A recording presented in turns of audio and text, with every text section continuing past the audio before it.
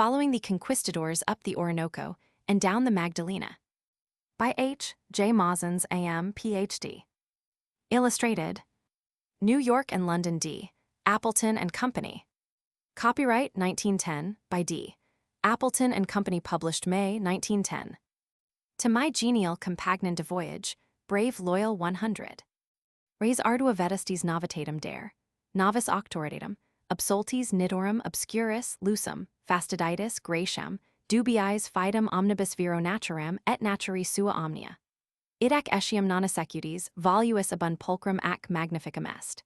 That is to say, it is a difficult thinge to Jew newings to alda thinges autority to new thinges, botai to thinges oda vse, fame to the obscure, for to the hateful, credit to the doubtful, nature to all and all to nature.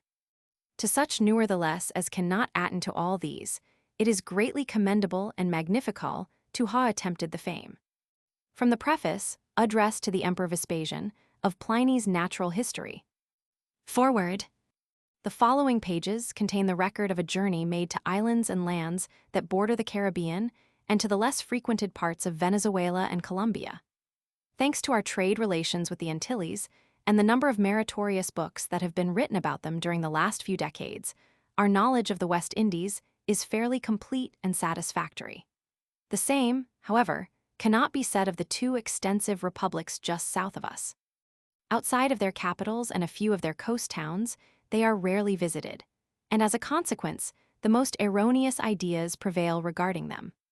Vast regions in both republics are now less known than they were 3 centuries ago, while there are certain sections about which our knowledge is as limited as it is regarding the least explored portions of darkest Africa.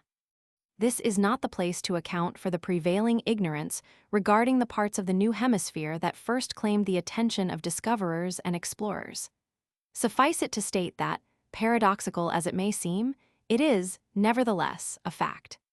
When we recollect that the lands in question were not only the first discovered, but that they were also witnesses of the marvelous achievements of some of the most renowned of the conquistadores, our surprise becomes doubly great that our information respecting them is so meager and confined almost exclusively to those who make a special study of things South American.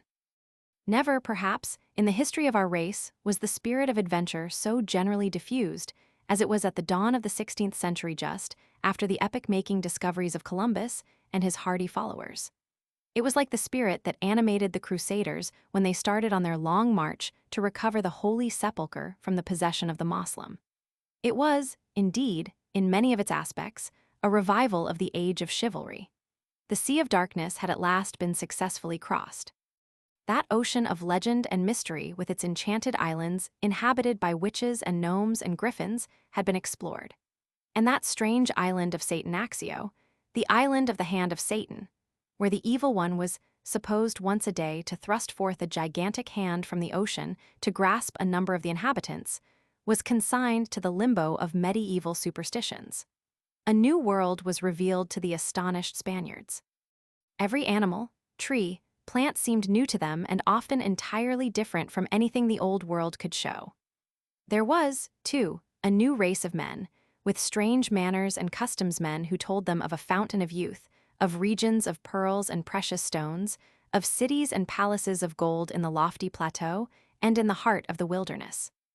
Those who first came to the New World acted as if they were in a land of enchantment and were prepared to believe any tale, however preposterous, that appealed to their lust of gold or love of adventure.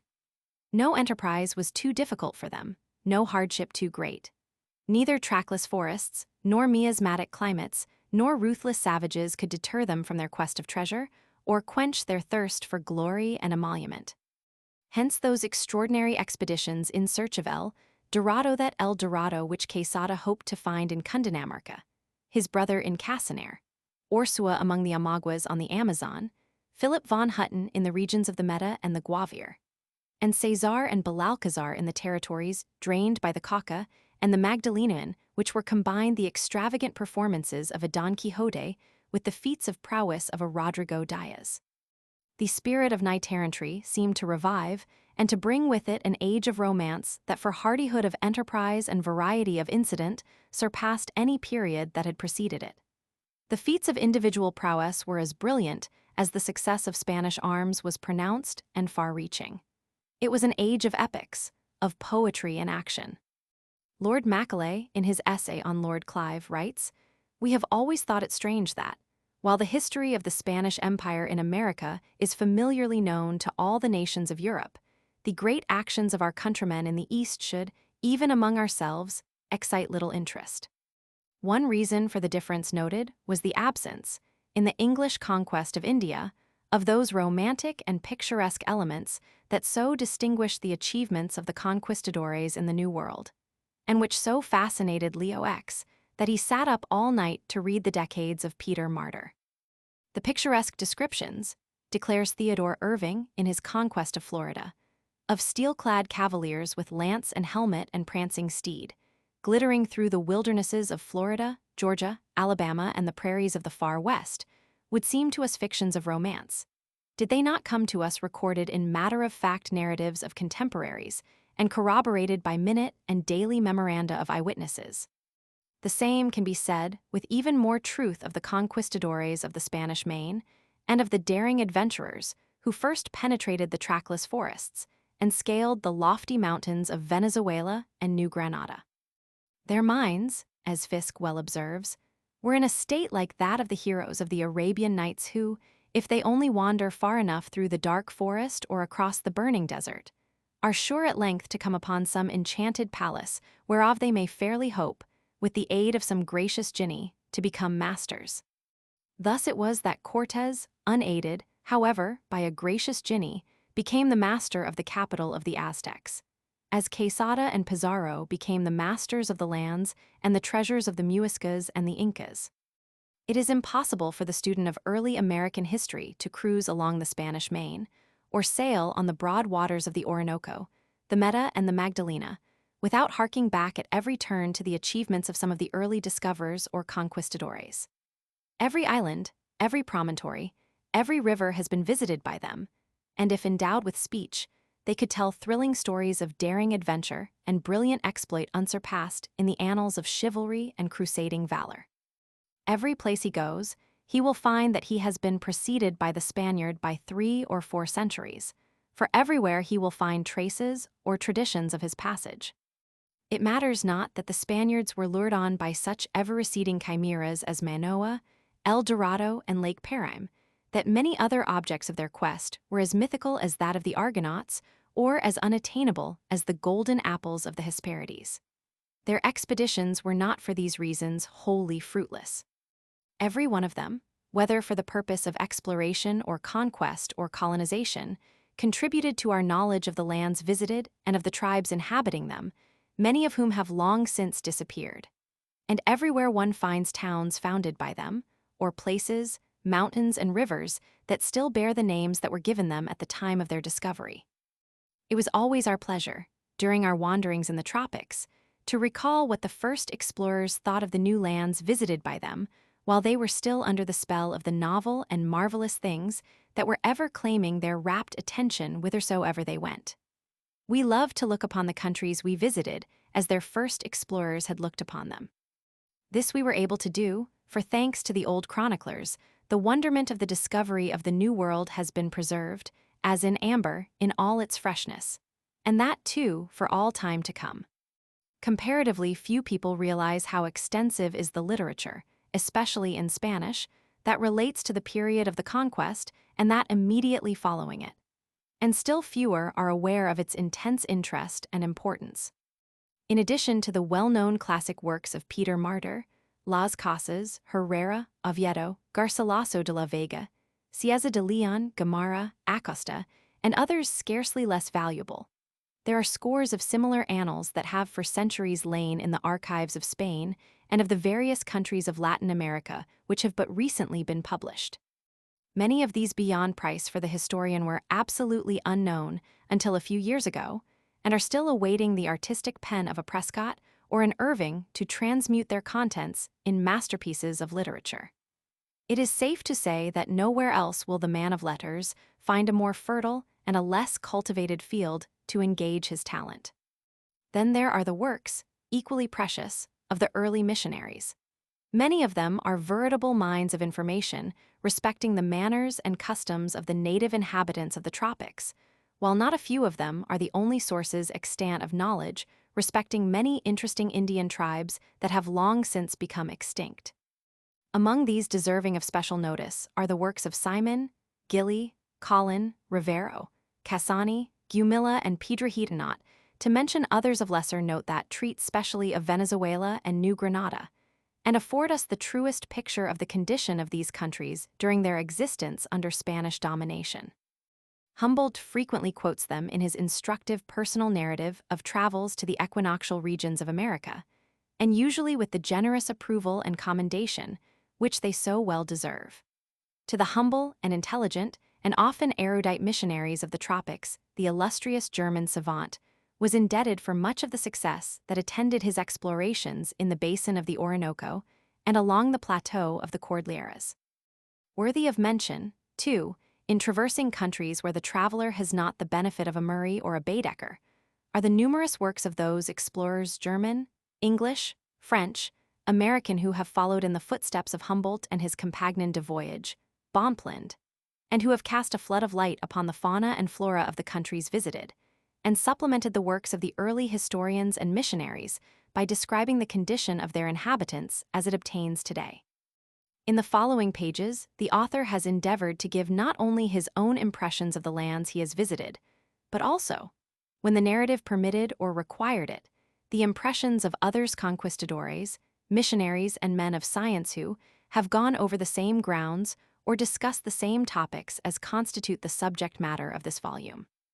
The rapidly increasing interest of our people in all matters pertaining to South America, and the eagerness now manifested to see closer trade relations established between the United States and the various republics of Latin America, seem to justify this course. For the student, as well as for the general reader, it seemed to be desirable, if not necessary, to indicate, at least cursorily, by citations and footnotes, the character and extent of that large class of works, historical and scientific, that occupy so important a position in the annals of discovery and of material and intellectual progress. In the words of Pliny, quoted on the title page, it has been the aim of the author to give newness to old things, authority to new things, beauty to things out of use, fame to the obscure, favor to the hateful, credit to the doubtful, nature to all and all to nature. A difficult task truly, how difficult no one can more fully recognize than the author himself. If he has failed in many of the things proposed, he cherishes the hope that the reader's verdict will incline to that contained in the last sentence of the paragraph cited. To such, nevertheless, as cannot attain to all these, it is greatly commendable and magnifical to have attempted the same. The present book will be followed by a volume to be entitled, Along the Andes and Down the Amazon. The author. Contents. Chapter P. Introductory Roman 2. Trinidad and the Orinoco Roman 3. The Great River Roman 4. In Mid-Orinoquia v. El Rio Meta Roman 6. Approaching the Andes Roman 7. The Llanos of Colombia Roman 8. The Cordillera of the Andes Roman 9. In Cloudland X. The Athens of South America Roman 11. The Muisca Trail Roman 12. The Valley of the Magdalena Roman 13. In the Track of Plate Fleets and Buccaneers Roman 14. The Rich Coast Bibliography Index. List of illustrations. Facing Pay. A cavalcade in the Andes frontispiece on the Coast Range, Venezuela seen on the Orinoco, an Indian home on the Orinoco in the llanos of Venezuela Indians of Mid-Orinoquia, our crew ashore for fuel and Anita, our launch.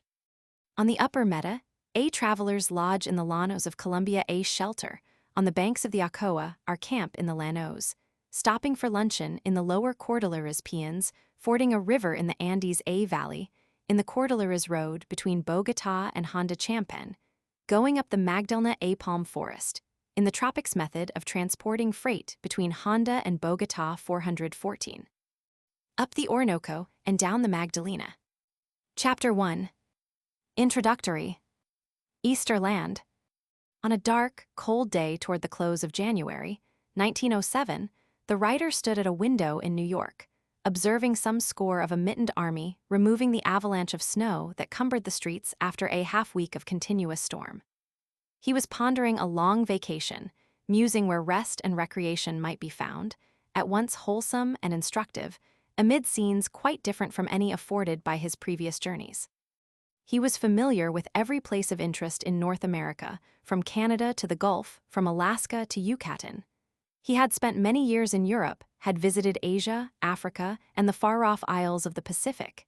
He cared not to revisit these, much less to go where he must entertain or be entertained.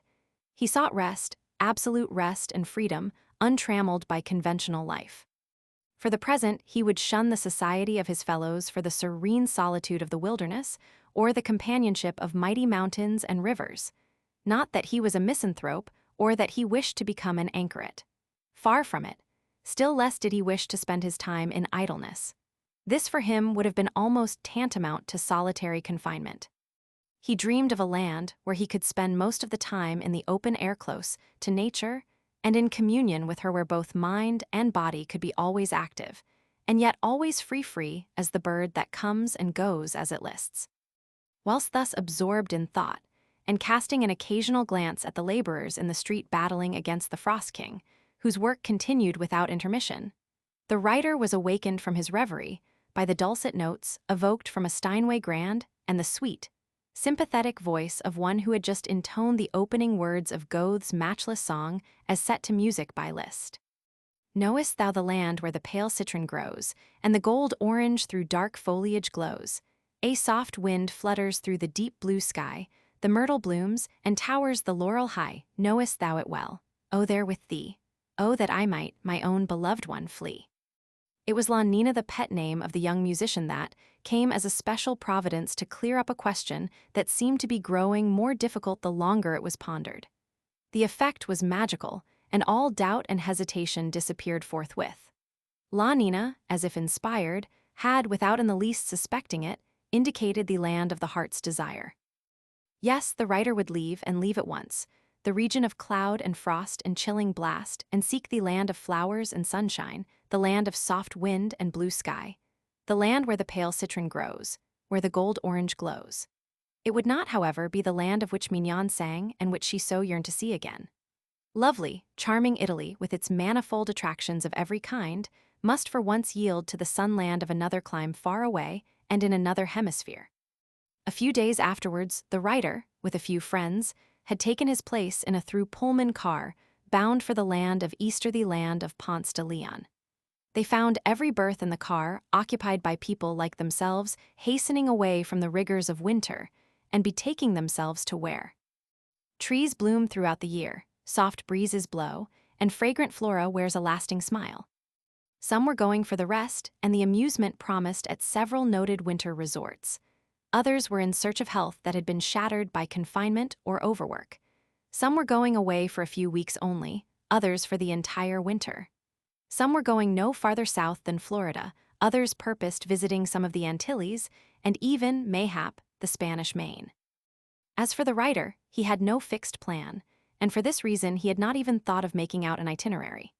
He would go to Florida to take up again a line of travel that had been interrupted some decades before. He had always been interested in the lives and achievements of the early Spanish discoverers and conquistadores, and had, in days gone by, followed in the footsteps of Narvaez and de Soto, of Cabeza de Vaca and Coronado, Fray Marcos de Niza, and Hernando Cortes. And now that he had the opportunity, it occurred to him that he could do nothing better or more profitable than make a reality what had been a dream from boyhood. He would visit the islands and lands discovered by the immortal admiral of the ocean sea, and follow in the footsteps of the conquistadores in tierra firme. He would explore the lands first made known by Balboa and Quesada and Belalcazar and rendered famous by the prowess of the Almagros and the Pizarros. He would visit the homes of the Musicas, the Incas, and the Aymaras, wander among the Cordilleras from the Caribbean Sea to Lake Titicaca and beyond, and follow in the wake of Diego de Ordaz and Alonso de Herrera on the broad waters of the Orinoco, and in that of Pedro de Ursua and Francisco de Orellana in the mighty flood of the Amazon. A great undertaking apparently, and, considered in the light of certain reports published about tropical America, seemingly impossible.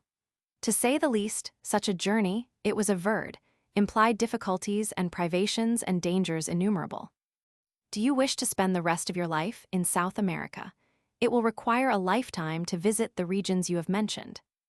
I have myself spent many years in traveling in tropical America, and knowing, as I do, the lack of facilities for travel, the countless unforeseen delays of every kind, and the manana habit that obtains everywhere in the countries you would visit, I have no hesitation in stating that you are attempting the impossible if you mean to accomplish all you have spoken of in the limited time you have allotted to yourself.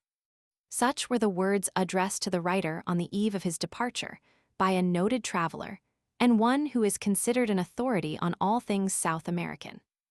Not very encouraging, truly, especially to one who was seeking rest and recreation, and who was anything but inclined to court hardships and dangers in foreign lands and among peoples that were reputed to be only half civilized, wherever they chanced to be above the aboriginal savage that still roams over so much of the territory on both sides of the equator. But as already stated, the writer had on leaving home no definite program mapped out. He left that to shape itself according to events and circumstances. He departed on his journey with little more of a plan than the vague indications of a lifelong dream. Still, confiding in Providence, he hoped that he would be able to realize this, as he had, in years gone by, realized other dreams that seemed even less likely ever to become actualities. La Florida. 28 hours after leaving New York, with its snow and ice and Arctic blasts, our party found itself wandering among the orange groves and promenading beneath the graceful palms of old, romantic St. Augustine. We could scarcely credit our senses, so complete was the change in our environment. A soft, balmy atmosphere, gentle zephyrs, sweet, feathered songsters without number, all joining in a chorus of welcome to the strangers from the north, made us think that we had been transported to the Hesperides or to the delights of the Elysian fields. And when, after nightfall, we walked about the grounds and the courts of the famous hostelries that have been recently erected regardless of expense, and provided with every luxury that money and art can command, all brilliantly illuminated by thousands of electric lights of divers colors, it seemed as if we had, in very deed, suddenly, we knew not how, become denizens of fairyland. To find anything similar to the scene that here bursts upon the view of the delighted visitor, one must go to Monte Carlo during the season when thousands are attracted thither from all parts of the world, or betake oneself to the Place de la Concorde when the gay French capital is en fête. St. Augustine, with all its traditions and historic associations, is one of the most restful and interesting of places, especially in winter, and a place, too, where one might tarry for months with pleasure.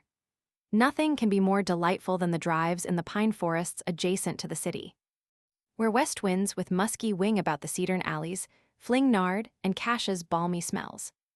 We could now verify at our leisure what we had been wont to consider as the exaggerated statements of the early explorers of Florida regarding the beautiful forests, trellised with vines and gay with blossoms, and the fragrant odors that were wafted from them by the breeze even out to the ships passing along the coast, and in such abundance that the entire Orient could not produce so much. We stretched forth our hands, writes Lescarbot in his History de la Nouvelle France, as if to grasp them, so palpable were they. All carried away with them the same impression about the douceur odoriferante de plusieurs bonds, choses, the odoriferous sweetness of many good things that was everywhere observable. Nor were there accounts of this grateful feature of the country overdrawn. It is the same today as it was 4 centuries ago, when the European had just landed on these shores, and found so many things as novel as they were marvelous to excite his delight and enthusiasm. It is something that is denied to us whose homes are in the north, and, to enjoy it in all its newness and freshness, we must perforce immigrate to tropical and subtropical climes. But the foregoing is only one of the delectable features of this favored land. As we wander through the groves and gardens and sail on the placid waters of the rivers, and lakes through the silent Everglades or the dark and mysterious forests, we find at every turn something to charm the ear or delight the eyes. Everywhere we meet with new and beauteous form of animal and vegetable life, and realize, for the first time perhaps, how diverse and multitudinous are the forms of animated nature. If we are to credit Herrera, it was on account of its beautiful aspect, as well as on the day on which it was discovered, that the locality received the name it now bears. The historian says explicitly that Ponce de Leon and his companions named it Florida because it appeared very delightful, having many pleasant groves, and it was all level, as also because they discovered it at Easter, which, as has been said, the Spaniards call Pascua de Flores or Florida. In view of this clear and positive statement of Herrera, one is surprised to see that writers treating the subject ex professo have fallen into error regarding the origin of the name Florida. Thus Barnard Ship writes, "The peninsula of Florida was discovered by Juan Ponce de Leon on Pascua, Florida, Palm Sunday, in the year 1512, and because of the day on which he discovered it, he gave it the name Florida." All doubt, however, about the real origin of the name, about which there has been so much misunderstanding, is removed by the declaration of Peter Martyr, the father of American history. In his delightfully refreshing work, De Orbe Novo, which is not so well known as it should be, he asserts in language that does not admit of ambiguity that Juan Ponce named the newly discovered territory Florida because it was discovered the day of the resurrection, for the Spaniards call the day of the resurrection Pascua de Flores. When the French Huguenots some decades later attempted to colonize the country, they called it La Nouvelle France, New France, a name they also subsequently gave to Canada. More interesting, however, is the fact that the Spaniards first thought the peninsula to be an island and called it Isla Florida. Ponce de Leon, in writing to Charles V, calls it an island, and it is figured as such in the Turin map of the New World, circa 1523. But after they learned that it was the mainland, Florida was made to embrace the whole of North America except Mexico. Thus writes Herrera and Las Casas. The latter make it extend from what we now know as Cape Sable to the land of codfish, Newfoundland, otherwise known as Labrador, which is not very far from the island of England. The present boundaries of Florida, it may be remarked, were not determined until 1795, when they were fixed by treaty with Spain. But what is more interesting than names and boundaries, and what will, perhaps, be more surprising to the readers of popular works on the subject, is the fact that Ponce de Leon, in spite of all that has been said to the contrary, was not the discoverer of Florida. The fact that it was discovered nearly 2 decades before Ponce de Leon reached its shores, and the further and more unexpected fact that it was discovered by that much misrepresented and much abused navigator, Americus Vespucius. Thanks to the researches of Varnhagen, Harris, and others, these facts have been apparently demonstrated beyond doubt. In his work on the voyages of the brothers Cortereal, Harris has clearly proven that, between the end of the year 1500 and the summer of 1502, certain navigators, whose names and nationality are unknown, but who were presumably Spaniards, discovered, explored, and named that part of the coastline of the United States which extends from Pensacola Bay, along the Gulf of Mexico, to the Cape of Florida, and, turning it, runs northward along the Atlantic coast to about the mouth of the Chesapeake or the Hudson. The maps of Juan de la Cosa drawn in 1500 and the one made for Alberto Cantino in 1502 maps, which have only recently received the attention due them, are overwhelming evidence of the truth of these conclusions. According to M. Varnhagen, the one who furnished the data for these maps, if indeed he did not construct the prototype from which they were both executed, was no other than Americus Vespucius, who from now on must receive different treatment from that which has hitherto been accorded him. By marshalling a brilliant array of facts, presented with masterly logic, Varnhagen silences the detractors of the illustrious Florentine navigator, and disarms those objectors who have been unwilling to accept as true the statements contained in the celebrated Sodrini letter regarding his first voyage to the New World in 1497 and 1498. He leaves no doubt on the reader's mind that Vespucius, after visiting Honduras and Yucatan, sailed thence to and around Florida, and that, if he did not himself actually construct the original of the Cantino map, it was he that supplied the data from which both this map and that of Juan de la Cosa were rendered possible. If some fortunate student of early Americana should eventually ferret out the Quattro Giornate for journeys of which Vespucius frequently makes mention, and in which he gives an account of all his voyages, he would render an incalculable service to the cause of truth, and would be able to demonstrate to the satisfaction of even the most exacting critic the extent and importance of the services rendered by the pilot major of Spain to the crown of Leon and Castile services only second to those which distinguish Columbus himself. FONS JUVENTUTIS. But whatever may be said about the discovery of the country, Ponce de Leon's name will always remain so closely linked with Florida that it will never be possible to dissociate the two. One may forget all about his enterprise as a navigator and may ignore his claims as a discoverer, but one can never become oblivious of that strange episode with which his name is inseparably connected: the romantic search for the fountain of youth.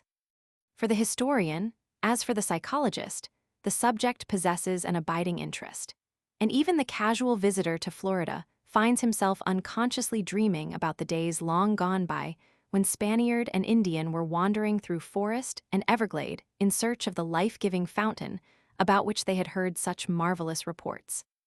And if his dreams do not consume all his time, he also finds himself speculating on the origin of such reports, or the basis of the legend which started Ponce de Leon, and others on a search for what proved to be an ignis fatuus as extraordinary as was the mythical El Dorado a few years later.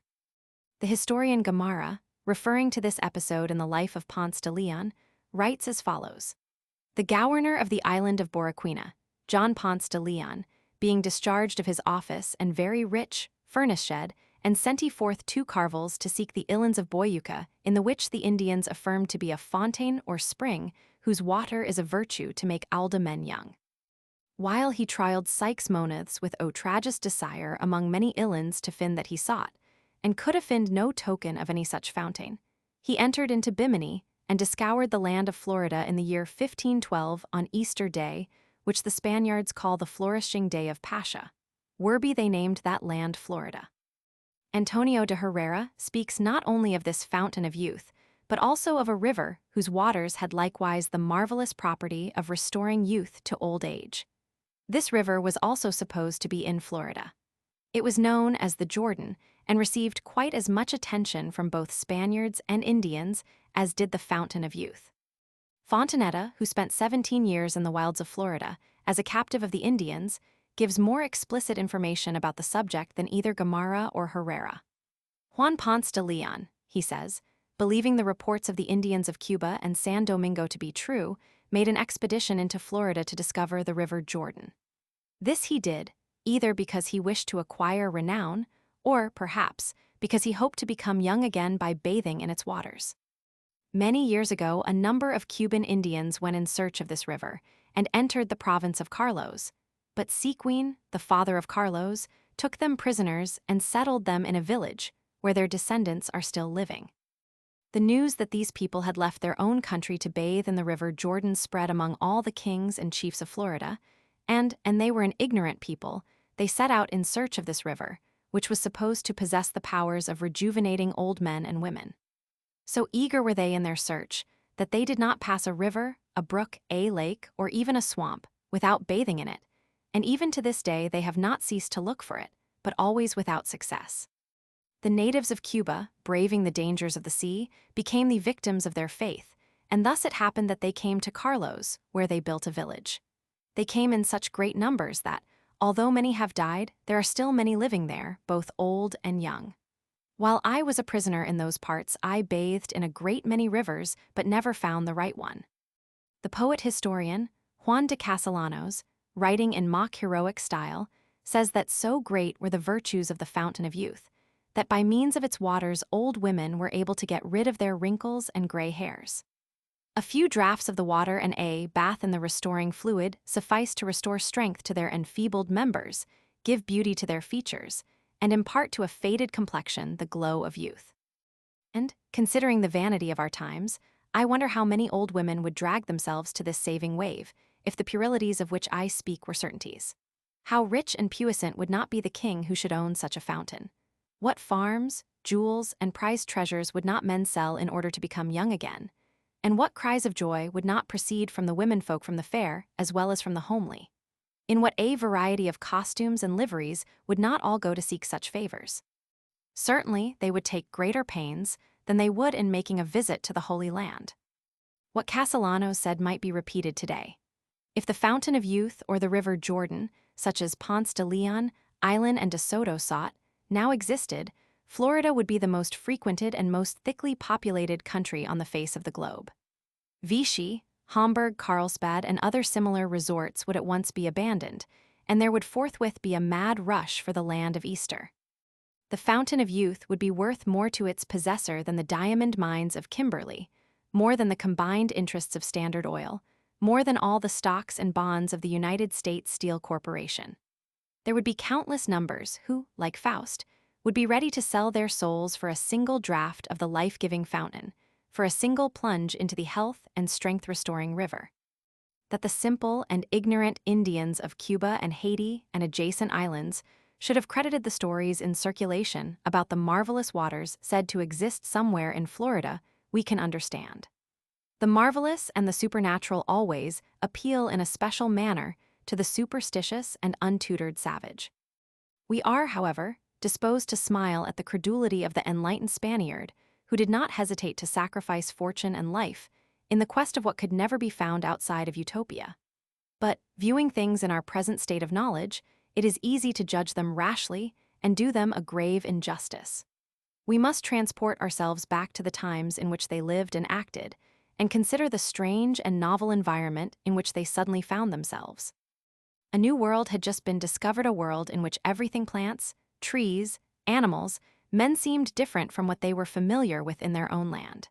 And for a people who from their youth had eagerly listened to stories of knight-errantry, and who, by long association with their Moorish neighbors, were ready to accept as sober facts the wildest statements of Oriental fable, a special allowance must be made.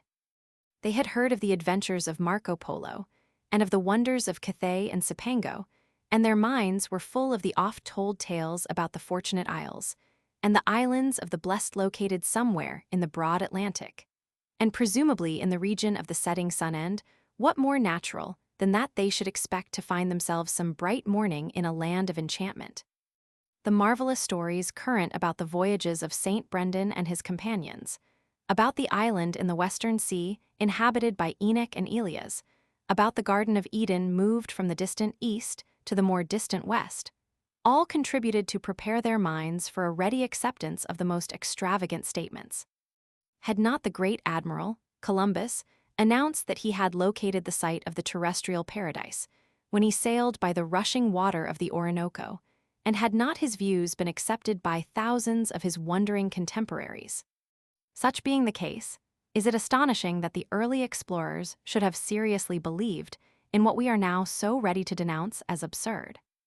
The romantic world of the 16th century, when Pliny and the physiologus and the bestiaries were accepted by students of nature as unquestioned authorities, when learned men spent their lives in search of the elixir of life and the philosopher's stone, and believed in the transmutation of the baser metals into gold, was quite different from our prosaic 20th century world, when nothing is accepted that cannot pass the ordeal of exact science. Again, we must not imagine, as is so often done, that a FONS JUVENTUTIS, such as Ponce de Leon and his contemporaries sought for, was something unheard of in the history of our race.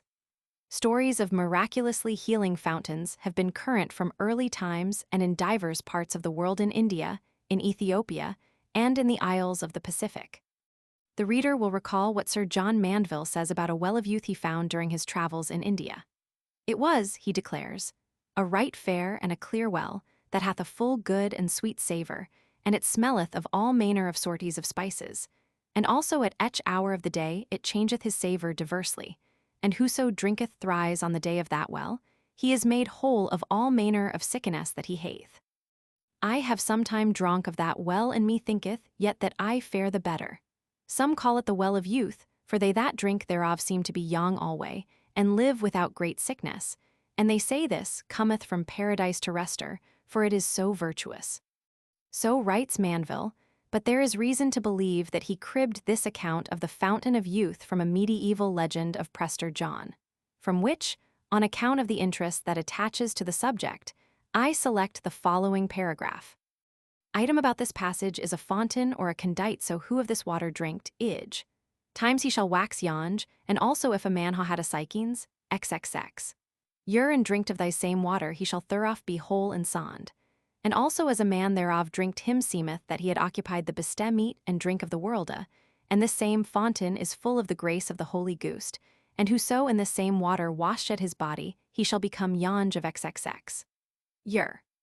Whether these stories had their origin in folklore or not, they found their way into Europe at least 2 centuries before the voyage of Ponce de Leon to Florida. Mandeville's work appeared in French, Latin, and English, and such was its popularity that Halliwell did not hesitate to declare that, of no book, with the exception of the Scriptures, can more MSS be found at the end of the 14th and the beginning of the 15th century. Such being the case, it would be strange indeed if the Spaniards were not familiar with stories so widely circulated, and stranger still if, on arriving in the New World and learning from the Indians of the existence of a fountain of youth, and at no great distance away, they should not seek to locate it and test its virtues. Given the state of knowledge at the time, and the credence accorded to the accounts of similar fountains in the Old World, the much ridiculed expedition of Ponce de Leon followed as a natural consequence. It would have been more surprising if the expedition had not been made than that it was made. The foregoing remarks on the Florida Fountain of Youth and River Jordan would be incomplete without a few words about the probable origin of the traditions concerning them. To attribute their origin to folklore simply may be true, but it explains nothing. M. E. Beauvoir, in a series of interesting articles very plausible if not conclusive on the subject, contends that all the traditions regarding the Fountain of Youth and the River Jordan, which proved so attractive to the Spaniards, are of Christian origin. He maintains that the Gaels, as early as 1380, had established relations with the Aborigines from the Gulf of St. Lawrence to the tropical zone of North America, and that it is very probable that missionaries accompanied the merchants in their voyages to Florida and the Antilles.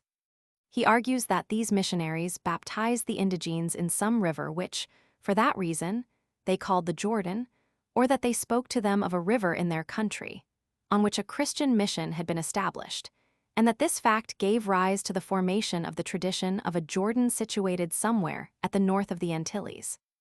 It remains to show how this tradition came to be confounded with the story of the Fountain of Youth. This confusion was the more natural that the same idea is at the foundation of the 2 parallel traditions. The one has reference to the regeneration of the soul, the other to the rejuvenation of the body, both being effected by means of vivifying water. In the beginning, but one kind of water was known, that which saved by its own proper virtue, the water of baptism, which is exclusively spiritual.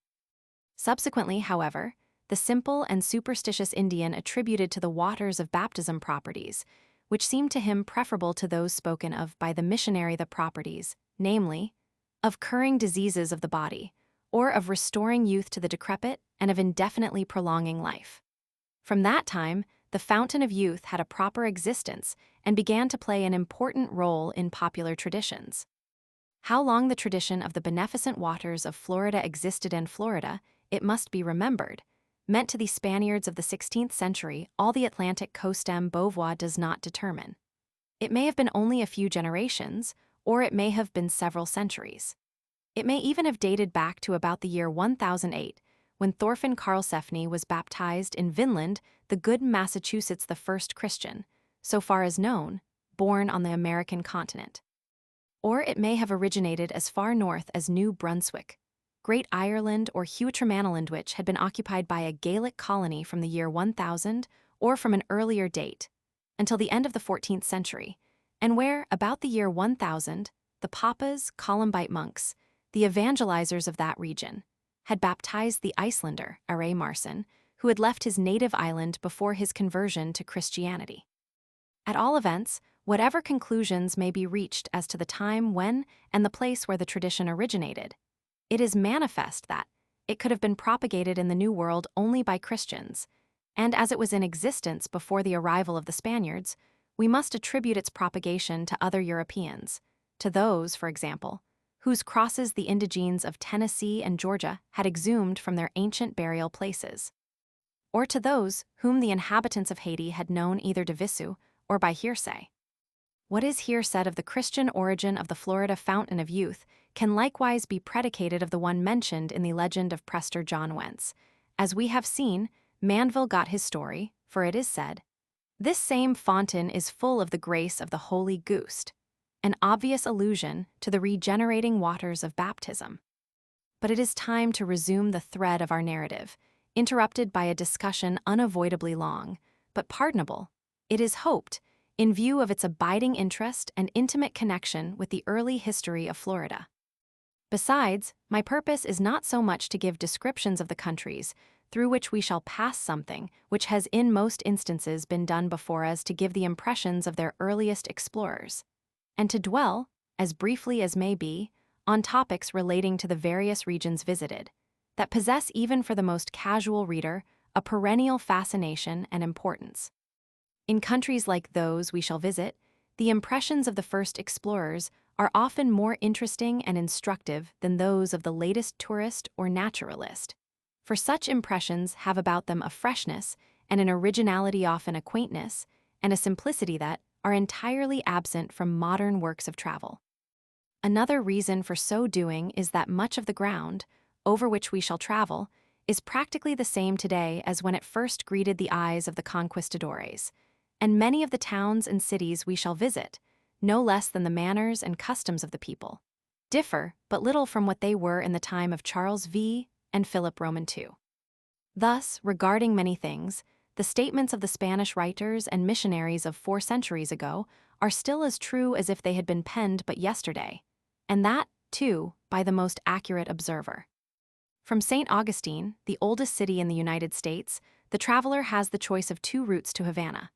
One is by way of Tampa Bay, called by De Soto the Bay of Espiritu Santo, and by some of the early geographers designated as the Bay of Ponce de Leon. What, however, is now known as Ponce de Leon Bay is farther south and near the southernmost point of the peninsula.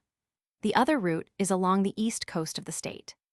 At the time of our visit, the railroad was in operation only as far as Miami, but was being rapidly pushed towards its terminus at Key West. We chose the eastern route because we could in fancy follow more closely in the footsteps of the conquistadores and picture to ourselves, in the ocean, nearly always visible, that long procession of barks and brigantines which 4 centuries ago plowed the main, some moving northward, others southward, all manned by brawny, hardy mariners in search of gold and glory.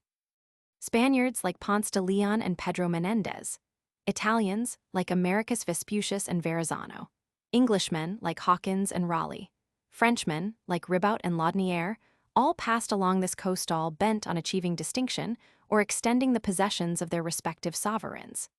Brave and gallant mariners these, men whose names are writ large on the pages of story, and who occupy a conspicuous place in the records of the heroes of adventure. From Miami, we went by steamer to Key West, which will soon be accessible by rail from St. Augustine. The sea was as placid as an inland lakelet, and the voyage to Havana was in every way ideal. We skirted along the Florida Keys those countless coral islets that are to serve as piers for the railroad under construction, which is to form so important a link between Cuba and the United States. When completed, the time consumed in going to the Pearl of the Antilles will not only be greatly lessened, but the former discomforts and terrors of the journey will be entirely eliminated. No longer will the traveler be obliged to encounter the hurricanes of the Bahamas or the heavy seas off Cape Hatteras. He will be able to take his seat in a Pullman car in New York and go, without change, through to Key West and thence to Havana and Santiago de Cuba. How different was it when the small Spanish craft of 4 centuries ago navigated these waters on their way from Panama and Vera Cruz to the mother country. Then, as the reader will observe, by reference to the old maps of Florida, the keys or coral reefs along the coast were known as Los Martyrs, the martyrs, so named by Ponce de Leon on account of the number of shipwrecks that occurred here.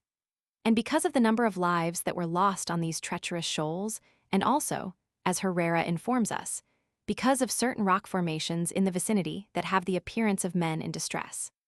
If we may credit the legends and traditions that have obtained in those parts, many a Spanish treasure ship has been lost in threading its way through the uncharted shoals and islands of Los Martyrs and the Bahamas, and many futile attempts have been made to recover at least a part of the treasure lost. But it was lost in a way that made search vain. And of the adventurous divers who braved the dangers of current and wave, one can safely say in the words of Bret Harte, "Never assign east or west or under the line, they saw of the missing galleon, never a sail or plank or chip, they found of the long-lost treasure ship, or enough to build a tale upon. The Pearl of the Antilles. Early the morning following our departure from Miami, we were aroused from our slumbers by the cry of a mariner, "Land ho, all hands ahoy!" We were on deck without delay, and there before us, under a sky of purest azure, we beheld the hills of Cuba, clad in a mantle of undying verdure. Its resplendent shores were arrayed in hues of glowing beauty and unimagined loveliness. Fragrant groves of orange and pomegranate, luxuriant forests white with clouds of bloom, formed a glorious setting to the refulgent waves that reflected the crimson splendors of the rising sun. Delicious zephyrs, fanning their balmy wings, bathed our brows with dewy freshness, sweet with perfume from ambrosial fruits and tropic flowers. Yes, we were in the Pearl of the Antilles, the sweet Isle of Flowers. In Gan Eden, the garden of delight that, in the legends of long ago, was reckoned among the Isles of the Blessed. The beautiful pictures before us, however, were but as a fleeting panorama. We had but little time to feast our eyes on them before we were in front of grim, frowning Moro Castle, that for 3 centuries and more has stood sentinel of the fair city at its feet. Adjoining the castle are the cabanas, a vast range of fortifications more than a mile in length and nearly 1,000 feet in breadth. Just opposite, on the other side of the harbor's entrance, is the Batteria de la Punta, and some distance farther beyond is the star-shaped Castle Adares. From a military standpoint, Havana is well protected, and with Moro Castle properly equipped with modern artillery, would be practically impregnable. Few West Indian cities have greater historic interest than Havana.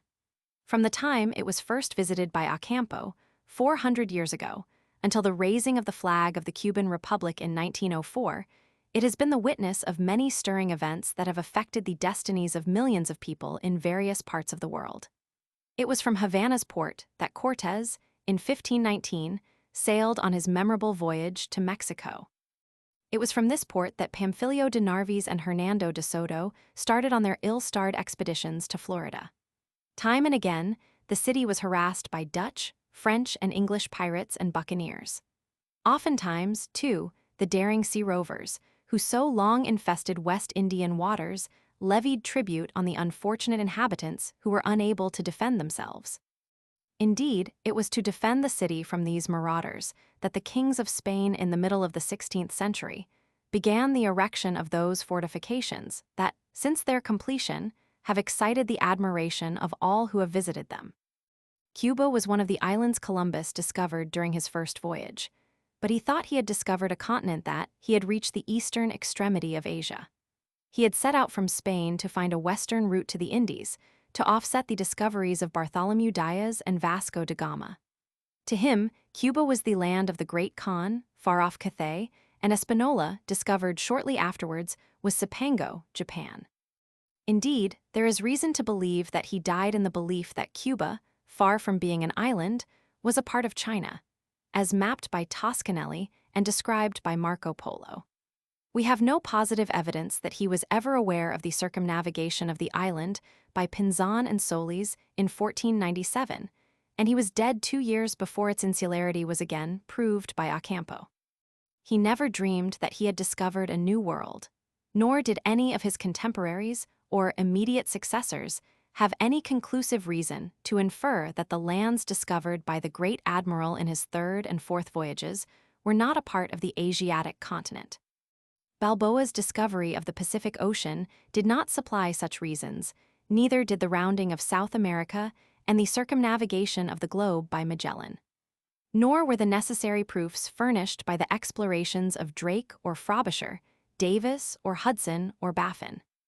The final demonstration of the complete separation of America from Asia was a long process, and was not given until the noted explorations of Vitus Bering in 1728, more than 2 centuries after Balboa, from the summit of a peak in Darien, first descried the placid waters of the Great South Sea.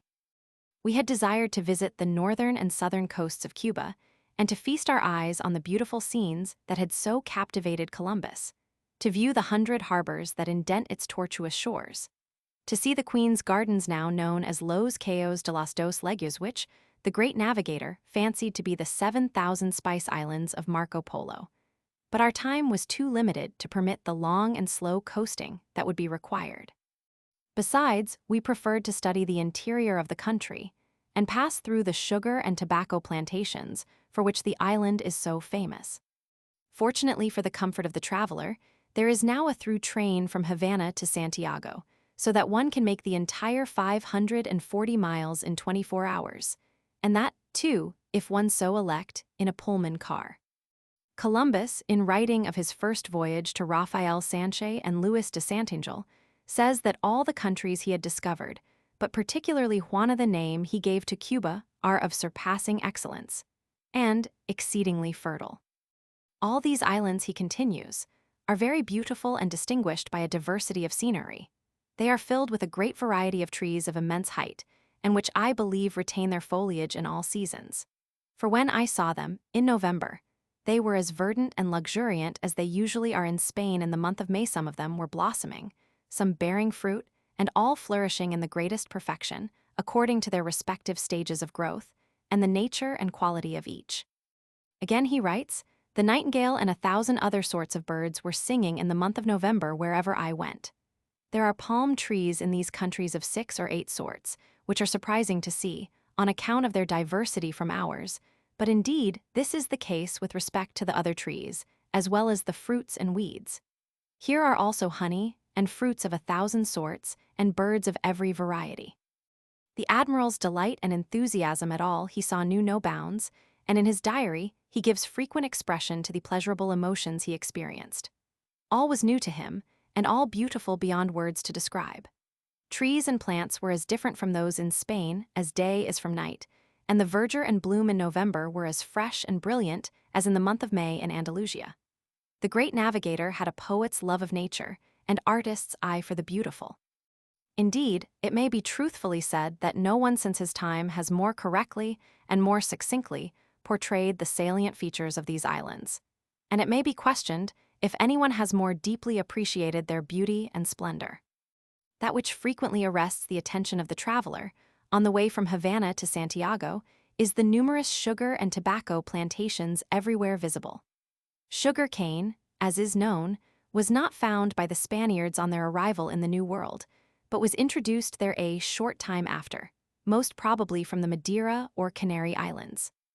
Tobacco, however, is an American plant, and one of the things that most surprised the Europeans on first coming in contact with the Indians of the newly discovered islands was to find them smoking the dried leaves of this now favorite narcotic. The first mention of tobacco is in Columbus' diary under date of November 6, 1492.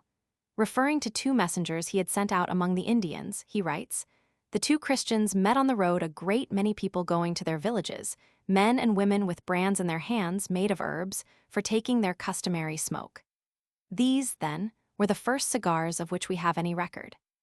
The use of tobacco in pipes was apparently first observed in Florida by Captain John Hawkins during his voyage to the peninsula in 1566.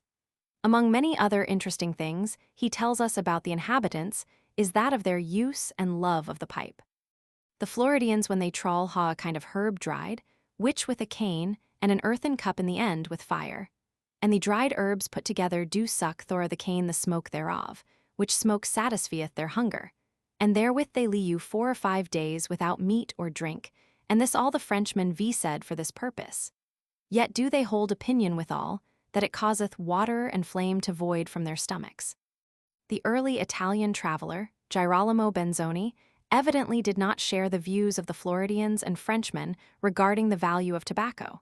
To him, it was nothing less than an invention of Satan. Speaking of its evil effects, he says, "See what a pestiferous and wicked poison from the devil this must be." But it is the good old Dominican, Pierre Labat, who has the most to say about the introduction and use of tobacco.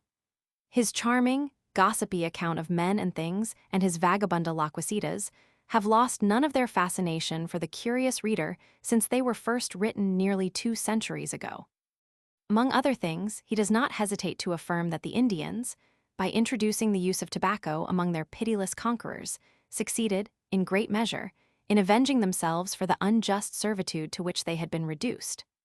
According to the good father, tobacco proved to be a veritable apple of discord, because it gave rise to a protracted war of words among men of science.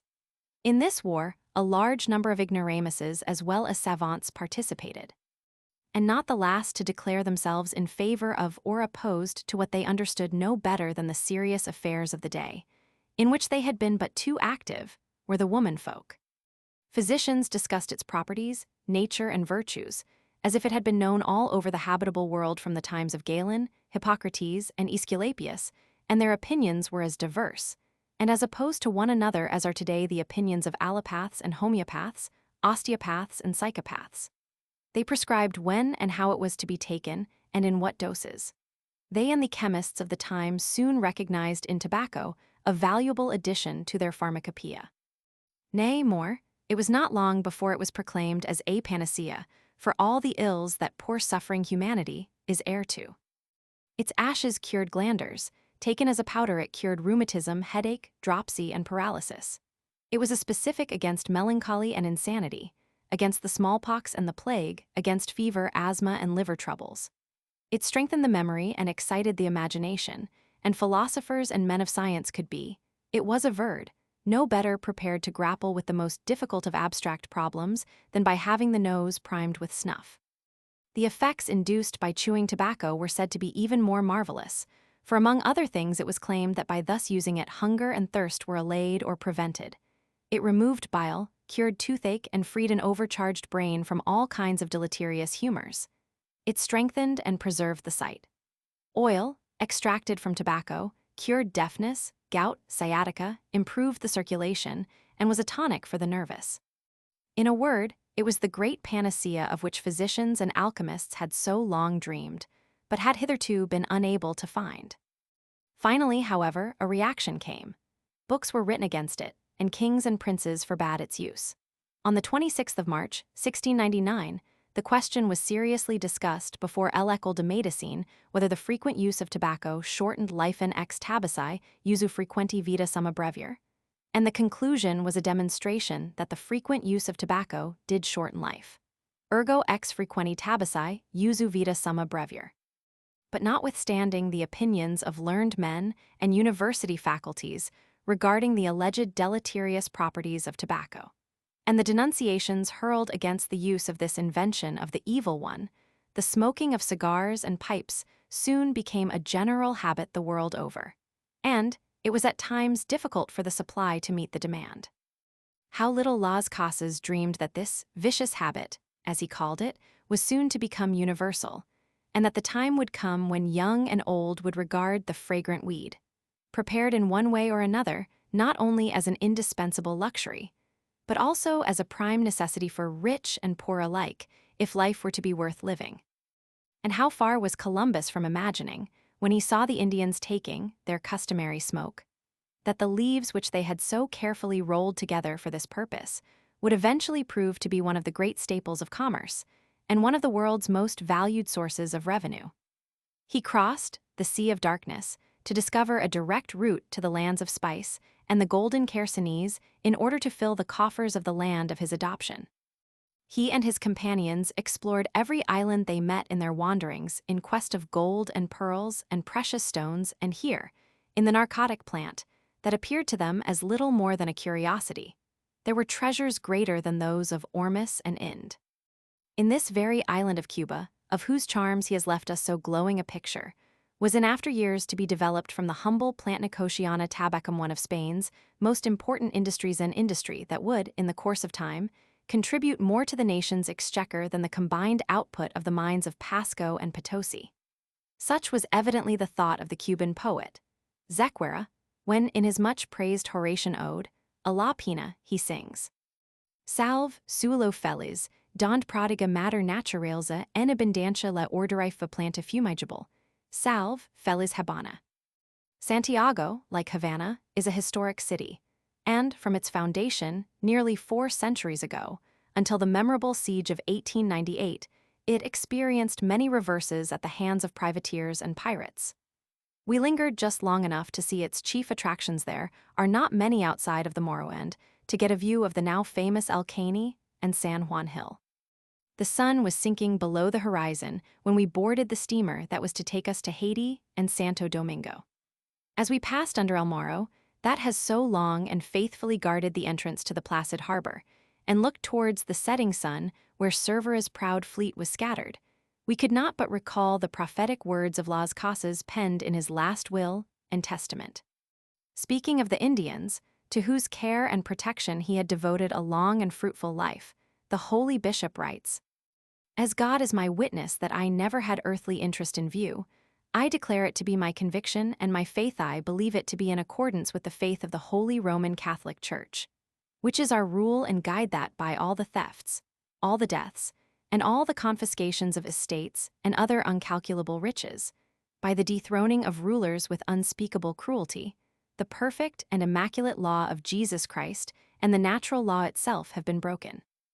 The name of our Lord and his holy religion have been outraged, the spreading of the faith has been retarded, and irreparable harm done to these innocent people.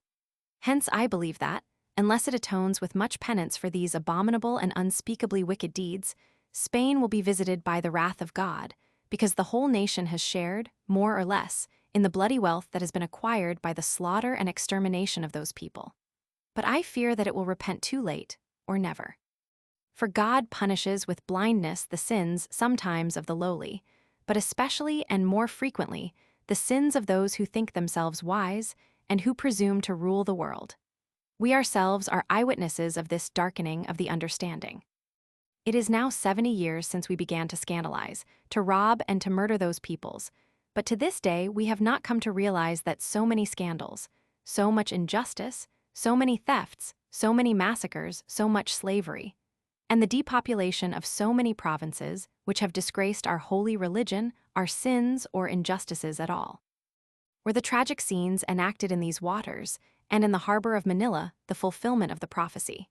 If we should be disposed to think so, let us not forget, in contemplating the humiliation and punishment of Spain, that we too have sinned as Spain sinned. And let us pray that the blood of the millions of Indians that have been exterminated in our own land may not call down the vengeance of heaven on our children and our children's children. Nations, like individuals, are punished where they have sinned. Haiti and San Domingo. A short sail eastwards, and we found ourselves crossing the Windward Passage. Not far from our port quarter was Cape Macy, which Columbus, on his first voyage, named Cape Alpha and Omega as being the easternmost extremity of Asia. Alpha, therefore, from his own point of view, and Omega from that of his Portuguese rivals. On his second voyage, Columbus came down through this passage to satisfy himself that he had actually reached Mangi, the land of the Great Khan, and coasted along the island of Cuba, as he reckoned, for 1,000 miles. But as fate would have it, he stopped short in his westward course within a few hours' sail of the present Cape San Antonio, the westernmost promontory of the island. If he had only journeyed on a few miles further, he would have detected the insularity of what he considered a continent, and thus have anticipated the discoveries of Vespucius and Ocampo. And he would have done more. He would have reached the shores of Yucatan and Campeche and had an opportunity of exploring the famous ruins of Chichen Itza and Uxmal. How different, too, it would have been if, after discovering Guanajuani, he had directed the prow of the Santa Maria slightly to the northwest, when a short sail would have brought him to the coast of Florida. It is interesting to speculate not only how much his own life, but also how greatly the entire course of American history would have been affected by these slight changes in his course on these momentous occasions. But during his 4 voyages among these mysterious islands, the great navigator was as one groping his way in the Cretan labyrinth. On his return eastward from the Cape of Good Hope, the name he gave to the westernmost point of Cuba, attained by him, he found, almost before he was aware of it, that he had actually circumnavigated what he had imagined to be Cipango, the great island of Japan. This surprised and puzzled him beyond expression. Evidently, either he was mistaken or the authorities on whom he had been relying were mistaken. If the island Espanola was not Cipango, what was it? He soon learned that gold mines existed in the interior of the country and that there was evidence of excavations that had been long abandoned. What more natural, then, than his conclusion that this was the far-famed Ophir whence King Solomon had obtained the gold used in the adornment of the Temple of Jerusalem? Whatever may be said of the admiral's theory, one thing is certain, and that is that the discovery of gold in Hispaniola was directly or indirectly the cause of untold misery to the Aborigines, and eventually led up to the present unfortunate condition of this hapless island. It was, as the reader knows, the work in the mines that was the chief factor in the gradual decimation and the final extinction of the Indians in Hispaniola. When there were no longer Indians to do the work, Negroes were imported from Africa, and thence dates that hideous period of cruel traffic in human beings, which, for more than 3 centuries, was the blackest stain on the vaunted civilization of the Caucasian race. But in this, as in other similar cases, an avenging nemesis has either already overtaken the offending nations or is giving them grave concern regarding the future. In the black republics of Haiti and Santo Domingo, the slave has replaced the master, and there are already indications that the day of reckoning is approaching for the powers that are in control of the other islands of the West Indies. We saw evidences of this during our visit in Cuba and are convinced that, if it were not for the strong arm of the United States, it would not be long before we should have another black republic at our doors. And what is said of Cuba may be said of all the islands of the Lesser Antilles from Trinidad to Puerto Rico. The race question is one that will have to be met sooner or later. The whites are decreasing in numbers, and the blacks are rapidly increasing and becoming more insistent on what they claim to be their rights, especially to that of a greater representation in government affairs and to a larger share of the emoluments of public office. It was only a few years after the colonizing of Hispaniola when Negro slavery was introduced into the island. The motive was, in some measure, a humane one, namely, to spare the Indians the arduous labor in the mines for which they were physically incapacitated. The African was much stronger and had much greater powers of endurance than the native. According to Herrera, the Negroes flourished so well in Hispaniola that it was thought that if a Negro was not hanged, he would never die, for no one had ever seen one die of disease. Thus the Negroes found, like the oranges, a soil in Hispaniola better suited to them than their own country, Guinea. Monopolies of licenses were granted by the Spanish monarchs for the importation of Negro slaves to the West Indies, first to their own subjects, and later on to certain Genoese and Germans, and finally, by a special asiento, or contract, the Spanish government conveyed to the English the exclusive right to carry on the most nefarious of all trades between Africa and Spanish America. The British engaged to transport annually to the Spanish Indies, during a term of 30 years, 4,800 of what, in trade language, were called Indian pieces, that is to say, Negro slaves, paying a duty per head of 33 escudos and 1/3. So great was the number of Negroes imported into America from 1517, when Charles V first permitted the traffic, until 1807, when the slave trade was abolished by an act of the English Parliament, that it has been computed that their total number was not less than 5 or 6 millions. In one single year, 1768, it is said that the number torn from their homes and country and transported to Spain's new colonies was no less than 97,000. But the inevitable soon came to pass, much sooner than even the wisest statesman could have foreseen. The great Cardinal Ximenes, it is true, realized from the beginning the risk incurred by sending Negroes to the Indies. He contended that it was wrong to send beyond the ocean people so apt in war as the blacks, who might at any time stir up a servile war against Spanish rule. He insisted that the Negroes, who were as malicious as they were strong, would no sooner perceive themselves to be more numerous in the New World than the Spaniards, than they would lay their heads together to put on their masters the chains they now carried. The Cardinal's prediction soon came true. In all parts of the Indies, in the islands of the sea and on tierra, firm there were massacres and uprisings and servile wars, without number, and both the colonies and the mother country had often occasion to regret the introduction within their boundaries of so dangerous and warlike subjects. But it was too late to rectify the mistake. It was impossible to drive them out of the country, or to return them to the land whence they had been brought against their will. So rapidly had they increased in numbers that they now, in many places, constituted a great majority of the population. Hispaniola, today constituting the 2 republics of Haiti and Santo Domingo, was the first island of which they got supreme control. Which will be the next? The question is not an idle one.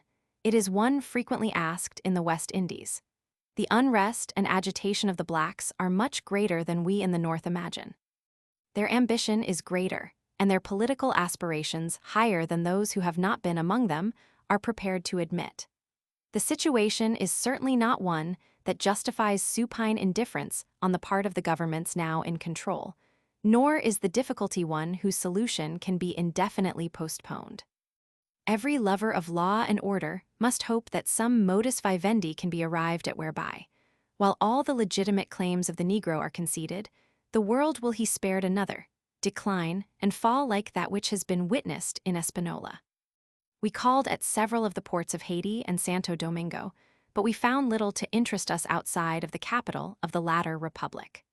Santo Domingo is not only the oldest city in the New World, the early abandoned settlement of Isabella never deserved the name of city but is, in many respects, the most interesting.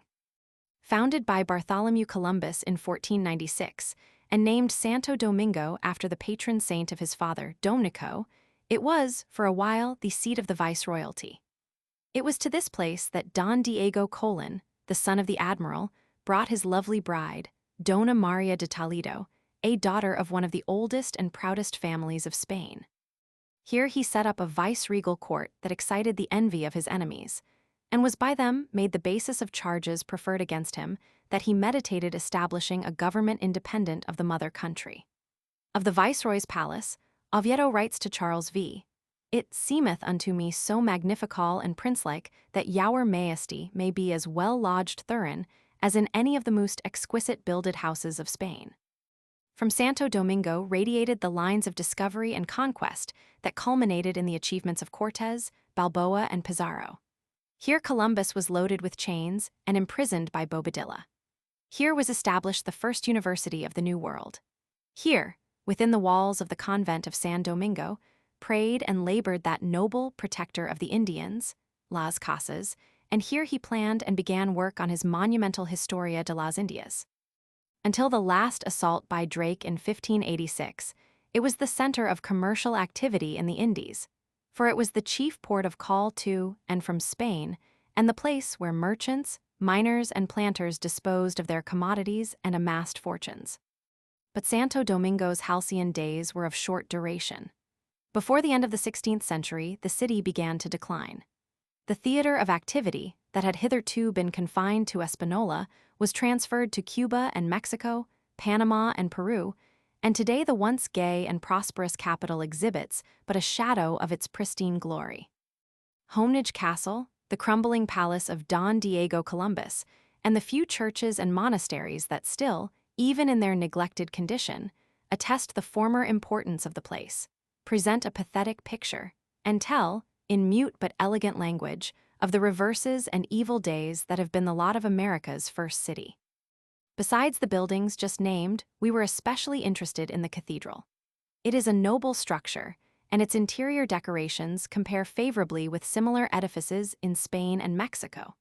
But there was one attraction there that had for us, as it must have for all Americans, a special interest, and which alone would well repay a pilgrimage to Santo Domingo, the last resting place of the one who to Castile and Leon gave a new world. As the reader is aware, there has been a long and spirited controversy as to the location of los restos, the remains of the illustrious discoverer. We have been shown his sepulchre in the Cathedral of Havana, and in that of Seville, yet it has been demonstrated beyond question that his ashes have never reposed in either of these places.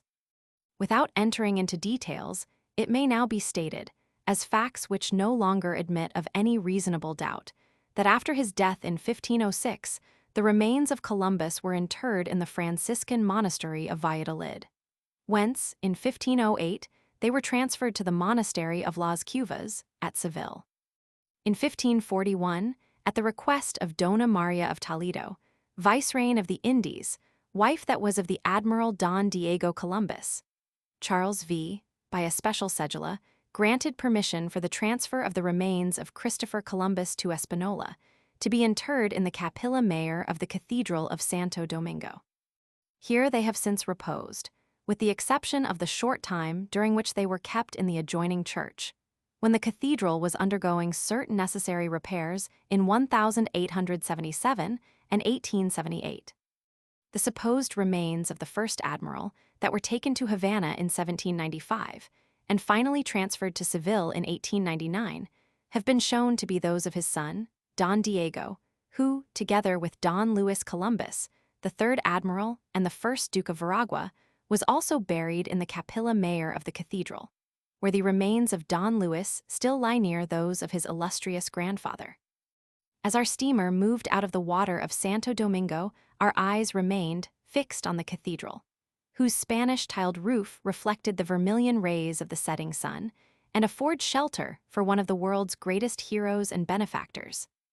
Hic locus abscondit preclari membra coloni. This place hides the remains of the illustrious Columbus, of him who, in the language of one of the many epitaphs devoted to his memory, Dio riquezas immenses acute la tierra innumerables almas al cielo. And then, as the last vestiges of this noble old temple vanished from our vision, we thought of the words of Humboldt, than whom no one was better qualified to pronounce a fitting eulogy on one of the world's immortals. The majesty of great memories, he declares, seems concentrated in the name of Christopher Columbus. It is the originality of his vast conceptions, the compass and fertility of his genius, and the courage which bore out against the long series of misfortunes, which have exalted the admiral high above all his contemporaries. And we dreamed, or was it a telepathic intimation of a future reality, when the precious remains, that have so long been guarded in this distant and rarely visited island, should be transferred for a third and a last time, but this time where they might be visited and venerated by millions instead of the few hundred that now find their way hither, and where they might occupy a noble sarcophagus, like that which beneath the dome of the Invalids holds all that is mortal of the great Corsican, and in a temple worthy alike of the man and of the greatest nation in the world. There is one edifice in which all the nations of the hemisphere discovered by Columbus have a common interest, the splendid structure now being erected in Washington for the special use and benefit of the North and South American republics. Here in the capital of the nation, in the district named after the discoverer, in sight of the tomb of the father of his country, should the remains of the admiral of the ocean sea find an abiding place of sepulture commensurate with the magnitude of his achievements. Alongside and in connection with this Pan-American building, in the heart of what is to be the City Beautiful, and there alone, let there be erected a mausoleum that, as a monument of art, shall rank, as did those of Hadrian and Mausolus, amongst the world's wonders, and be a fitting culmination of the architectural creations that have been planned for the great and growing capital of the New World, the world of Columbus. Puerto Rico and Curazao. From Santo Domingo, we went to Puerto Rico. As is well known, this island was discovered by Columbus during his second voyage in 1493. 16 years later, a settlement was founded here by Ponce de Leon. It was from here that he set forth in quest of the Fountain of Youth, and it is in San Juan, in the church of Santo Domingo, that he was buried after a poisoned arrow from the bow of an Indian brave had terminated his existence during his second expedition to Florida. Over his tomb was inscribed the following epitaph: Mol sub hac fortis requiescent ossa leonis, qui visit factis, nomina magna sues. After sojourning a week in Puerto Rico, we called at the little Dutch island Curazao and spent the greater part of the day in the quaint little town of Willemstad. The harbor is perfectly landlocked and was at one time the favorite rendezvous for pirates and buccaneers. In strolling through its streets, we could easily fancy ourselves in some quiet section of Rotterdam or Amsterdam. The island is known for its much-prized liqueur, Curazao, which, however, strange to say, is not made here but in Holland. Curazao supplies only the orange rind with which the liqueur is flavored. Willemstad is a popular resort for smugglers, who do an extensive business on the mainland, and the temporary home of a colony of exiled Venezuelan generals and colonels, who here eke out a precarious existence in the hope that one of their periodical revolutions may soon give them the eagerly desired opportunity of enjoying some of the spoils of office, that, for the time being, are monopolized by their enemies. On the Spanish Main, we arrived in the roadstead of La Guaira early in the morning, after our departure from Curazao, and our vessel was soon moored alongside a splendid breakwater, which extends out from the shore for more than a half-mile and gives this port a fairly good harbor, which even the largest ships may enter. We were now on the Spanish Main, where we had our first view of the great continent of South America. As the phrase, the Spanish Main, has been given many and different significations since it was first introduced, I shall employ it, in what was long its generally accepted meaning, as designating the southern part of the Caribbean Sea and the coastline of what, on the early maps of South America, was known as Tierra Firme, land namely, that part of the present republics of Venezuela and Colombia on which the Spaniards effected their first settlements. The first thing to attract our attention, and that which impressed us most, was the apparently stupendous height of the mountains in the rear of the town. Before us were La Silla and Pico de Neguata, sheer and precipitous, rising almost from the water's edge and piercing the clouds at an altitude of more than 8,200 feet. They are thus apparently higher than any of the peaks of the Rocky Mountain chain. The summits of the latter are attained only after traveling over a long and gradual incline that is scarcely perceptible, and after scaling numerous foothills that conceal and dwarf the giants which tower behind and above them. Thus, while the summit of Pikes Peak is more than 14,000 feet above sea level, it is less than 7,000 feet above the charming town of Manitou that nestles at its feet. For this reason, and because the sides of the Colorado Peak are not so steep as those behind La Guaira, La Silla and the Pico de Neguata give an impression of height and majesty that is not experienced even when contemplating the loftiest monarchs of the Alps. The distance from La Guaira to Caracas, in a straight line, is less than 6 miles. By rail it is 23. There has been talk of connecting the capital and its port by a tunnel, but under the existing conditions of the country, it will be a long time before such an undertaking shall be realized. From sea level to the summit of the range, the railroad is conspicuous for its heavy grade-about 4%, its sharp curves, its cuts and tunnels, but above all for the magnificent scenery everywhere visible. From the car window one may look over precipitous cliffs into yawning abysses far below the track on which the train slowly and carefully winds its way.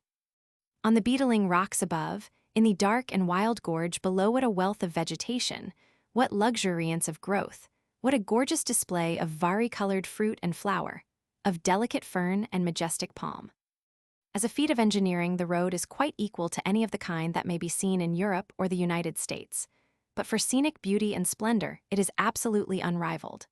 On the lofty flanks of the Rockies, and in the deep canyons of the Fraser and Colorado rivers, where the shrill whistle of the locomotive startles the falcon and the eagle, one can have fully gratified one's sense of the grand and the sublime in nature. But here it is beauty, grandeur, sublimity all combined. And what marvelous perspectives, what delightful exhibitions of color, what superb and ever-changing effects of light and shade scenes that would be the despair of Claude Lorraine and Salvator Rosa, and as difficult to catch on canvas as the glories of the setting sun. Nowhere else in the wide world can one find such another picture as greets one's vision when, rising into cloudland, one gets one's last view of the Caribbean circling the mountain thousands of feet beneath the silent and awe-stricken spectator. It is matchless, unique like Raphael's Madonna di San Sisto, impossible to duplicate. As we reached this point, the sea disclosed itself as a vast mirror resplendent under the aureate glow of the quivering beams of the departing Lord of Day. Fleecy clouds of every form and hue, flitting over sea and land, by a peculiar optical illusion, magnified both objects and distances, and unfolded before the astonished beholder a panorama of constantly varying magnitude and of surpassing loveliness. On the foreground nature shed her brightest green and imparted to flower and foliage the flush of the rainbow. Of a truth, never did Ariel's plume at golden sunset hover o'er scenes so full of bloom. Away and beyond was the boundless, glimmering sea, ravishing in its thousand tints, and in its harmonious dance of vanishing light and color. So occupied were we in observing the beauties of the ever-changing landscape, that, before we realized it, we were in Caracas. And so momentary was the twilight a characteristic of the tropics that the transition from daylight to darkness was almost startling. We found an unexpected compensation, however, in the friendly glow of the electric lights which illumine the street and plazas of Venezuela's capital. We spent a month in and about Caracas, finding every hour enjoyable. It is, in many respects, a beautiful city and located near the base of the mountains La Silla, the saddle from its fancied resemblance to an army saddleland El Cerro de Avila, in a charming valley from 1 to 3 miles wide and about 10 miles long. The valley was at one time, seemingly, the bed of a lake, and its soil is, consequently, exceedingly fertile and admirably adapted to cultivation of the farm and garden produce of both tropical and temperate climates. A friend who had traveled much once told us that he regarded Taormina in Sicily as the best and most beautiful winter resort in the world. We are familiar with both places and can say, in all candor, that we prefer Caracas. True, Taormina is one of the beauty spots of the world, but one expects to find more than beauty in a winter resort. Some years before our visit to Caracas, we were in Taormina, and during the same time of the winter as marked our visit to Caracas, and we found it so cold that, during our entire stay, we were obliged to have our rooms heated by steam.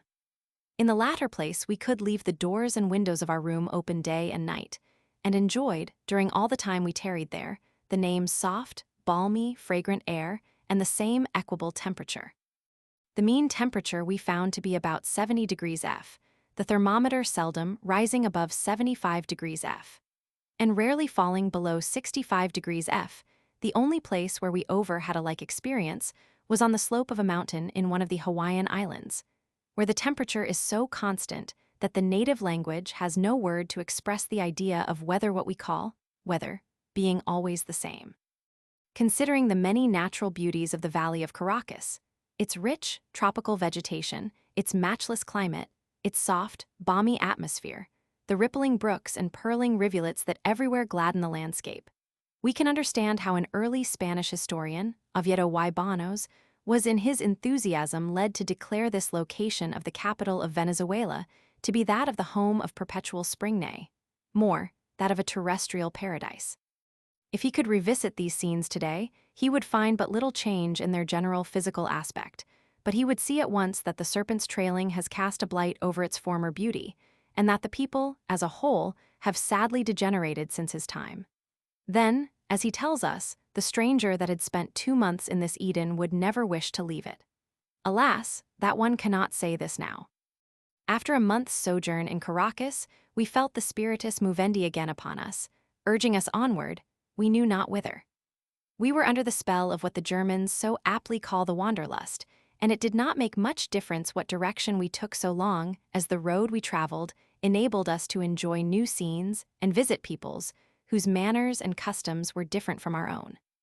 Having thoroughly rested and recuperated the strength we so much needed, we felt that we should like to take a trip to the Orinoco, in order that we might have an opportunity of studying the fauna and flora of its wonderful valley, and of meeting some of the many Indian tribes that rove through its forests. In spite of all our efforts, however, we could find no one who could give us any satisfactory information about the best means of reaching the river or the time that would be required to make the journey. We consulted government officials and merchants that had business relations along the Orinoco, but their information was vague and contradictory. We purposed going first to San Fernando de Apure, on an affluent of the Orinoco, and thence by water to Ciudad Bolivar and the port of Spain. We were told that there were steamers plying between San Fernando and Ciudad Bolivar, the chief city, on the Orinoco during the wet season, our summer, but not during the dry season, our winter. That meant that if we went to San Fernando, we should be obliged to use a canoe to reach Ciudad Bolivar, and this implied a long, tiresome, and somewhat dangerous voyage under a burning sun and in what we were assured was a malarious region. The time necessary to reach the river on horseback varied, according to our informants, from 1 to 2 weeks. One well-known general, it was stated, had by an extraordinary tour de force made the trip the preceding year in 4 days. Some assured us we could go by carriage the entire distance. Others were equally positive that there was nothing more than a trail connecting the points we wished to visit, and that mules would be better than horses for such a journey. Outside of 1 or 2 small towns, there were no hotels along the route. But this did not matter. We had our camping outfit with us, and rather preferred to live in our tent to risking our night's rest in such uninviting posadas lodging houses as we should meet within the way. Finding that we could not get in Caracas the information we desired, we resolved to go to Victoria, an interesting town southwest of the capital, and accessible by rail in a few hours. But our success in Victoria was no better than it had been in Caracas. In spite of all our efforts, we could elicit no information that would warrant us in starting on so long a journey as that to the Orinoco, and one that might involve many hardships and dangers without adequate compensation. Yet, notwithstanding our ill success so far, we did not for a moment think of abandoning our contemplated trip to the valley of the Orinoco. Far from it. The more we thought of it, the more fascinating the project became. Now that we had gone so far, we were determined to see the famous river at all hazards. If we could not reach it by one route, we would go by another. We accordingly concluded to continue our journey by rail to Puerto Cabello and thence go by steamer to Trinidad. Once there, we felt reasonably sure we should find some means of attaining our goal: the grassy plains and vast forests of the Orinoco basin. As proved by subsequent events, it was for us a most fortunate occurrence that we did not adhere to our original plan of reaching the Orinoco by San Fernando de Apure, as our change of program enabled us to see far more of South America and under more favorable auspices than we had before deemed possible. Instead of going directly to Puerto Cabello, we spent a week at the quiet old city of Valencia, Nueva Valencia del Rey, as it was originally called, and which, according to the Valencianos, should be the capital of the Republic. It was begun in 1555 by Alonso Diaz Morno, 12 years before Santiago de Leon de Caracas. The original name of the capital was founded by Diego de Losada. As a matter of fact, Valencia was designated as the capital of Venezuela at the time of the revolt against Spain, and Congress was actually in session there at the time Caracas was destroyed by an earthquake in 1812. 5 years after its foundation, Valencia was captured by the infamous López de Aguirre and his sanguinary band, who treated its inhabitants with the greatest atrocity. Nearby, on the plains of Carabobo, was fought the decisive victory, which resulted in Venezuelan independence. As a port of entry, Puerto Cabello is incomparably superior to La Guaira and has one of the finest harbors on the Caribbean. The climate, however, is far from salubrious. Situated, as it is, in low, marshy ground, surrounded by countless pools of stagnant water, it is not surprising to find that malarial fevers are prevalent here, and that El Vomito yellow fever is a frequent visitant. The nymphs that reign o'er sewers and sinks can here count more fetid effluvia and putrefactive ferments than in any place we had so far seen in Venezuela. The Pearl Coast. A most delightful voyage was ours from Puerto Cabello to the port of Spain, the capital of Trinidad. The sea was as placid as an inland lake on a windless day, and the air as balmy as in a morning of June. The coast of the mainland was nearly always in sight, and at times the peaks of the coast range rose far above the fleecy clouds that encircled their lofty flanks. The days were beautiful, but the nights were glorious. All our youthful dreams about the delights of sailing on southern seas, amid emerald isles, and under bright starlit skies, where soft spice-scented zephyrs blow, were here realized.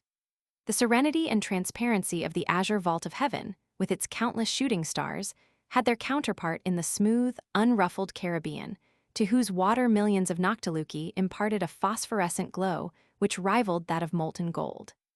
We were at last in the favored home of the chambered Nautilus, happily, dreamily gliding along on an even keel. In gulfs enchanted, where the siren sings and coral reefs lie bare, where the cold sea maids rise from crystal springs to sun their streaming hair.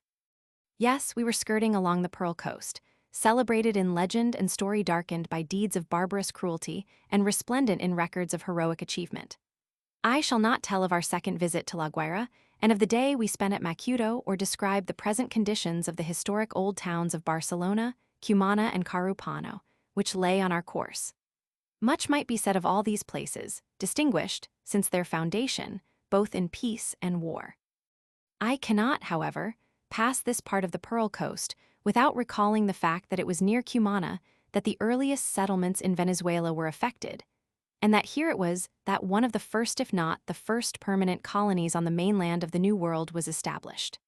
Columbus, during his fourth voyage, attempted to make a settlement in Veragua, that might serve as a base of future operations, but the attempt resulted in complete failure. Similar efforts had been made by Alonso de Ojeda and others, but without lasting results. Panama was not founded until 1516 or 1517. Nombre de Dios, it is true, was founded somewhat earlier, but in the beginning was little more than a blockhouse.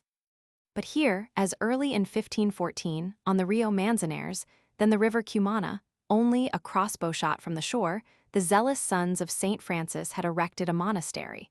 And a short time subsequently the Dominicans established another monastery, not far distant, at Santa Fe de Carabici.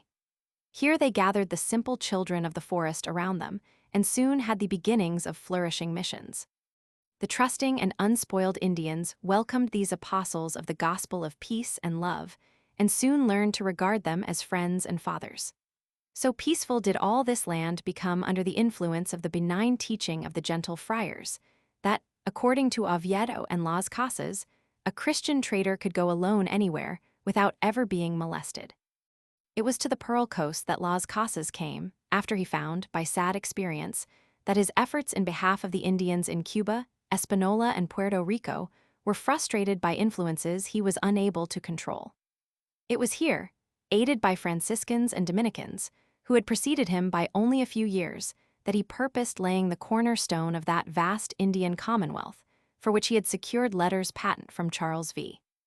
For this great experiment in colonization, the greatest the world has ever known, he had received a grant of land extending from Paria to Santa Marta, and from the Caribbean Sea to Peru.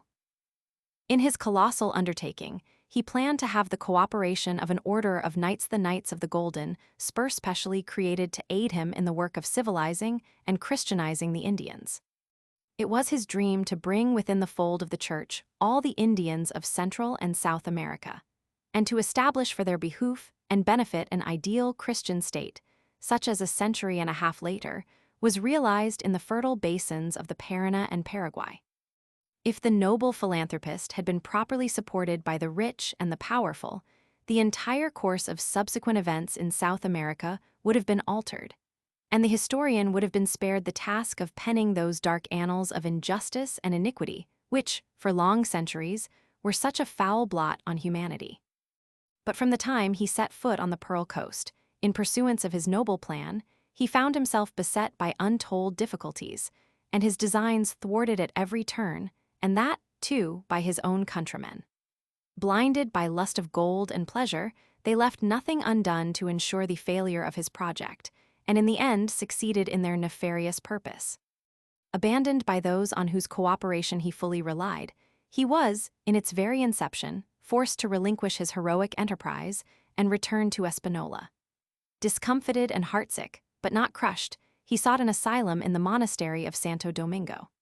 There for 8 years he devoted himself to prayer and study, and, true Christian athlete that he was always preparing himself for a final struggle in a new arena. When his enemies least expected it, he came forth from his retirement, and, clad in the habit of a Dominican, proclaimed himself again the champion of the downtrodden Indian. And from that moment until the day of his death, at the advanced age of 92, whether as a simple monk or as the Bishop of Chiapa, his voice was always raised in behalf of the children of the forest and against their enslavement by cruel, soulless seekers after fortune. He was, if not the first, the world's greatest abolitionist. And if there are still many millions of red men in the New World today who have escaped the bond of servitude, it is mainly due to their illustrious protector, Bartolomé de las Casas. The Pearl Islands, within sight of the land, where Las Casas went to lay the first foundation stone of his ideal commonwealth, is a group of islands which had a special claim on our attention islands which, during 4 centuries, have been the scene of many a romance and have been stained, no one can tell how often, by the blood of tragedy. These islands are Cach, Cubagua, and Margarita. They were discovered by Columbus during his 3rd voyage, and the larger of the two was called Margarita Pearl from the number and beauty of the pearls found in the waters that wash its shore. Even before he had left the Gulf of Paria, between Trinidad and the mainland, he had observed that the aborigines of Tierra Firme were decked with bracelets and necklaces of pearl, and soon discovered, to his great satisfaction, that these much-prized gems could be obtained in great abundance, and that many of them were of extraordinary size and beauty. Peter Martyr, as translated by Eden, tells us, many of these pearls were as big as hazelnuts, and orient, as we call it, that is like unto them of the east parts. During the first third of the 16th century, the value of the pearls sent to Europe was equal to nearly one-half of the output of all the mines in America. In one year, 1587, after the pearl fisheries of the Gulf of Panama had been discovered, nearly 700 pounds weight of pearls was sent to the markets of Europe, some of them rivaling in beauty of sheen and perfection of form the rarest gems ever found in the waters of Persia or Ceylon. It was from these fisheries of the New World that Philip Roman II obtained the famous pearl, weighing 250 carats, of the size and shape of a pigeon's egg, mentioned by the early chroniclers. So great was the commercial activity among these little islands, especially in Cubagua, that the Spaniards built a town there, which they called New Cadiz, although the site chosen was without water, and so sterile that the Indians had never lived on it. Toward the end of the 16th century, the pearl fishery in these parts diminished rapidly, and in the early part of the century following, the industry, according to Leete, had died out altogether, and the islands of Koch and Cubagua fell into oblivion. But while it lasted, sad to say, it meant untold misery for the thousands of Indian and Negro slaves who were forced, at the sacrifice of their health and often of their lives, to enrich their cruel masters by work that was almost as fatal as that in the mines of Espanola. For more than 200 years, the pearl fisheries in the waters around these islands were practically abandoned. Even during the last century, comparatively little work was done to develop an industry that, during the 16th century, contributed so much to the coffers of Spain. About the year 1900, however, a French company secured a concession from Venezuela to fish in the neighborhood of these islands. According to agreement, it is to pay the government 10% royalty and to employ divers and diving apparatus so as to select only the larger oysters and avoid the destruction of those that are immature. From the estimates available, about $600,000 worth of pearls are annually sent to the Paris market from Margarita. While a large proportion of them are cracked and of poor color, there are nevertheless many of the finest orient, and these find ready purchasers. As for ourselves, we saw few of large size and none of great value. Even in Caracas, where we made diligent inquiry about them, we did not find a single one from these waters that would attract attention for either size or luster. The weather could not have been more delightful than it was during our all too brief cruise among these islands around which at one time, as has been truly remarked, all the wonder, all the pity and all the greed of the age had concentrated itself. They are now shorn of all their former glory, and there is little to indicate their pristine importance. They are practically deserted, with the exception of Margarita, which, on account of the arid and unproductive soil, is but sparsely inhabited. And yet, as they lay clustered there on the calm bosom of the Caribbean, without a ripple to disturb its mirror-like surface, they possessed a certain undefinable beauty that defied analysis. Besides, there was still hovering over and around them the glamour of days long past, when they were visited for the first time by the great admiral of the ocean sea, and later on, by Cristobal Guerra and Alonso Nino, and by Francisco Orellana, after his memorable voyage down the Amazon. The sun was sloping down to his ocean bed, the air was glimmering with a mellow light, as we drifted from these waters over which Merlin seemed to wave his enchanting wand. As the orb of day touched the distant horizon, and sank into the crimson mist that floated above the placid sea, it assumed strange oval and pear-shaped figures that grew larger in their waning splendor. The rainbow hues that steeped in molten luster, the receding shores seemed to float on clouds from spirit land. A scene it was to swell the tamest bosom, a fairy realm where fancy would bid the blue tritons sound their twisted shells and call the nereids from their pearly cells. Below us, beneath the dark depths of the crystal sea, illumined by the lamps of the sea nymphs, were living flower beds of coral, the blooms and the palms of the ocean recesses, where the pearl lies hid, and caves where the gem is sleeping, the gardens, fair and bewildering in their richness and beauty, of Nereus and Amphitrite. It was indeed such a scene as the poet has painted for us in these charming verses. Wherever you wander, the sea is in sight, with its changeable turquoise green and blue, and its strange transparence of limpid light. You can watch the work that the nereids do down, where their purple fans unfurl, planting their coral and sowing their pearl. Chapter 2. Trinidad and the Orinoco. The battle's rage was like the strife which currents wage, where Orinoco, in his pride, rolls to the main no tribute tide. But 'gainst broad ocean urges far a rival sea of roaring war, while in 10,000 eddies driven the billows fling their foam to heaven, and the pilot seeks in vain where rolls the river, where the main is God, the island of the blessed Trinity. The morning following our departure from the Pearl Islands, we were delighted to find our good ship anchored in the beautiful Gulf of Paria. Thus, almost before we were aware of it, we found ourselves reposing on the waters of the famed Orinoco, which we had made such futile efforts to reach from Caracas and Victoria. The Gulf of Paria, as is known, is just north of several of the largest estuaries of the Orinoco, and the line of demarcation between the salt water of the Atlantic and the fresh water of Venezuela's great river is usually quite marked. As we entered the Gulf, through the Dragon's Mouth, we had the mainland on our starboard and the island of Trinidad on our port quarter.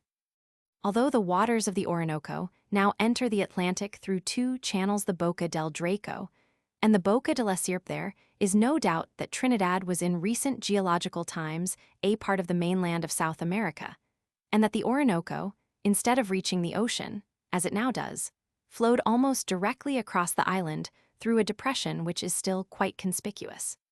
It will thus be seen that during long geologic ages, there has been an intimate physical connection between Trinidad and the Orinoco, as there has been a close commercial connection between the two ever since the Spanish conquest. Owing to the shallow waters of the harbor of the Port of Spain, the capital of Trinidad, our steamer had to anchor about a mile from the quay. When we were prepared to go ashore and we lost no time in getting ready, we were surrounded by a motley crowd of sable, shouting, importunate boatmen, all clamoring and gesticulating and sounding the praises of their canoes, and calling attention to their fantastic names, as if this were a guarantee of their safety and comfort. In a few moments we were seated in one of these gaily decked craft, with our baggage beside us, on our way to the custom house.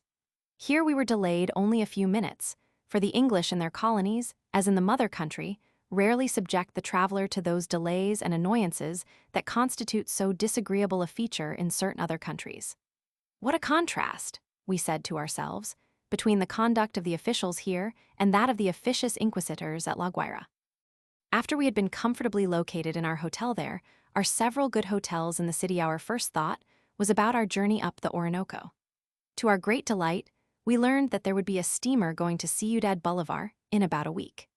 This accorded with our plans perfectly, as we thus had ample time to visit the chief points of interest, and there are many of the island, and enjoy at least a passing view of the wonderful and varied floral display for which Trinidad is so famous. Trinidad, as the reader will recollect, was discovered by Columbus during his third voyage, and given the name it still bears in honor of the Blessed Trinity. In his letter to Ferdinand and Isabella, describing this voyage, he says he started from San Lucar in the name of the Most Holy Trinity, and after 2 months at sea, during a portion of which time all aboard suffered intensely from the heat, they saw to the westward 3 mountain peaks, united at the base, rising up before them. Here, then, was to them the symbol of the triune God, the three-in-one, in whose name all had left their native land, and what more natural than that it should be named Trinidad the Trinity? Upon this, writes the pious admiral, we repeated the Salve Regina and other prayers, and all of us gave thanks to our Lord. What a grateful change it was from the extreme heat which they had endured to the delightful climate of the newly discovered island. When I reached the island of Trinidad, I again quote from the admiral's letter, I found the temperature exceedingly mild, the fields and the foliage were remarkably fresh and green, and as beautiful as the gardens of Valencia in April. What so deeply impressed Columbus on his arrival at Trinidad was what likewise most impresses the visitor today, its mild climate and the beauty and luxuriance of its vegetation. Although the island is but little more than 10 degrees from the equator, the mean annual temperature is not more than 77 degrees F in the mornings and evenings of the cooler season. The thermometer is about 10 degrees lower. During our sojourn of some weeks in Trinidad, we never suffered from the heat. On the contrary, during our morning and evening drives, especially in the mountains, we found the ocean breeze delightfully refreshing. Columbus was also much impressed by the natives of the island. They had a whiter skin. He had expected to find them very black than any he had hitherto seen in the Indies, and were very graceful in form, tall and elegant in their movements. With the exception of a few scattered families, of more or less mixed descent, the visitor will find no evidence of the former existence here of that splendid type of Indian of whom the great navigator speaks so highly, and of whose race there were then on the island many thousands of souls. Here, as on the other islands of the West Indies, the aborigines have disappeared, never to return. In their place, we find the most cosmopolitan agglomeration of people under the sun: English, Germans, Spaniards, French, Chinese, Hindus, and Negroes from the darkest Senegambian to the fairest Octoroon. About 1/2 of the population is composed of Negroes, 1/3 of coolies, and 1/6 of whites of various nationalities and shades of color. As we contemplated the motley crowds which always throng the streets of the port of Spain, we could not but recall Lopez de Gamarra's curious reflections on the divers colors of the different races of men. We give his remarks in Richard Eden's translation. One of the marvelous things that God viseth in the composition of man is color, which doubtless cannot be considered without great admiration in beholding one to be white and another blacky, being colors vt contrary.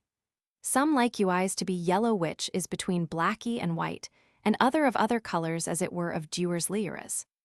And as these colors are to be marwelled at, ewen so is it to be considered how they differ one from another as it were by degrees, forasmuch as some men are white after dewars sorts of witness, yellow after dewars manners of yellow, blacky after dewars sorties of blackness, and how from white they go to yellow by discolorigny to brown and red, and to blacky by ask color, and murray somewhat litter than blacky, and tawny like viento the West Indian, which are all together in general either purple, or tawny like viento sod quinces, or of the color of chestnuts or olives, which color is to them natural, and not by their goinge naked as many ha thought, albeit their nakedness ha somewhat helped thereunto. Therefore, in like manner, and with such dewicity as men are commonly white in Europe, and blacky in Afrique, ewen with like variety are they tawny in these Indies, with dewars degrees dewsly inclinage more or less to blacky or white. The coolies interested us immensely. In whatever part of the island we met them, and they are to be seen everywhere, and were for us the subject matter of constant study. They occupy an entire suburb of the port of Spain, and, for those who are interested in sociological and economic questions, no place is more worthy of a visit. Day after day, when the delicious evening breezes began to sweep in from the ocean, we found ourselves directing our course towards the Indian quarter, as it is called, and we always found something new to arrest our attention or excite our admiration. It required no effort whatever of the imagination to fancy ourselves in the crowded streets and markets of Benares or Madras. Port of Spain, whose population is about 50,000, rejoices in quite a number of large and handsome public buildings and churches. Among the latter, the Roman Catholic Cathedral is conspicuous. The homes of the people in the better quarters of the city surrounded by a rich profusion of tropical flowers, and shrubs and trees covered with blooming climbers are frequently models of architectural excellence, and betoken refinement, comfort, and even affluence. To us, the most attractive part of the city was the botanical garden adjoining the residence of the governor. This spot is justly famous not only in the West Indies, but the world over. Here have been collected from every tropical clime all the plants and shrubs and trees that are admired for beauty of bloom, richness of fragrance, or grace and majesty of form. Here we see the hibiscus shrub, with large, flaming, crimson flowers, the poinciana, aglow with a bloom of yellow and orange, scarlet-flowered ballaseers, and the pui tree decked with a rich robe of saffron. Alongside them are oranges and lemons, pineapples, guavas, mangostines, nutmegs, tamarinds, and scores of other kinds of tropical fruits. A little further on we meet with tea shrubs, the clove and the cinnamon tree, the rubber tree, and the Bertholtia excelsa, laden with nuts, each of which contains from 10 to 20 seeds. Then there are the curious cannonball tree, stately samans, the leopardwood tree, the trumpet tree, and others equally attractive. Besides all these, there are those princes of the forest, the palms from every quarter of the tropics, with every variety of trunk and leaf date, fern, talipot, palmyra, and gru-gru palms, the tall traveler's tree with its graceful plantain-like leaves, and the Oreodoxa speciosa, the glory of the mountains. On and among them are rare orchids and parasites of countless species, climbing ferns, and convolvuluses of every hue.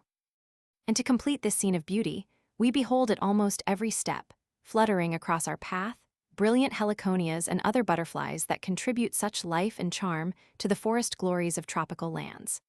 And then, the hummingbirds, those lovely animated gems that flit from bush to bush, and flower to flower, flashing all the fire of the opal, and emitting in rapid succession all the brilliant hues of the topaz and the sapphire, the ruby and the emerald.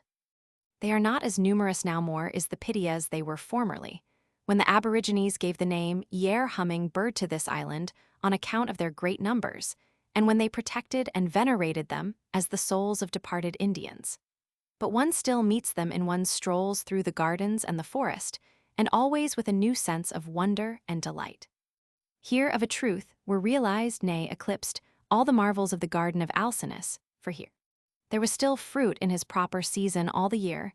Sweet zephyr breathed upon them blasts that were of varied tempers. These he made to bear ripe fruits, these blossoms. Time made never rape of any dainty there. It is, indeed, worth a visit from afar to see and study these marvels of plant and vine, and bush and tree of the botanic garden. But the whole island is, at least for the stranger from the north, one vast botanic garden. Go where we will, we are astonished and bewildered by the novelty and the exuberance of the vegetation that surrounds us. If we drive over the broad and well-kept roads along the western coast, we pass under shady avenues of cocoa palms bending under their burden of fruit. If we go to the cacao groves end, they are large and numerous. Here our eyes are gladdened by the vermilion bloom that covers the protecting Erythrina umbrosa. In a glen hard by is a giant ceiba, transformed, by the countless number of creepers and epiphytes to which it has given hospitality, into a vast air garden. Along the streams and mountain torrents are lovely canopies formed by the plume-like foliage of bamboos 70 to 80 feet high, affording retreats of rarest sylvan beauty. Again, it is in the Rosa del Monte, with its crimson bloom, the purple dracona, the yellow croton, the night-blooming cereus, the angelum, covered with purple tassels, the carmine poinsettia, the sweet-scented vanilla, festoons of purple-flowered lianas, and gray candelabra of a giant cereus. Beyond it all, as a felicitous background to this gorgeous display, and at the same time an adequate enclosure for Flora's fairy palace, there is such a profusion of vegetable tracery and arabesques, as would have stricken dumb with awe and delight him who ornamented the loggie of the Vatican. Further on we have the comely breadfruit tree, with its deeply lobed leaves and its massive fruit, the many-rooted and many-branched mangrove, and not far distant is a clump of royal palms, with their smooth pearl-gray columns and coronals of verdure. Or there is a group of kindred growth jagua palms whose crown of pinnated leaves, each full 25 feet long, caused Humboldt to declare that on this truly magnificent tree, nature had lavished every beauty of form. While standing by one of the pillar stems of the jagua palm, beneath its emerald ostrich plumes, we were quite prepared to share Kingsley's enthusiasm for palm trees in general. Like a Greek statue in a luxurious drawing room, he writes, sharp-cut, cold, virginal, shaming by the grandeur of mere form the voluptuousness of mere color, however rich and harmonious, so stands the palm of the forest, to be worshipped rather than to be loved. It would tire the reader to attempt a description of the many pictures of interest of this charming island, of its delightful drives in every direction, of its beauteous cascades and waterfalls, one of which, Maracas Falls, 300 feet in height, is a reproduction of Bridal Falls in the Yosemite, with the added setting of tropical verdure. No pen can picture the exquisite charm of the Cora or Maraval valleys, of Blue Basin and Macarite Bay, or of the 5 islands, real gems of the ocean with their cozy and inviting cottages. When in Egypt years ago, we fancied that we should like to spend the rest of our days on the island of Falah, ever in the presence of its matchless ruins. When we spent a happy day, how fleeting, it was on one of these 5 islands. It was the largest and fairest we felt that we had at length found that inland home far away from noise and strife, from fever and fret and aimless stir, of which we had so often dreamed, and in which we had so often longed to dwell. The people of Trinidad think their island the most beautiful of all the West Indian group. Having visited, at one time or other, all the chief islands comprising the Greater and Lesser Antilles, we should hesitate to dispute their claim. It is certainly very beautiful, and possesses many attractions that are either entirely absent from the other islands or are found only in a lesser degree. Puerto Rico and Jamaica equal it in many respects, and in others surpass it, but in some important features, the American possession is inferior to those of the British. I have said nothing of La Brea, the wonderful pitch lake for which Trinidad has been celebrated since the time of Raleigh, and which for some decades past has supplied us with much of the asphalt used in the United States. This curious phenomenon has been described so often that there is no call for further comment. Suffice to say that it, together with the sugar plantations and the cacao groves, constitutes the chief source of the revenue of the island. Like Curazao, Trinidad is a favorite resort of Venezuelan revolutionists, expatriated generals and colonels, and their sympathizers. As a rule, they are an impecunious set, and rarely interesting. Crespo and Guzman Blanco both started from here on their way to the presidential chair in Caracas. So did the unfortunate Pairds, shortly before our arrival in Venezuela, but he had scarcely set foot on the soil of his native country, which he had promised to liberate from the evils of Castroism, before he, with his followers, was shot down in cold blood. On account of its proximity to the mainland and commanding, as it does, the entire Orinoco basin, Trinidad should enjoy an extensive trade with Venezuela. And this she would undoubtedly have were it not that Venezuela imposes an extra ad valorem duty of 30% on all merchandise that comes from or by way of Trinidad. This is in retaliation for the islands harboring smugglers and revolutionists. One of the results of this policy is smuggling on a most extensive scale, at which many of the customs officials connive. This means a great loss to the Venezuelan government, for it is estimated that it thus loses a greater part of the duties that should go to the national treasury. Another temptation to smuggle arises from the excessively high tariff on certain necessary articles of consumption. Thus salt, which is a government monopoly, costs 16 times as much in Ciudad Bolivar as it does in Trinidad. The natural consequence is that there is a large contraband traffic in this important commodity. In some cases, the smugglers elude the vigilance of the government officials and pay nothing whatever in the way of duties. In others, they have an understanding with the officials and pay por composition, that is, only a portion of the tax, the other portion being divided between the official and the smuggler. Contraband trade, however, is nothing new in this part of the world. It dates back to the 16th century, when, according to Fray Padre Simon, the learned author of Noticias Historiales de las Conquistas de Tierra Firme, religion and policy prohibited all commercial relations between Spaniards and foreigners, especially the Dutch and the English. As an obiter dictum, however, it may be remarked that it was this restricted and short-sighted trade policy that, more than anything else, led to the enormous losses that Spain suffered during so many decades from corsairs and buccaneers, and that eventually resulted in the wars of independence in the Spanish colonies of the New World. The delta of the Orinoco. We were still reveling in the countless beauties of forest and field, quite oblivious of the passage of time, when we were informed that our steamer would, in a few hours, start for Ciudad Bolivar, the chief city on the Orinoco, and distant about 2 days' sail from the port of Spain. Eager as we were to explore the wonders of the famed and mysterious Orinoco, it was with great reluctance that we tore ourselves away from the cherished home of flowers and humming bird-sweet air. In Trinidad, thanks to the kind and considerate hospitality of its people, we had enjoyed all the comforts of home and the same freedom of movement as if we had been given the keys of the city. Our steamer was scheduled to leave at 2 o'clock in the afternoon, but as a matter of fact, did not weigh anchor until some hours later. This, however, we did not regret, as it gave us an opportunity to have one last lingering look at the island beautiful from the upper deck of the vessel. Besides this, we could by means of our field glasses take a survey of the Gulf of Paria, for it is famous in history. This Gulf of Parian has been visited by men whose names are writ large in the annals of the world's heroes. Its waters were visited in 1805 by England's one-eyed, one-armed sailor man, while in pursuit of the French and Spanish warships, which he had chased from Gibraltar to the Caribbean Sea, and thence back to Trafalgar, where Spain lost its navy and England her greatest admiral.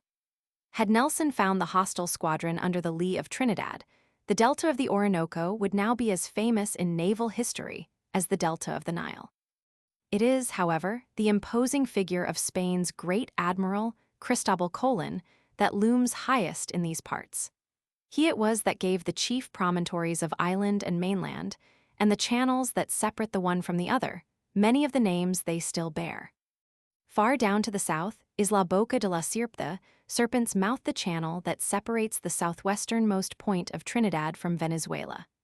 It was through this channel that Columbus passed when he entered the Gulf in which we now are, and from which he got his first view of the mainland of the New World. But he did not realize at first the magnitude of his discovery. Thinking the land he saw on his port quarter was an island, for during his 2 preceding voyages he had seen nothing but islands, outside of Cuba, which he fancied to be the eastern part of Asia. He named it Isla Santa, or Holy Island.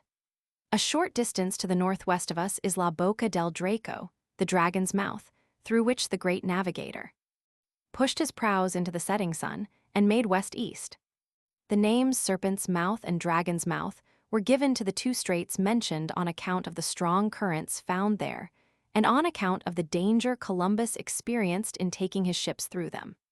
His letter to Ferdinand and Isabella contains a graphic description of the dangers he encountered while passing through the Serpent's Mouth. In the dead of night, he writes, while I was on deck, I heard an awful roaring that came from the south toward the ship.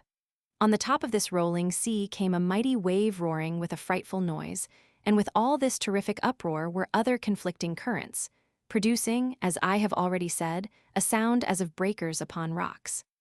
To this day I have a vivid recollection of the dread I then felt lest the ship might flounder under the force of that tremendous sea, but it passed by and reached the mouth of the before-mentioned passage, where the uproar lasted for a considerable time. He had similar difficulty in making his exit through the dragon's mouth.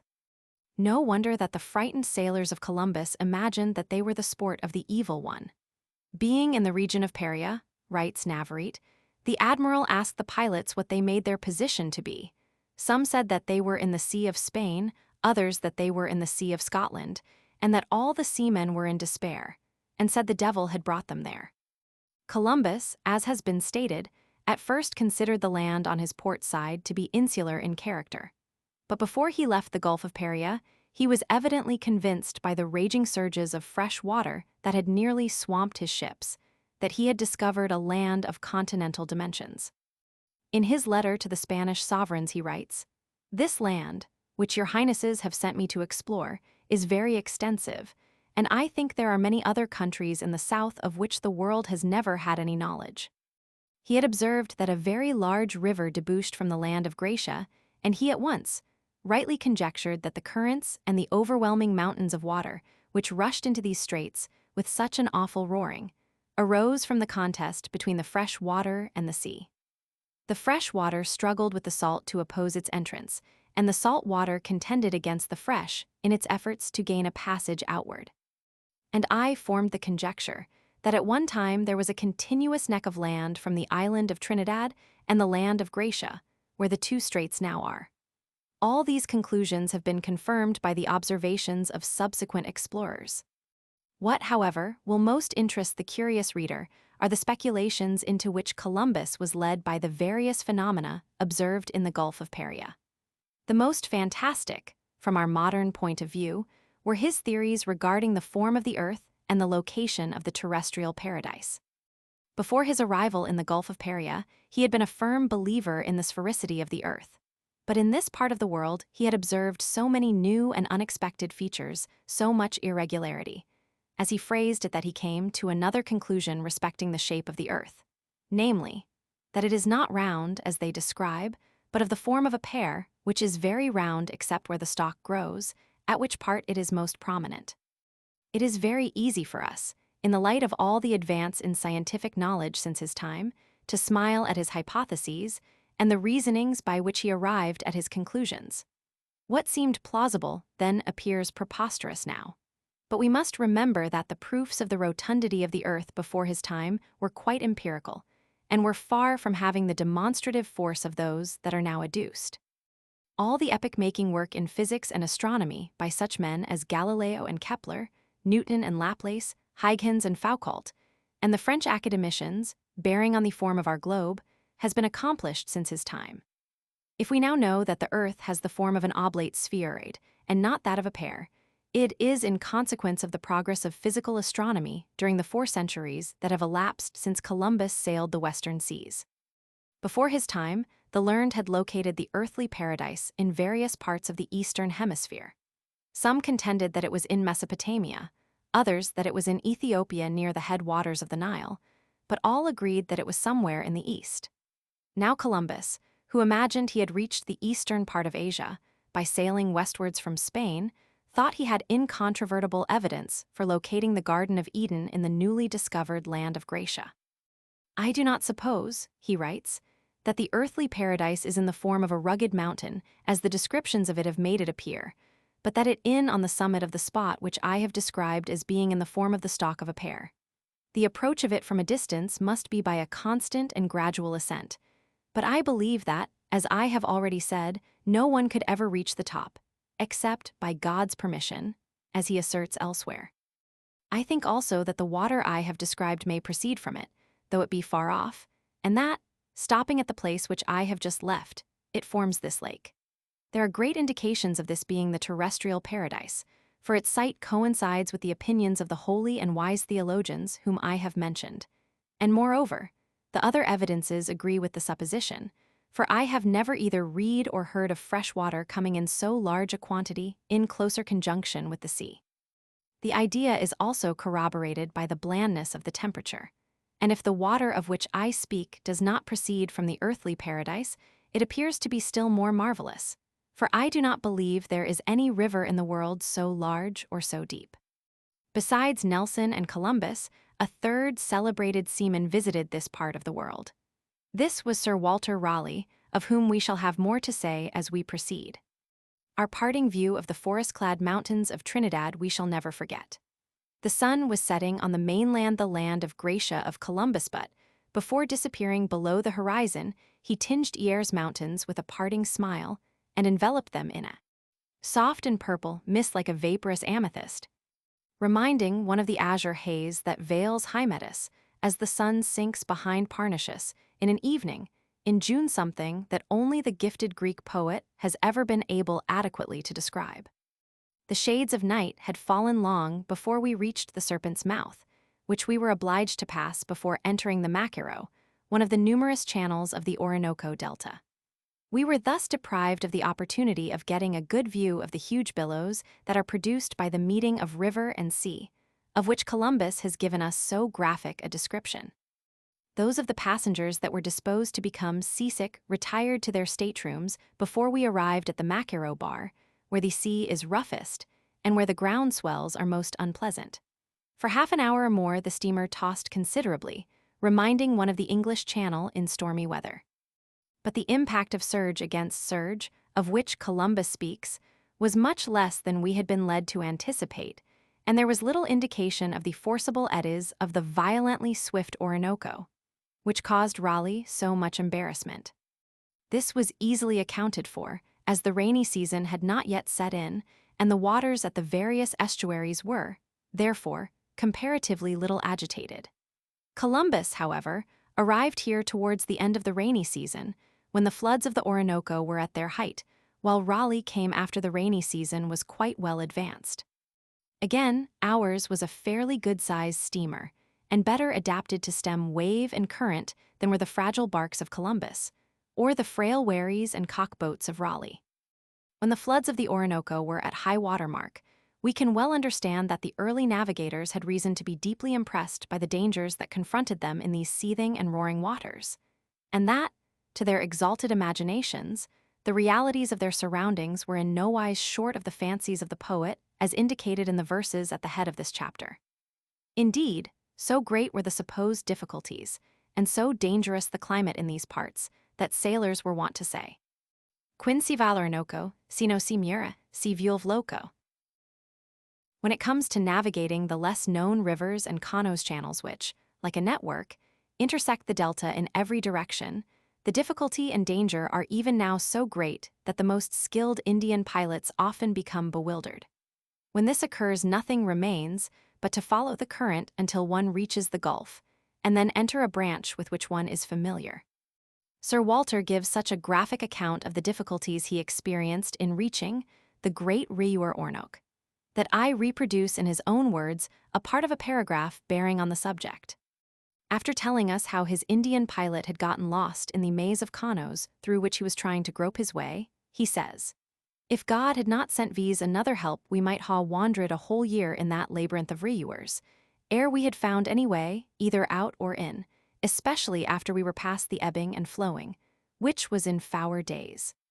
For I know all the earth doth not yield the like confluence of streams and branches, the one crossing the other as many times, and all is fair and large, and so like one to another, as no man can tell which to take. And if we went by the sun or compass hoping thereby to go directly one way or other, yet that way we were also carried in a circle amongst multitudes of islands. And Uri Island so bordered with high trees as no man could see any further than the breadth of the Rio, or length of the breach. Exaggerated as this account seems, it does scant justice to the reality. Raleigh had no opportunity to explore the delta and to acquire definite notions of its immensity, or he would have had much more to add to the foregoing description of its extent and marvels. Even today we have no map of this region, which is, in many respects, as unknown as the least explored part of Central Africa. As yet our knowledge of land and river is limited only to its most salient features, but this is quite sufficient to excite our wonder. Suffice it to say that the area of the delta is greater than that of Sicily, that its base, from its main branch at the Boca de Navios to the embouchure of the Manamo, is nearly 200 miles in length, that the Orinoco, at the bifurcation of its two principal branches, is 12 miles in width, that there are no fewer than 50 branches conveying the waters of the mighty river into the Atlantic, that the lowlands of the delta are divided into thousands of islands and islets by a network of rivers diverging in fan shape towards the sea, and by innumerable canals and bayous, some with stagnant water, others with strong currents, ramifying in every direction in straight lines and in curves, so that escape from their intricacies by anyone, except an experienced pilot, would be as impossible as would have been an exit from the Cretan labyrinth without the clue of Ariadne. When we arose the morning after leaving Trinidad, our steamer had already advanced quite a distance on its way through the Macaro. This brazo, or branch, is chosen not because it is the largest or the deepest, but because it affords the shortest and most direct route between the port of Spain and Ciudad Bolivar. Although the distance to this latter place from the mouth of the Macaro is only 260 miles, it usually required nearly 2 days, counting the stops on the way. For the trip up the river, so strong is the current the return trip, however, can be made in much less time. We shall never forget our first view of the Orinoco and of the impressions we then received. Was it that we were at last sailing in the placid waters of the one river of all the world that we had from our youth most yearned to behold? Or was it that we had been dreaming of the sight and beauties of the terrestrial paradise, as fancied by Columbus to exist in these parts, or was it because of both these elements combined? We know not, but one thing is certain, and that is that our first view of the Orinoco and its forest-shaded banks, festooned with vines and flowers, recalled at once those musical words of Dante. Sweet hue of eastern sapphire, that was spread o'er the serene aspect of the pure air, high up as the first circle, to mine eyes unwonted joy renewed, and brought vividly back to memory his inimitable description of his entrance into the Garden of Eden, where he was to meet again his long-lost Beatrice.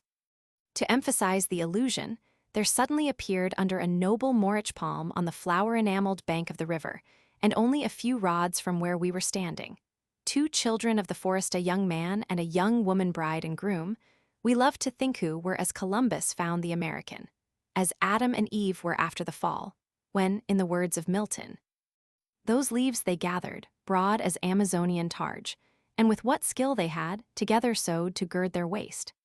Handsome was the youth and beautiful was the maiden, strong as Hiawatha, fair as Minnehaha both fit models for sculptor and painter, and such as the poet dreams of when depicting his heroes and heroines of the forest primeval. Were they the king and queen of their tribe? Fancy said, yes.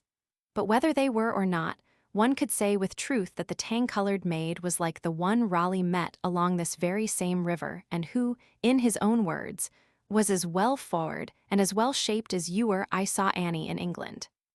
Near this interesting young couple, both in the heyday of youth, lay a cluster of plantains, which was doubtless to contribute to their morning repast.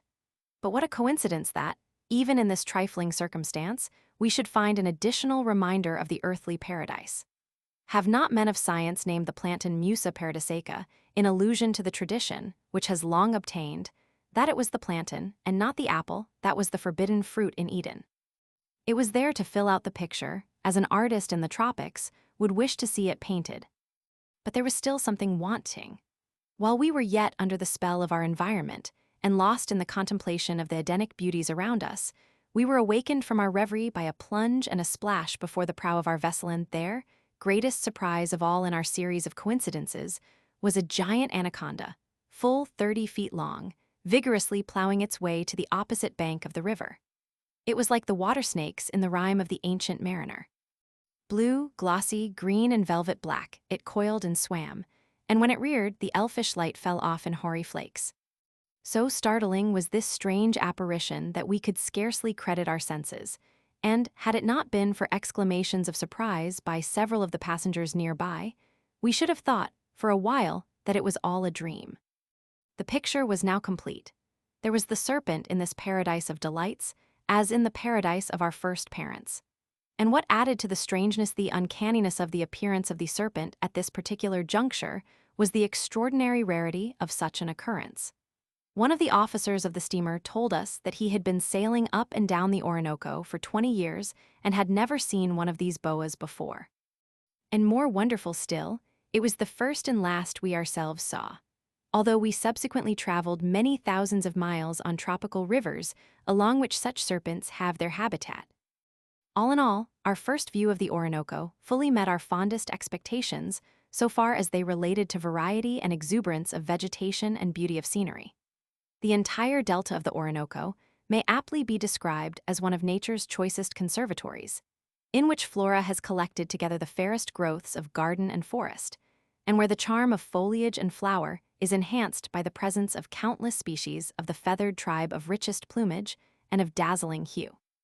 A distinguished German traveler, Friedrich Gerstacker, writing of his impressions of the delta of the Orinoco, does not hesitate to declare that there is not in the world anything more glorious in vegetation than is to be seen on the banks of the Orinoco, and that there is no place more attractive to the tourist. To form some conception of the wonderful variety of vegetable life to be seen in the delta, it will suffice to observe that a third of a century ago botanists had counted in the forests of Guyana no fewer than 132 families of plants, 772 genera, and 2,450 distinct species.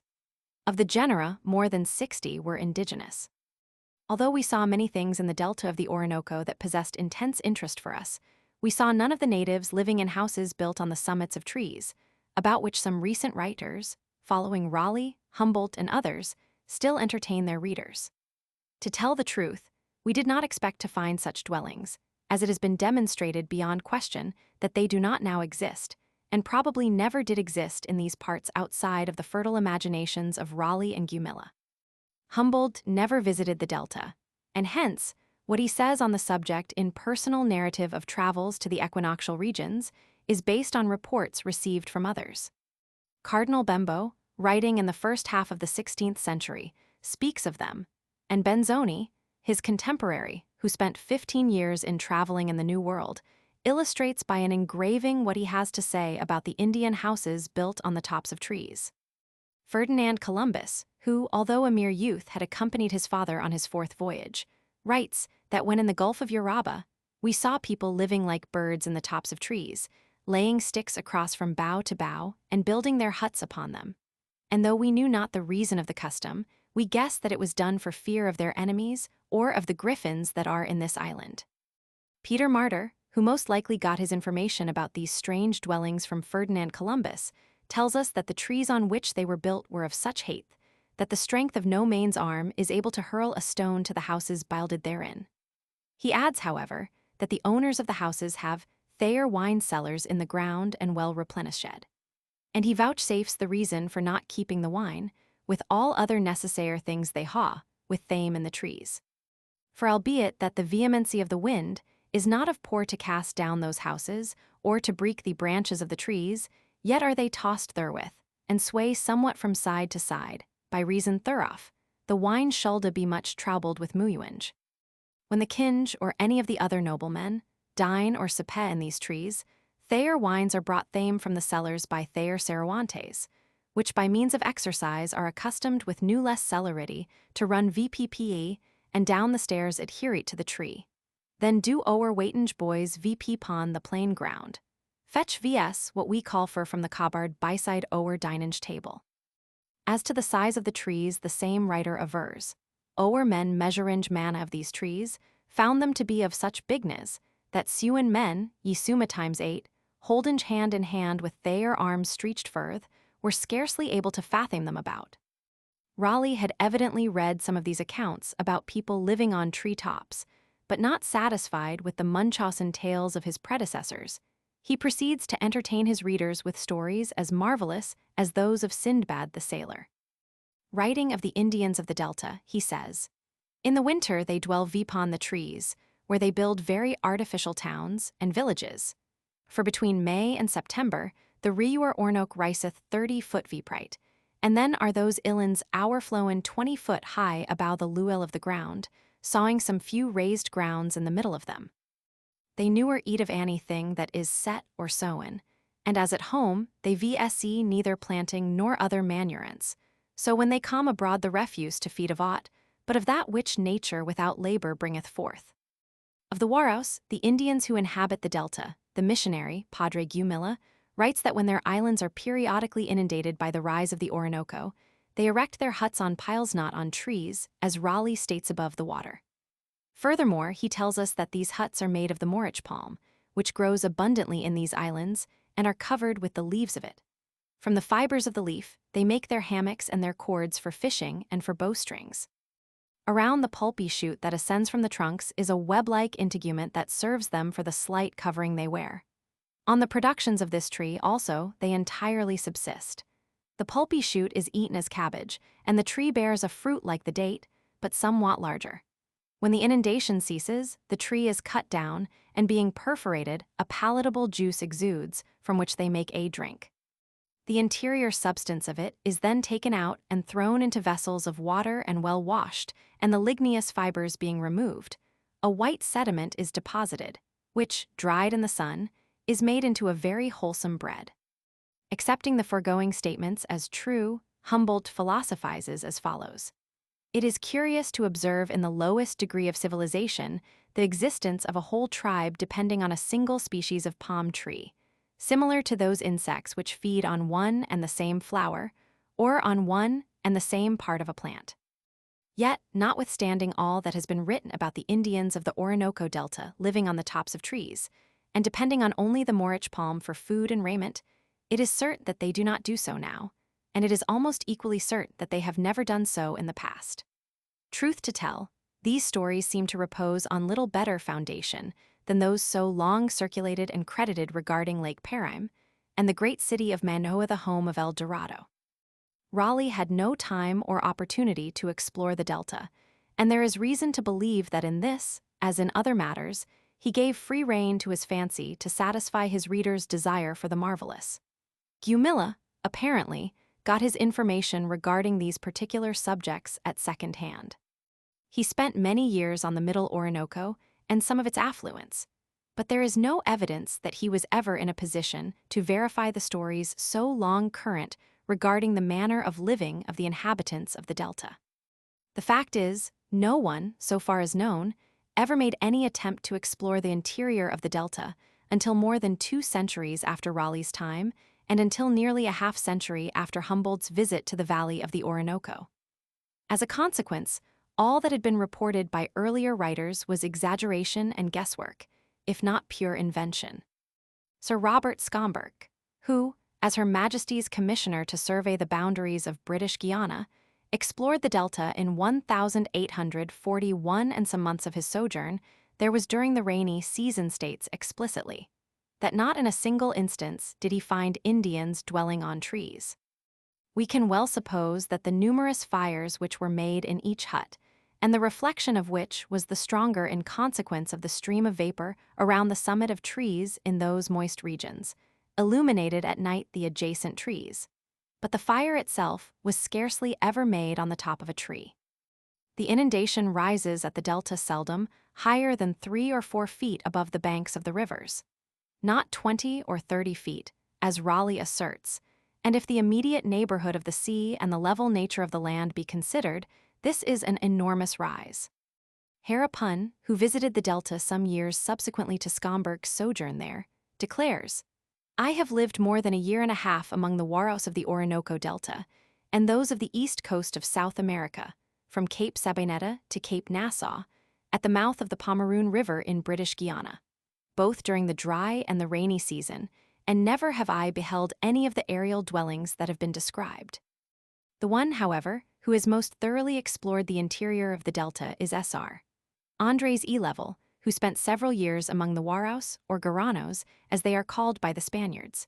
His investigations have completely exploded the false notions so long entertained regarding the delta and its inhabitants. The land is not all an impassable swamp. Much of it is so elevated above the river that it is never reached by the high floods of the Orinoco. Its soil is even more fertile than that of the Nile Valley and produces every tropical fruit and tree in the greatest profusion. Game is abundant, and the Indians have extensive rancherias plantations which supply them grain, fruits, and vegetables of all kinds. In the rivers near by they have the greatest variety of fish, besides turtle that would be the delight of the epicure. As the Waros of the interior are a timid people and have long since learned to distrust the white man, they remain, as a rule, concealed in the depths of forests that are impassable. They are, however, a quiet, industrious, home-loving people, and are famous among the tribes in this section of Guiana for their beautiful curiaras, or canoes made from a single log of the cedar or of a tree called biosai. Some of these dugouts the monoxilla of the Greeks are, full 50 feet long, and from 5 to 6 feet broad, and find a ready sail as far south as Demerara. Far from being a dismal swamp, inhabited only by poor, starving savages, condemned to live on treetops, and to find food and clothing in a single palm, Sr. Level shows us that the delta is a garden of exceeding richness, and that the Indians, if the government did its duty towards them by developing the marvelous resources of their land, and by giving its inhabitants, so long neglected, some measure of attention and assistance, would eventually make efficient contributors to the national revenue and become desirable citizens of the Republic. Chapter 3. The Great River. "What a wide river!" was the exclamation of a fellow passenger as our steamer passed out of the Macquarie and turned the apex of the delta. It was, indeed, very wide, and the bank of the Orinoco on our port quarter was almost invisible. Here, even during the dry season, this mighty watercourse is no less than 4 leagues in width. We now, for the first time, fully realized that we were sailing on the broad waters of one of the world's master rivers. After the Parana and the Amazon, it is the largest waterway in South America, and for the volume of water it carries into the ocean, it ranks with the Mississippi, the Congo, Yangtze-Kiang, and the Brahmaputra. Well have the natives of the lands through which it flows named it the Great River, for it is great in every way, great in the immense basin it drains, great in the tribute it carries to the ocean, and great in the number and magnitude of the rivers it counts among its affluents from the distant Cordilleras. As along the Macquarie, so here along the Orinoco, one never tires of gazing at the magnificent forest trees and the dense shrubbery with which the banks are fringed. At one time it is the wide-branched ceiba, covered with bright-blooming epiphytes. At another a clump of graceful morich palms, whose tremulous plumes are given an added beauty by the presence of a bevy of multicolored parrots and macaws. The foliage of tree and shrub is here ever fresh and luxuriant, and retains always that delicate hue so characteristic of the leafage of our northern woodlands in the early days of spring. Most of the trees, large and small, are literally weighed down with parasites and epiphytes. Among the latter growths are orchids of countless variety and rarest beauty, such as are seldom seen in our northern floral conservatories. And the way in which the trees are held together by those strange forms of vegetable life so abundant in the tropics, the bejucos or bush ropes. Sometimes they are as thick as a man's arm, sometimes they are like a ship's cable, sometimes they may be mistaken for telegraph wires, so long and fine are they. They extend from the ground to the tops of the highest trees, or drop from the summits of the loftiest monarchs of the forest to the earth beneath, sometimes singly, sometimes by scores. Then again, they cross one another from tree to tree and form a trellis work that at times is next to impassable. And these bejucos, or lianas as they are also called, are, like the trees, burdened with air plants of various species, at one time large masses of leaves, at another long spikes of the richest blossoms. At almost every turn, the vision is delighted by lovely arboreal groups and charming natural bowers, all graced with the most gorgeous combinations of emerald foliage and ruby, bloom interspersed with delicate tufts of lilac, pink, and canary, and illumined by gleams of flitting sunshine, which bring out a glorious play of color effects with which the eye is never tired. "A dryad's home," we heard an enthusiastic senorita exclaim as we passed one of these flower-decked bowers on which glittered the checkered sunlight. And so well it might be, it was so rare a gem of sylvan loveliness. While passing up this majestic river and admiring the ever-varying panorama of rarest floral beauty, we recalled a couple of paragraphs in Darwin's Journal of Researches, in which he refers to the futility of attempting to describe, for one who has never visited the tropics, the wonders of the scenery there, and above all the marvels of the vegetable world. He expresses himself as follows: "Such are the elements of the scenery, but it is a hopeless attempt to paint the general effect. Learned naturalists describe these scenes of the tropics by naming a multitude of objects and mentioning some characteristic feature of each. To a learned traveler, this possibly may communicate some definite ideas, but who else from seeing a plant in an herbarium can imagine its appearance when growing in its native soil? Who from seeing choice plants in a hothouse can magnify some into the dimensions of forest trees and crowd others into an entangled jungle? Who, when examining in the cabinet of the entomologist the gay exotic butterflies and singular cicadas, will associate with these lifeless objects the ceaseless harsh music of the latter, and the lazy flight of the former the sure accompaniments of the still, glowing noonday of the tropics? It is when the sun has attained its greatest height that such scenes should be viewed. Then the dense, splendid foliage of the mango hides the ground with its darkest shade, whilst the upper branches are rendered, from the profusion of light, of the most brilliant green. In the temperate zones the case is different. The vegetation there is not so dark or so rich, and hence the rays of the declining sun, tinged of a red, purple, or bright yellow color, add most to the beauties of those climes. When quietly walking along the shady pathways, and admiring each successive view, I wish to find language to express my ideas. Epithet after epithet was found too weak to convey to those who have not visited the intertropical regions the sensation of delight which the mind experiences. I have said that the plants in a hothouse fail to communicate a just idea of the vegetation, yet I must recur to it.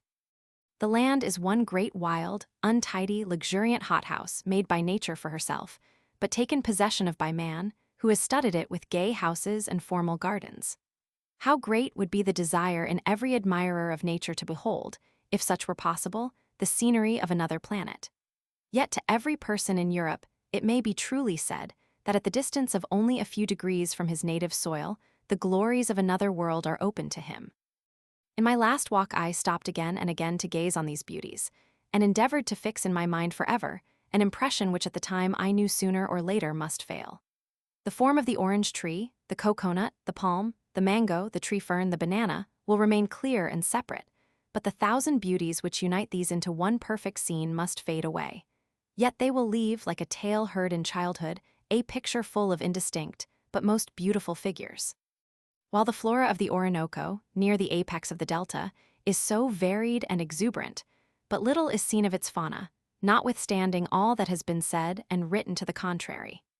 In a recent work, for instance, written by one who pretends to have made the trip from Trinidad, is a sentence that will equal any of the extravagances of Jules Verne's Le Superbe Orinoco.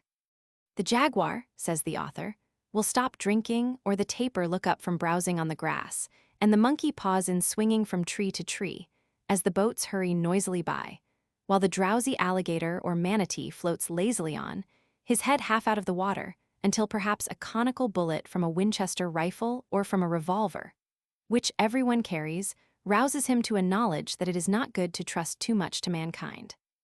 It is quite safe to say that neither the author of the work quoted nor anyone else has ever seen a jaguar, or a tapir, or a manatee under the circumstances mentioned.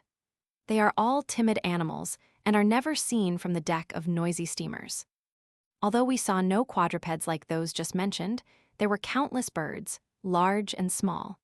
Those that were most conspicuous were ibises, flamingos, and herons of various species.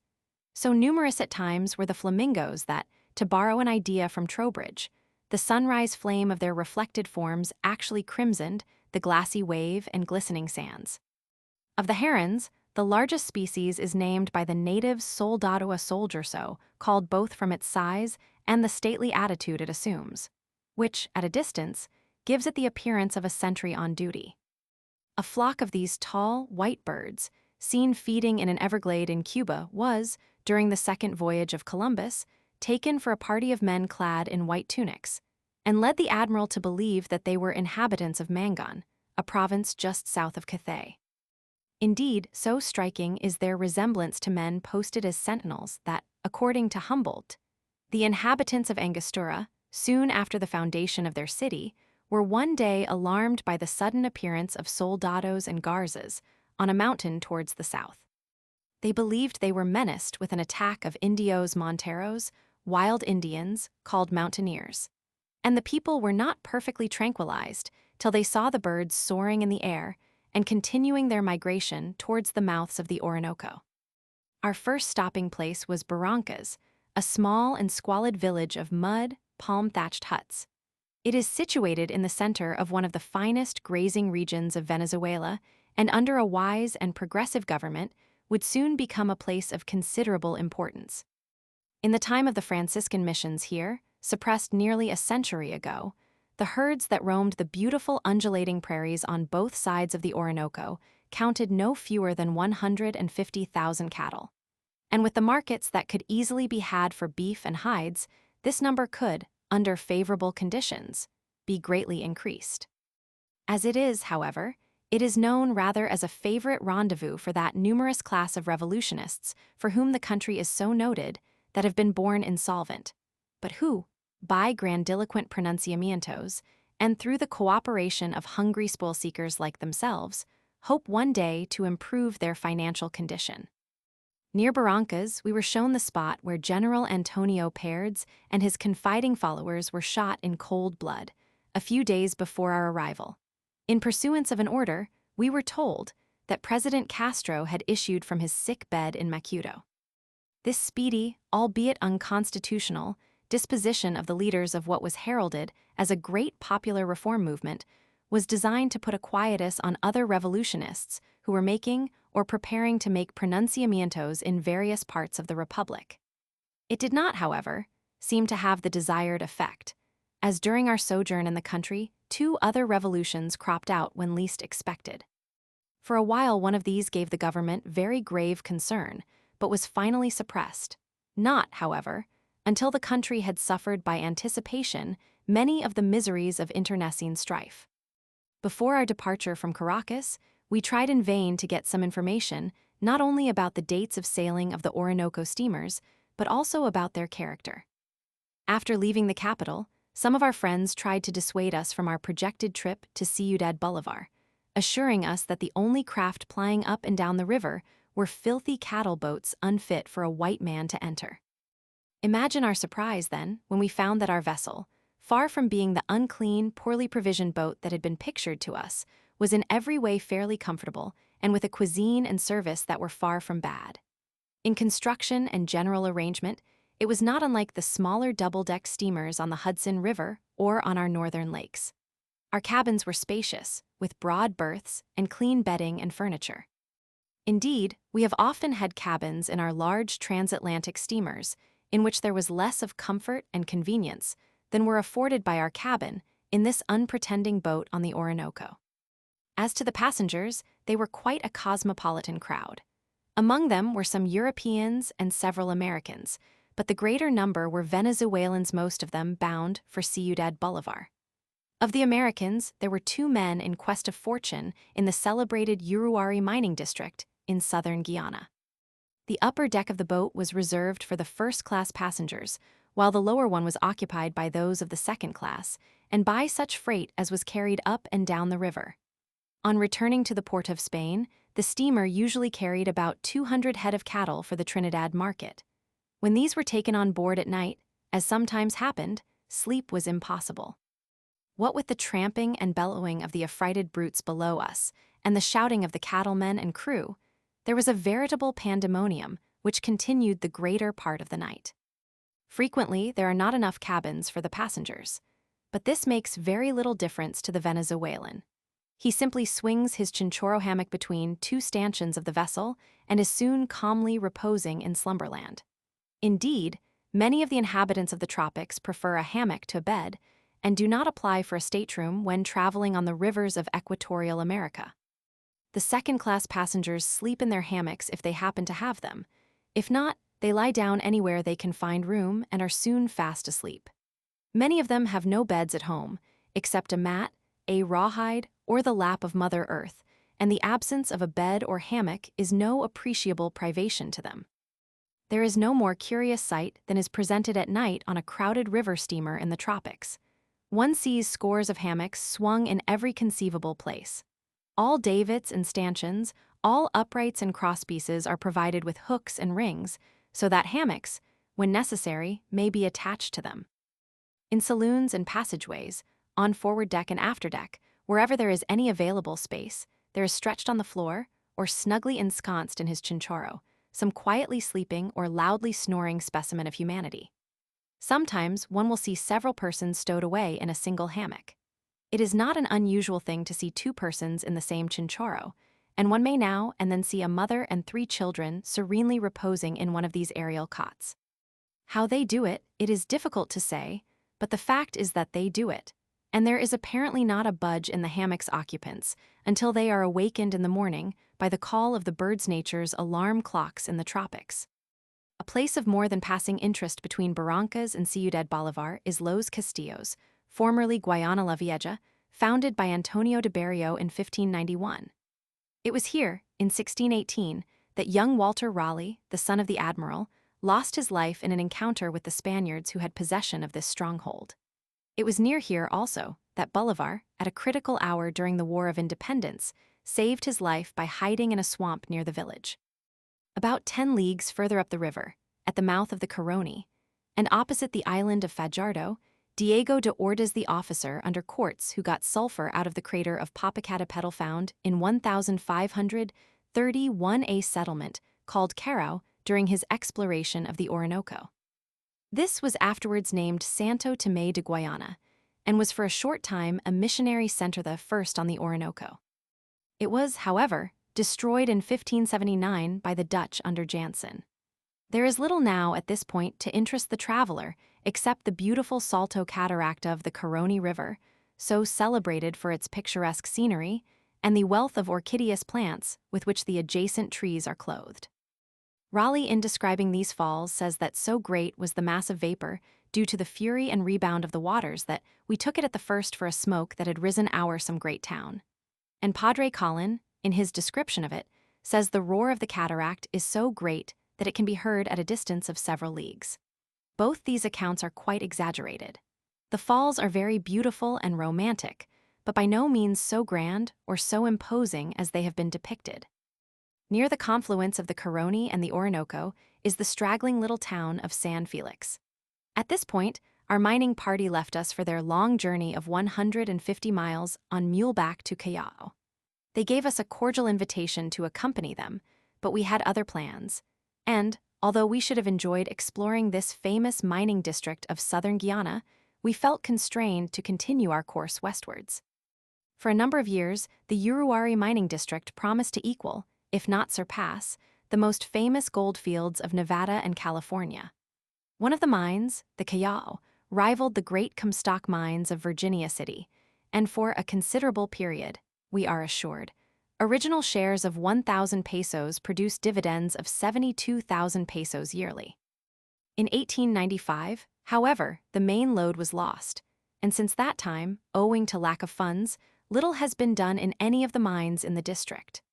The owners of the Callao mine still hope to find the lost lode, and it was to investigate the condition of this mine and of certain others in the neighborhood that our American friends undertook their long trip southwards.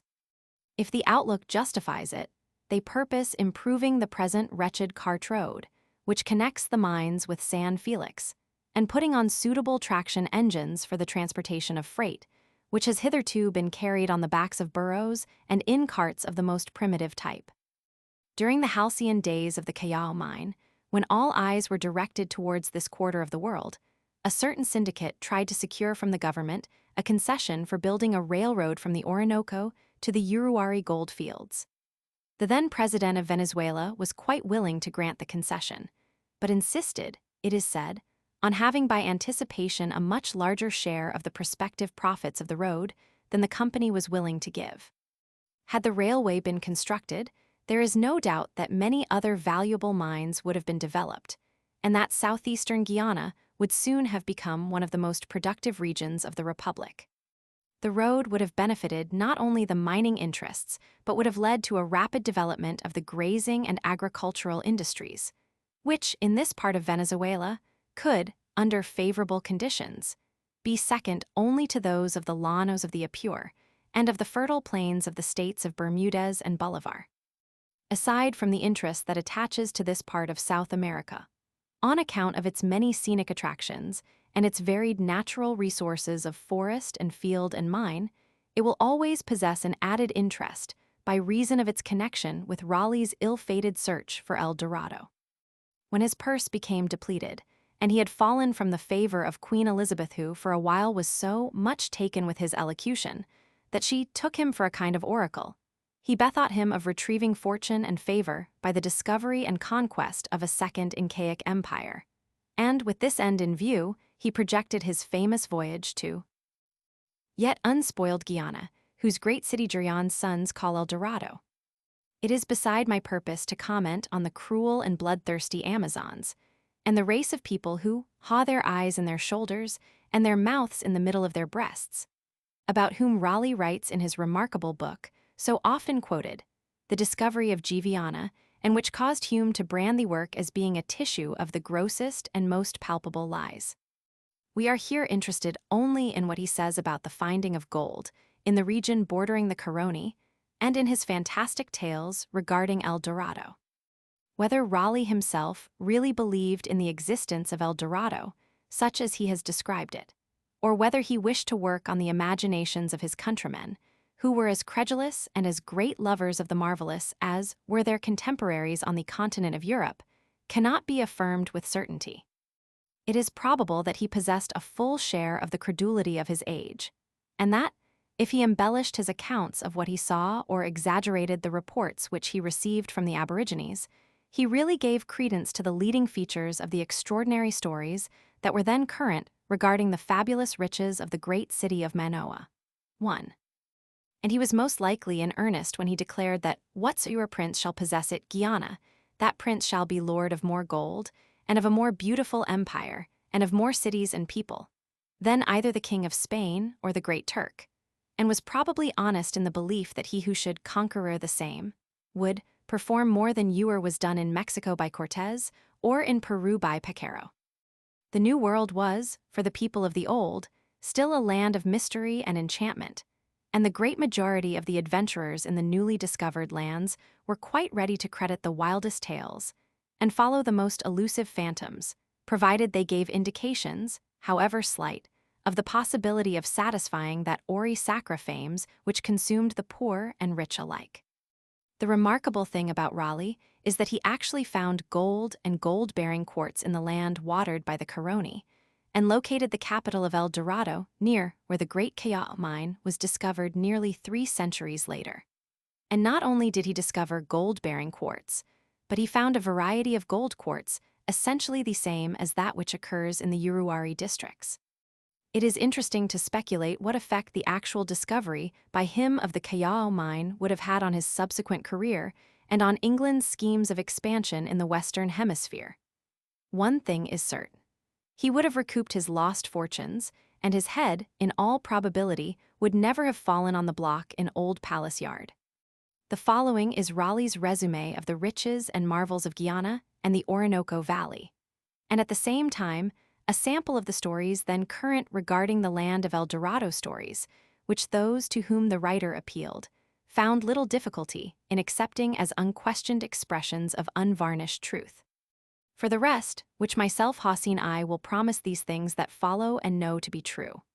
Those that are desirous to discover and to see many nations may be satisfied within this rayure, which bringeth forth so many arms and branches leading to several countries and provinces about 2,000 miles east and west, and 800 miles south and north.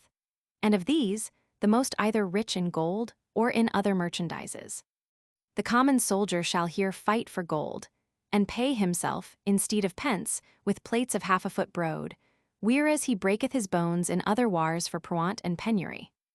Those commanders and chieftains, that shoot at honor, and abundance, shall find their more rich and beautiful cities, more temples adorned with golden images, more sepulchres filled with treasure, than either Cortez found in Mexico or Pizarro in Peru. And the shining glory of this conquest will eclipse all those so far extended beams of the Spanish nation. There is no country which yieldeth more pleasure to the inhabitants, either for these common delights of hunting, hawking, fishing, fowling, and the rest, than Guyana doth. It hath so many plains, clear rayures, abundance of pheasants, partridges, quails, rails, cranes, herons, and all other fowls, deer of all sorties, porks, hares, leon, tigers, leopards, and divers other sorties of beasts, either for chase or food.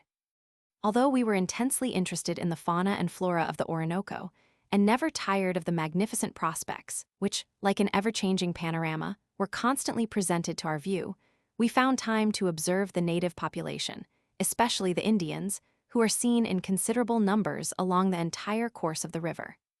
In the delta and in its immediate neighborhood, they are represented chiefly by the Waros, Arawaks, and Caribs. The Waros have a slightly darker complexion than either the Arawaks or Caribs. Owing to their lack of personal cleanliness and the amount of oil with which they besmear their bodies, their hue becomes so dark that, were it not for their straight hair, it would at times be difficult to distinguish them from Negroes. In consequence of their careless habits regarding their persons and places of abode, and the way in which they neglect their children, they are despised by the neighboring tribes. Their rude huts, often no more than a little palm thatch supported by a few uprights, afford them but little protection from sun and rain. With these, however, they seem to be quite satisfied. The Arawaks found here belong to that great group of Indians that, at the time of the arrival of the Spaniards in the New World, inhabited all the large islands of the Antilles. According to ethnologists, their original home was probably on the eastern slopes of the Bolivian Cordilleras. Thence they migrated towards the north and east and constituted for a time one of the most powerful races in the Western Hemisphere. They are also one of the oldest of the great South American tribes.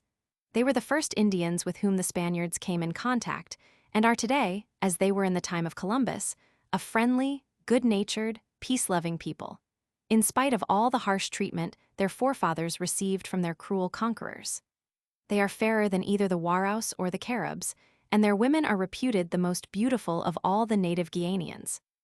Their hair is occasionally so long that it reaches the ground, and, although they sometimes do it up and in the most tasteful manner, they usually allow it to fall over their shoulders. They anoint it daily with carapa nut oil and seem to realize as fully as do their white sisters in the north that a woman's glory is in her hair.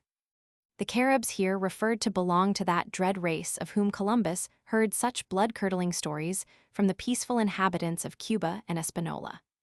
They are, too, among the youngest of the great migratory races of South America, and their original abode seems to have been in the upper basins of the Xingu and Tapajos, two of the great affluents of the Amazon. Descending these rivers, they took possession of the greater part of the continent bordering the Atlantic from the mouth of the Amazon to the Caribbean Sea, which is named from them. Subsequently, in large fleets of canoes, in making which they excelled, they pushed their way up the Orinoco and its principal tributaries, spreading death and destruction wherever they went.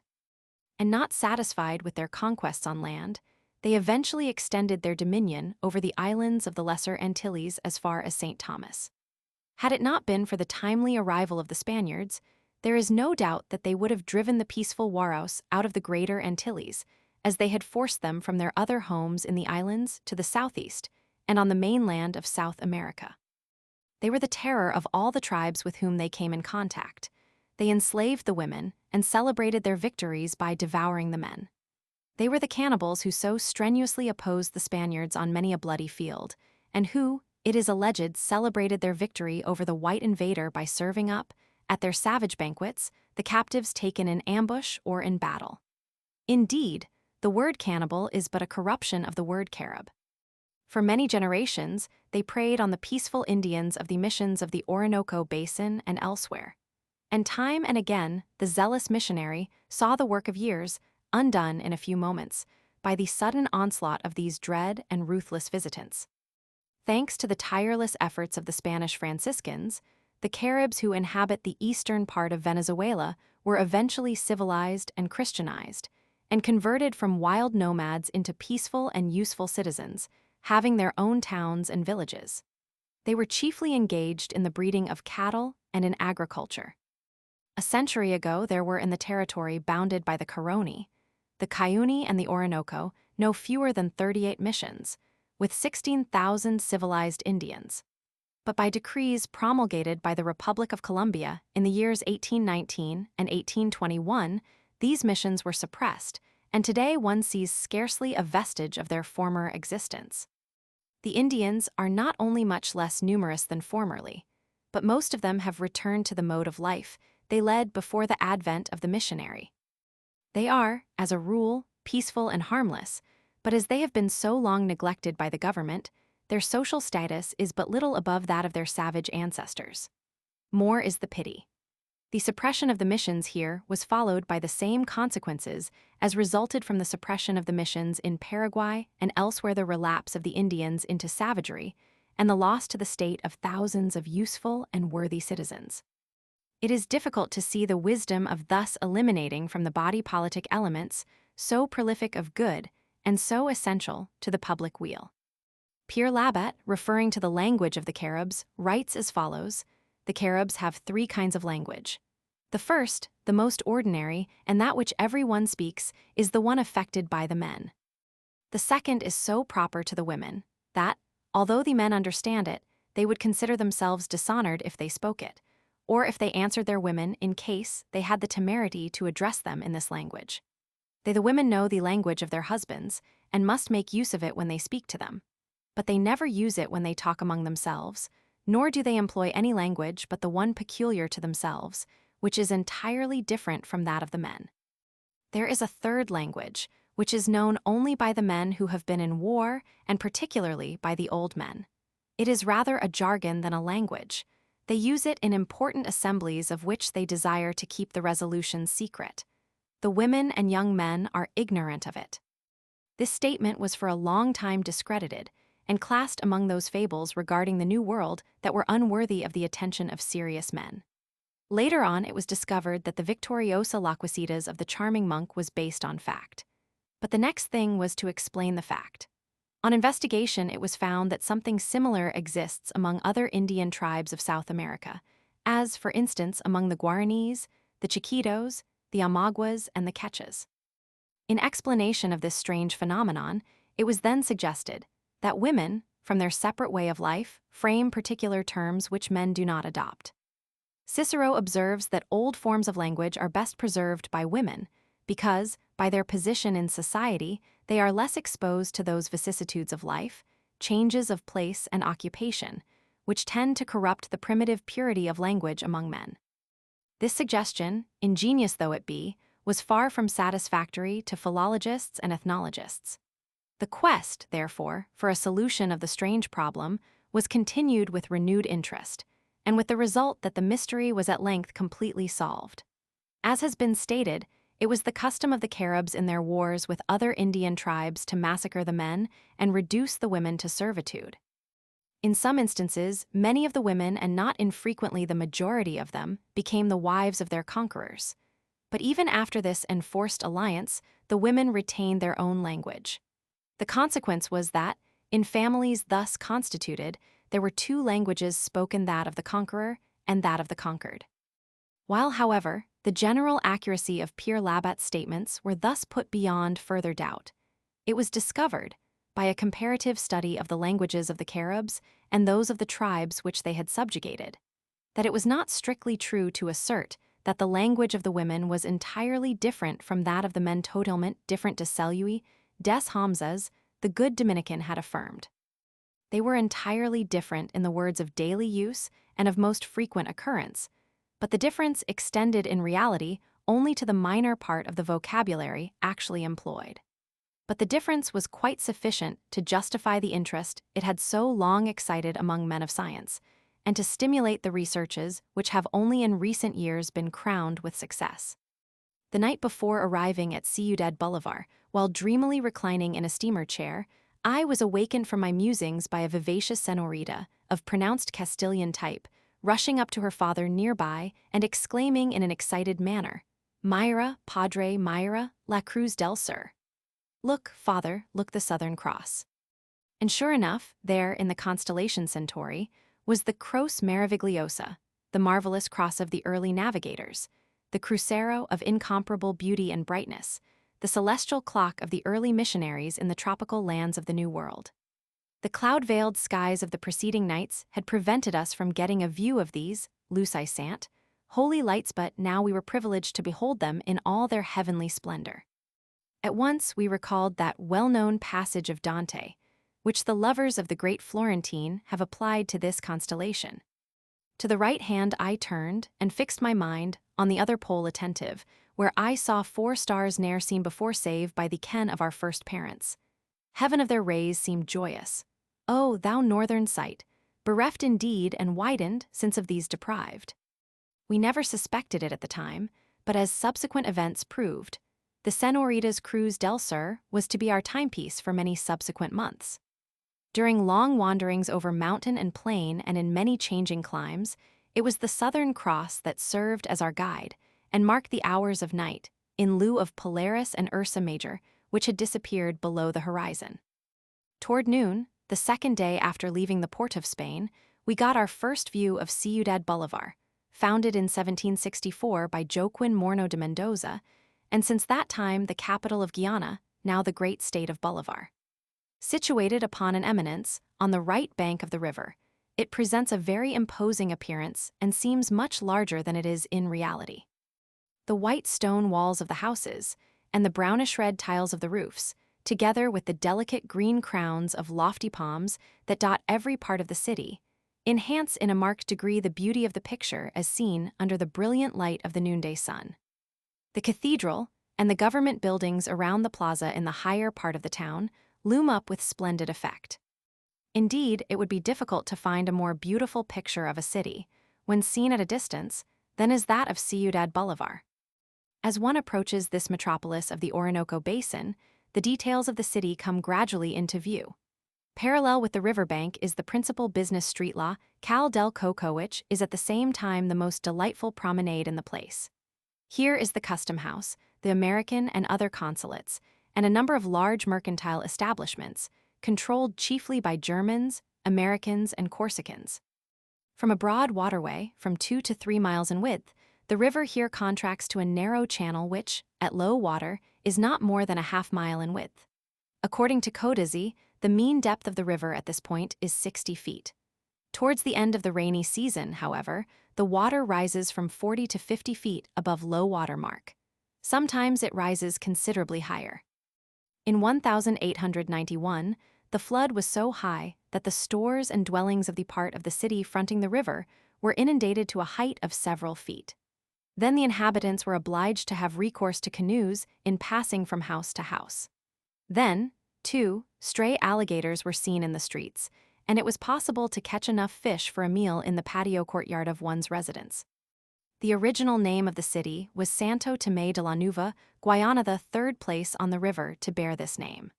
The first, it will be remembered, was situated at the confluence of the Caroni and the Orinoco and was destroyed by the Dutch in 1579. The second, now known as Los Castillos, formerly Guayana la Viejas, founded by Antonio de Berrio in 1591, and is famous in the history of this part of Venezuela for its vigorous resistance to Sir Walter Raleigh, whom Spanish writers designate as the Great Pirate Gualtero really.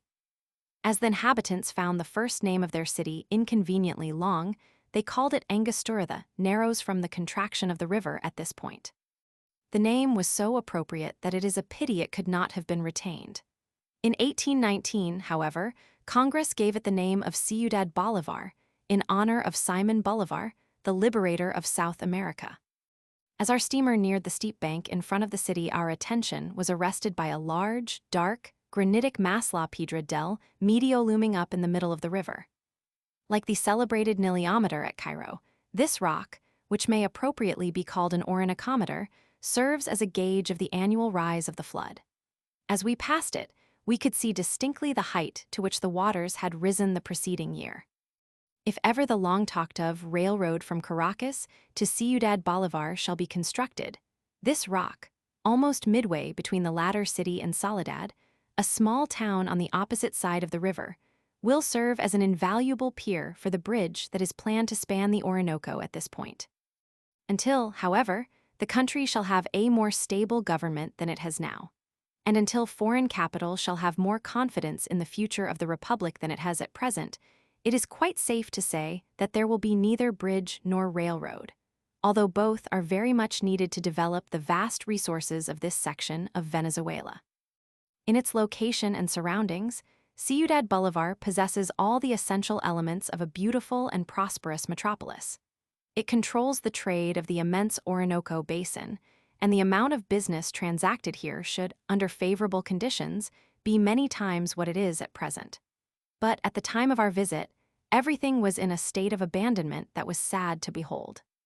The streets, parks, and public buildings, which could easily be made the most attractive features of the city, were in a neglected condition, and the number of vacant houses in certain sections, some crumbling into ruins, showed the inevitable effects of protracted misrule and periodic turmoil. When I asked one of the prominent merchants of the city the reason for the deplorable state referred to, he replied, "No hay dinero, hay tantas revolutions. There is no money, there are so many revolutions." And when I sought a reason for the business lethargy everywhere manifested, a similar reply was forthcoming. "Somos pobres, estamos arruinados, hay tantas guerras while gobierno es malísimo." We are poor, ruined. There have been so many wars and the government is very bad. Merchants, tradesmen, day laborers, professional men all, except government employees, who were interested in retaining their positions as long as possible, had the same pitiful story to relate. Oppressive taxes, exorbitant prices for many of the necessaries of life, intolerable monopolies, controlled by leading government officials or their favorites, had reduced the majority of the population to a condition bordering on despair. No encouragement was given to foreign capital for the exploitation and development of the immense natural resources of the country. On the contrary, foreigners were looked upon with suspicion, while Castro and his henchmen were openly antagonistic to them. Nor was it only in Ciudad Bolivar and in other parts of the Orinoco Valley that this lamentable condition of things obtained. We found the same business depression, the same hopeless outlook in Caracas, Valencia, Puerto Cabello, and other commercial centers of the Republic. Small wonder, then, was it that the discouraged, downtrodden people were longing and praying for a change in the administration. The long-desired change came at last, and in a way that no one could have foreseen. The dramatic downfall of Castro suddenly and unexpectedly opened the way to an amelioration of conditions that had become intolerable, while the accession of Gomez to power has inspired all patriotic and peace-loving Venezuelans with the hope that their long-distracted country is about to enter upon a new Aryan era of social progress and business prosperity, an era of amity with other nations, accompanied by a spirit of comedy, which was so long conspicuous by its absence. Notwithstanding the comparatively large number of vessels that come to this place, there is no wharf, and people here say that the great rise and fall of the river make it impossible to construct one. Fortunately, it is not a prime necessity, as the water, even in the dry season, is so deep that the largest vessels can approach so near the bank that both freight and passengers can be discharged by an ordinary gangplank. Our steamer, like all the others there, was moored head and stern by cables leading to the venerable ceiba trees that line La Cal del Coco high above us. The inclination of the bank, where merchandise is landed, amounts in places to almost 45 degrees, and yet no machinery of any kind is used for transferring even the heaviest kinds of freight from the vessel to the top of the acclivity. All is carried on the shoulders of men, usually mestizos and Negroes. We spent a week in and around Ciudad Bolivar, and, during this time, we had ample opportunities to study the manners and customs of its people. The population of the city is not more than 12 or 13,000, a small number for the entrepot of the immense Orinoco basin. Under less untoward conditions, it would be many times as great. To this place are brought the products of the forests and plains of the upper Orinoco and its numerous tributaries. Among the most important articles of export are hides, rubber, especially the coarser variety known as balata cacao, coffee, and tobacco from Zamora, pelts of the jaguar and other wild animals, tonka beans, capaba, and feathers. The last item is amazing when one considers what a slaughter of the feathered tribe it implies. We met a Frenchman here who was just packing for shipment to Paris several 100,000 egrets, the result of a 3 years' hunt in the forests and plains of the Orinoco basin. But he was not the only one engaged in this wholesale slaughter of birds. There were many others, and their work of despoiling the tropics of their most attractive ornaments extends to all the vast regions on both sides of the equator. The small Egret tardia candidissima, which supplies the most valuable plumes, and the large Egret tardia garzetta, which produces a coarser feather, are the principal victims. As only a few drooping plumes from the backs of the birds are taken, one can readily see what a terrific slaughter is required to meet the demands of the markets of the world. The worst feature about the business is that the birds are killed during the mating and breeding season. Already, the result is manifest in the rapidly diminishing numbers of egrets that frequent the garceros, the name given to the places where they nest and rear their young. The beauty of a few feathers on their backs, writes one who, if not a misogynist, is evidently in sympathy with the aims and purposes of our Audubon Society, will be the cause of their extinction. The love of adornment common to most animals is the source of their troubles. The graceful plumes which they doubtless admire in each other have appealed to the vanity of the most destructive of all animals. They are doomed, because the women of civilized countries continue to have the same fondness for feathers and ornaments characteristic of savage tribes. The houses of Ciudad Bolivar, built on a hill of dark, almost bare hornblende schist, are in marked contrast with those of the port of Spain. In Trinidad's capital, each residence usually frame is provided with numerous doors and jalousied windows and surrounded by gardens, with a profusion of the most beautiful tropical flowers and trees. Here, on the contrary, the houses, generally only 1 story high, have but one door, with all the external windows crossed by heavy iron bars, not unlike those of our jails. This, however, is not peculiar to Ciudad Bolivar, but obtains throughout Latin America, as it obtains in all the parts of Spain formerly occupied by the Moors. Yet these windows, which are in themselves so forbidding, are in the cool of the evening the most attractive parts of the house. Here bevies of bright, well-dressed senoritas, who, during the heat of the day, remain secluded in their rooms or some shady corner of the patio, congregate to enjoy the fresh air that is wafted to them on the wings of the trade winds, to listen to the daily gossip, and to exchange confidences with those of their companions who may have called to spend the evening. Here and there one will observe some philandering caballero, dressed as faultlessly as Beau Brummel, exchanging vows with some languishing Dulcinea behind the bars. So absorbed are they in each other that they are totally oblivious of all else in the world, and utterly unconscious of the attention they attract from the passers-by. For the time being they themselves are the world, and for them everything else is non-existent. We were sitting one evening in the beautiful plaza of Ciudad Bolivar, listening to the music of the military band, which plays here several times a week. The elite of the city were there. Beautiful, dark-eyed senoritas, adorned with their graceful mantillas, were promenading with their fathers and mothers, and gay young cavaliers were following at a discreet distance, acute la Espanola. The tropical trees and flowers, which gave to the plaza the aspect of a botanical garden, were beautifully illuminated, and without any effort of the imagination, one could easily imagine oneself in fairyland. Hard by, a young lady from Trinidad, on whose finger was a sparkling solitaire, was recounting, in a more audible tone than she imagined, the pleasures of her voyage up the Orinoco. In the glow of her enthusiasm, she declared to her confidant, "I am going to come to the Orinoco during my honeymoon. Don Esteban, evidently her fiancé, will just have to bring me here. I cannot imagine a more delightful trip anywhere." This young lady, who had traveled extensively in this inadvertent publication of her secret, but expresses the impression that would be reiterated, I fancy, by the majority of her sex under the same circumstances. The Orinoco is, indeed, beautiful, and a sail on its placid waters, if not the most delightful excursion one could take, as Miss Trinidad declared, is certainly one of the most delightful. The day before we were to return to the port of Spain, while chatting with a friend on the upper deck of our steamer which we had made our hotel, because the lodging houses of the city were so poor we saw a small vessel coming downstream under a full head of steam. On inquiry, we found it to be a boat from Orinoco, a small town in Colombia, on the river Meta. We immediately called upon the captain of the craft, and, as a result of our interview, determined to accompany him on his return trip to this distant point. When we left Trinidad, we had no intention of going further up the river than Ciudad Bolivar, but we had enjoyed everything so much that now that an occasion thus so unexpectedly presented itself, we rejoiced that we should have an opportunity of seeing more of the great Orinoco and of sailing on the waters of its great tributary, the historic Meta. Dreams of the past began at once to flit before us as possible realities in the near future.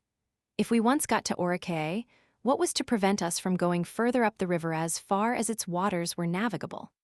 Then, by crossing the llanos of eastern Colombia and the cordilleras of the Andes, we would be in far-famed Bogotá, the Athens of South America. We had had, it is true, visions of this trip, but rather as something greatly to be desired than as even a remote possibility. And now, in a few moments after a brief conversation with the captain of the boat that had just moored alongside our own, the journey was decided on, and nothing remained but to make the necessary preparations. As, however, the steamer would not be ready to go to Orinoco for about 2 weeks, we concluded to return to the port of Spain and come back the following week. This would give us an opportunity of studying more in detail several interesting features of the lower Orinoco that we had only gotten a glimpse of during the upward trip, and of seeing by daylight parts of the river that we had before passed during the night.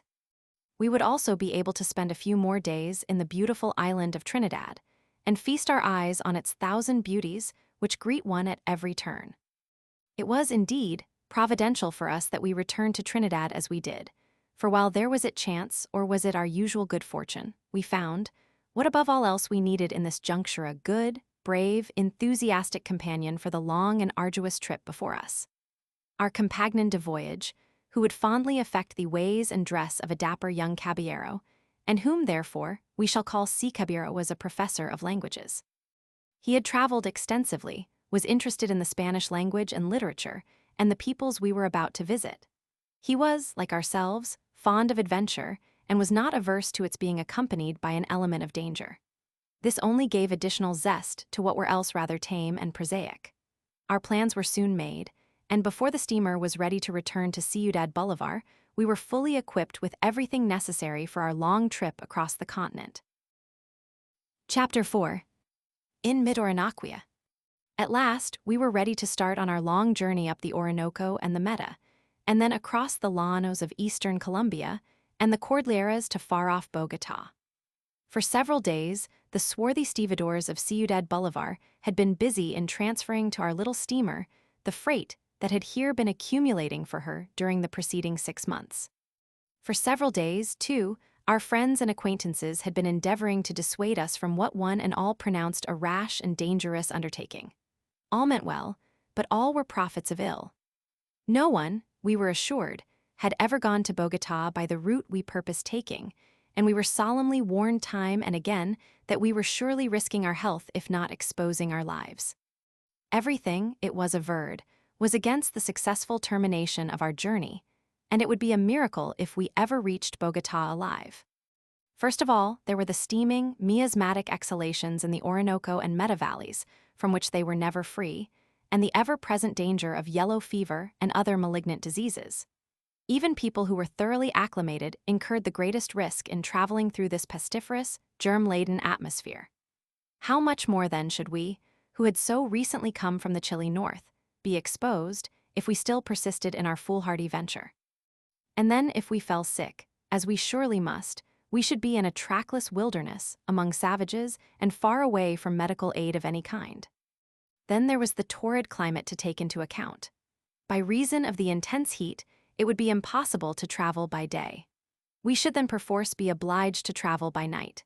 And this implied new dangers of straying from a poorly defined trail, or of falling into ravines or quagmires, and dangers from wild animals of all kinds, with which the forests and plains were always infested. There was the jaguar, always prowling about, seeking whom he might devour. The labary and boquira, serpents whose envenomed fangs bring certain death to their victims, and the dread boa that was pictured as hanging in untold numbers from the branches of the trees in the forests through which we should pass. A torrid climate, a reeky, malarial atmosphere, a region infested with venomous serpent sol, this was bad enough, but this was far from being the sum total of the pests and plagues we should encounter. There was that ever-present pest whose name is not legion, but billion, on which travelers in South America have exhausted their supply of adjectives in the vain attempt adequately to express their sentiments. I refer to what the Spaniard has so aptly called the plague, the cloud of mosquitoes of many species that constantly torment the traveler, and give him no rest night or day. We had read what various writers on the equinoctial regions had to say of the murderous onslaughts of the mosquito from the time of the early missionaries down to our own, and such reading was far from calculated to reassure one who was about to form a more intimate acquaintance of the plaga in question. In a work written on the Orinoco in 1822, Mr. J. H. Robertson, referring to this matter, declares that the biting, blistering, and intolerable itching, which is produced by clouds of mosquitoes, is indeed enough to make a man mad. He says that they made the passengers blacks as well as others that were on the boat with him almost roar with agony, and that in the morning the whole body exhibited one mass of small blisters from millions of bites we had received during the night. In a more recent book by another Englishman, it is stated that the Orinoco is the paradise of mosquitoes and the hell of travelers. There, insects of unusual size and speckled in an ominous and snake-like manner issued from the bush in millions and assailed every square inch of the exposed skin. Moreover, they stung through the boots, coat, and waistcoat and drew blood wherever they penetrated. On looking over these works again, we found that the miseries referred to were endured chiefly in the delta of the Orinoco, and not so much in the river above. Yet, strange to say, our experience, so far at least, was the very contrary of all this, although we had passed through the delta 3 times. On none of these occasions had we ever been molested by a single mosquito, or had we ever thought of using a mosquito net. As a matter of fact, nobody ever used such a protection against insects, as there was no call for it. Our natural inference was that the reports about this plaga of the Orinoco were much exaggerated, and we had reason to suspect that the same was true about the terrific heat against which we had so repeatedly been warned. We had been twice in La Guaira, which Humboldt declared to be one of the hottest places on earth, and had not suffered so much from the elevated temperature there as we had frequently suffered from the sweltering heat that so often oppresses one in New York and Washington. We remembered, too, that another German writer had characterized Ciudad Bolivar, on account of the intensity of the heat prevailing there, as the exit of hell, as La Guaira is its entrance. And yet during our sojourn of nearly 2 weeks in the Orinoco city, we never experienced the slightest discomfort from the temperature, nor did the thermometer ever rise within 10 degrees of the temperature often registered in some of our North Atlantic coast cities during the months of July and August. The truth was, we were beginning to grow quite skeptical about the much-vaunted dangers of equatorial travel. From our experience in traveling in other lands, we had learned how prone the majority of those who do not travel are to exaggerate unconsciously, perhaps dangers with which they have no personal acquaintance, and how inclined certain travelers are to magnify slight discomforts and trifling occurrences into dangerous and trying adventures, especially when their imaginary deeds of prowess are performed in countries rarely visited, and therefore beyond the control of a truthful recorder. The little heed we gave to all the dire predictions that had been so freely volunteered, and our persistence in going forward on our journey, as we had planned it, evidently led one of our friends to suspect our skepticism, and he accordingly resorted to what he honestly believed to be conclusive evidence of the futility of our purpose and the danger of our undertaking. This was an article that had recently been published in an English magazine which had just reached Ciudad Bolivar. The article was entitled Adventures on the Orinoco and contained the following paragraph. For many reasons, the Orinoco is one of the most dangerous rivers in the world. Not only are there countless physical dangers in the shape of sunken rocks, wrecks and tree trunks, huge sandbanks, ever-changing channels and bewildering currents, but also many living, though often hidden, perils in the form of man, beast, or reptile. The higher one ascends, and the farther one penetrates beyond the Mapier's rapids into the heart of the Alto Orinoco, the wilder the scene, and the more perilous the river. Sparsely populated as is the vast region above and immediately below the rapids, it is often the home of anarchy and misrule, and always a domain where the passions of men know not the restraints of law, and civilization is still a dream. To clinch his argument, our friend assured us that the Meta region whither we were bound was far worse than that of the upper Orinoco. The banks of the Meta were always infested by hordes of savage guahibos, the terror of eastern Colombia. Hiding in the dense underbrush that skirts the river, the first indication of their presence would be a shower of well-directed, poisoned arrows against the daring intruder into their jealously guarded domains. Only a few months before, a steamer like ours had been attacked near the mouth of the Meta by several hundred Indians and outlaws, and we were exposed to a similar assault from the same quarter, unless we would listen to reason and desist from our hazardous and reckless enterprise. Besides, he added finally, it is by no means certain that your boat will be permitted to reach its destination. As you know, the government is now engaged in quelling the revolution led by one Penelosa. Only a few days ago, a large steamer was dispatched to San Fernando, laden with arms and ammunition, and orders have been issued for your boat to call at Caycara and Urbana and be subject to the orders of the army, officers there awaiting instructions from the scene of war. If the steamer shall be needed by the government, as now seems more than probable, you will be left wherever the boat happens to be commandeered, and then you will have no means of returning hither except in a dugout, if you are fortunate enough to find one. To continue your course up the river in an Indian canoe, at this season of the year, at the beginning of the rainy season, is, of course, impossible. We were not frightened by the thought of meeting the Indians. We had met them before in many places, and had never found them so dangerous as depicted.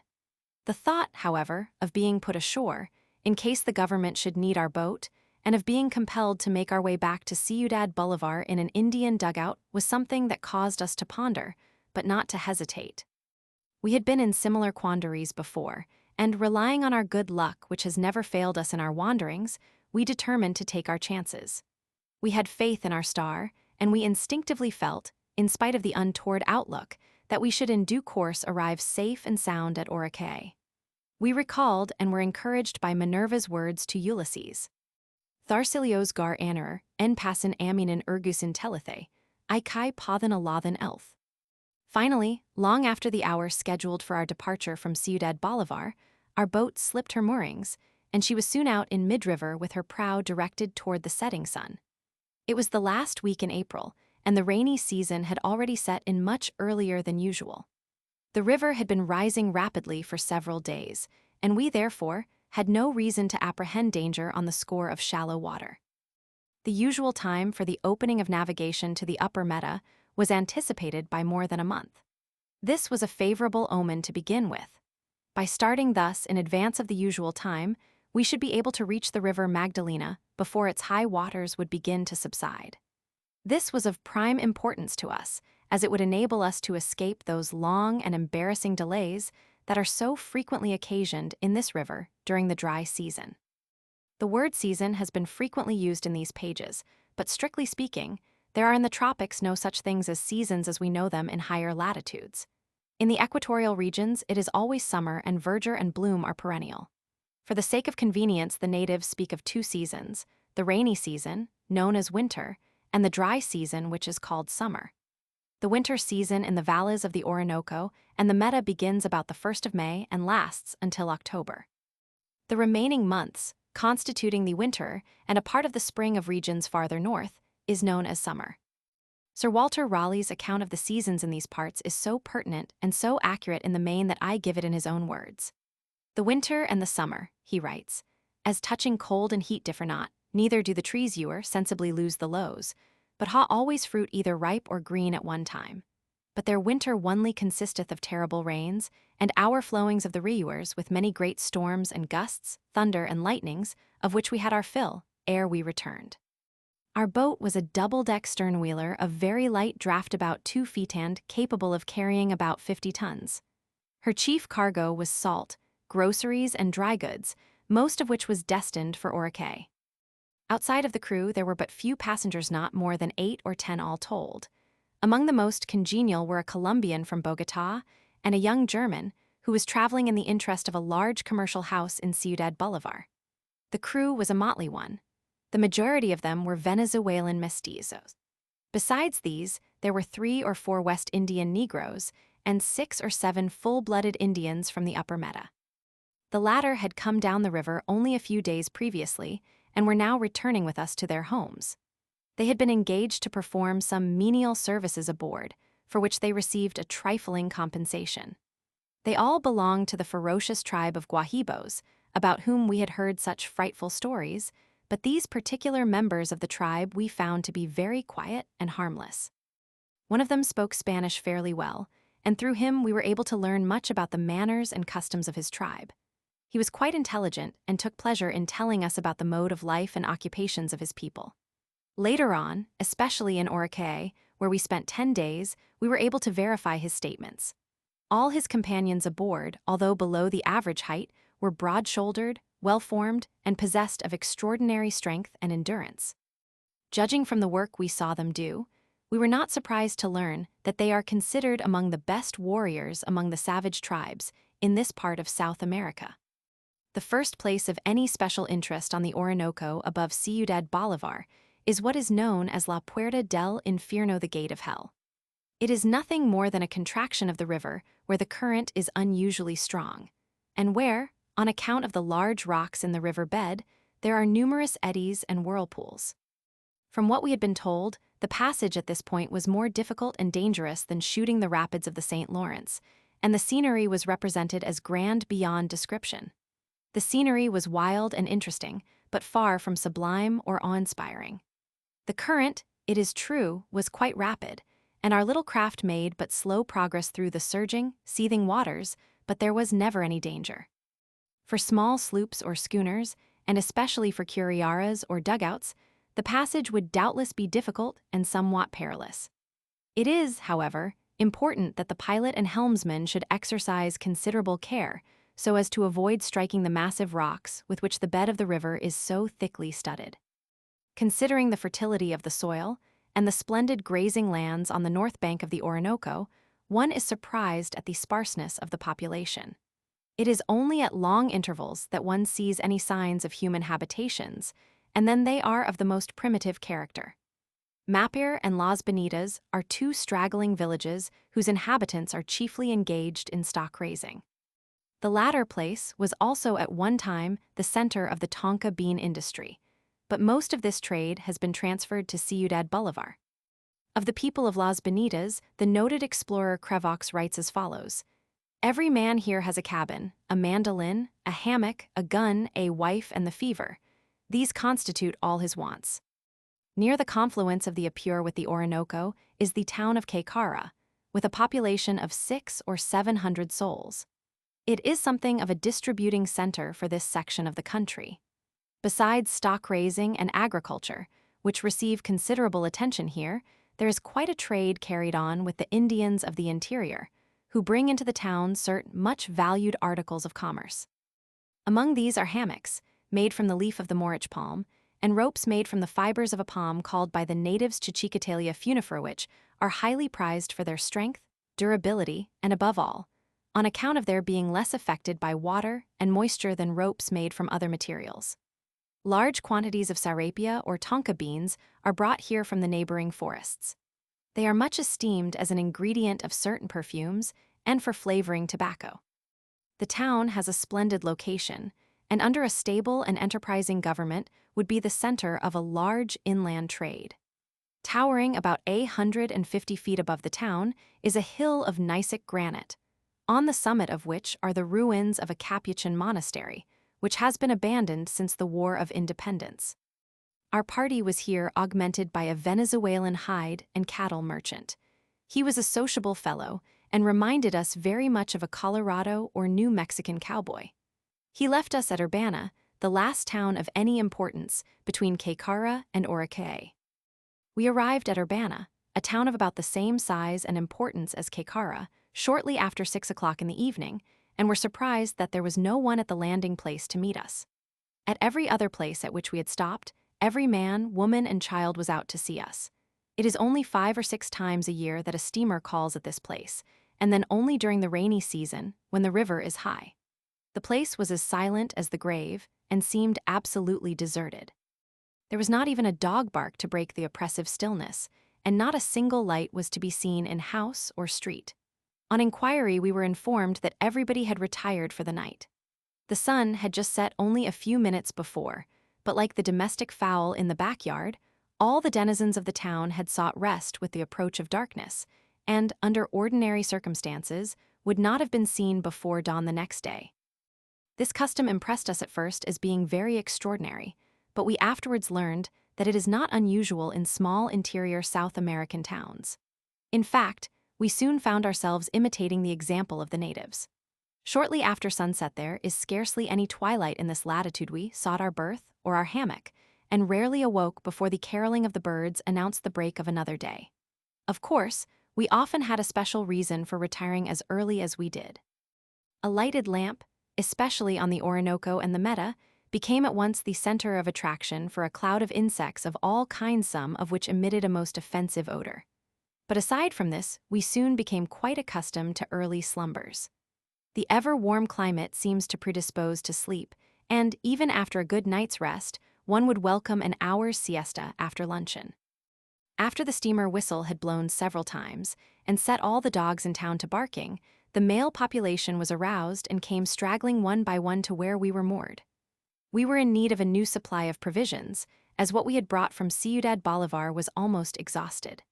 After making the round of the town, our steward was able, but not without difficulty, to get some eggs, chickens, and a Navilla heifer.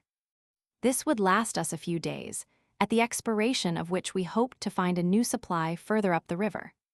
Much, however, as we were concerned about our commissariat, our interest was just then centered in the result of a confidential interview in progress between the captain and an army officer, who was to decide whether we should be permitted to proceed on our journey, or whether our boat should be appropriated for use in the campaign against the revolutionists, who were said to be heading towards the llanos of the Apure. This contingency had, like the sword of Damocles, been hanging over us ever since we left Ciudad Bolivar. Only a few days before, we had met a steamer returning from San Fernando de Apure, whither it had been dispatched with arms and ammunition, and there were grave reasons, so we were informed, for believing that we should be obliged to disembark at Urbana. If we could only reach Orinoco, we had every reasonable hope of making the remainder of our transcontinental journey without any special difficulty or danger.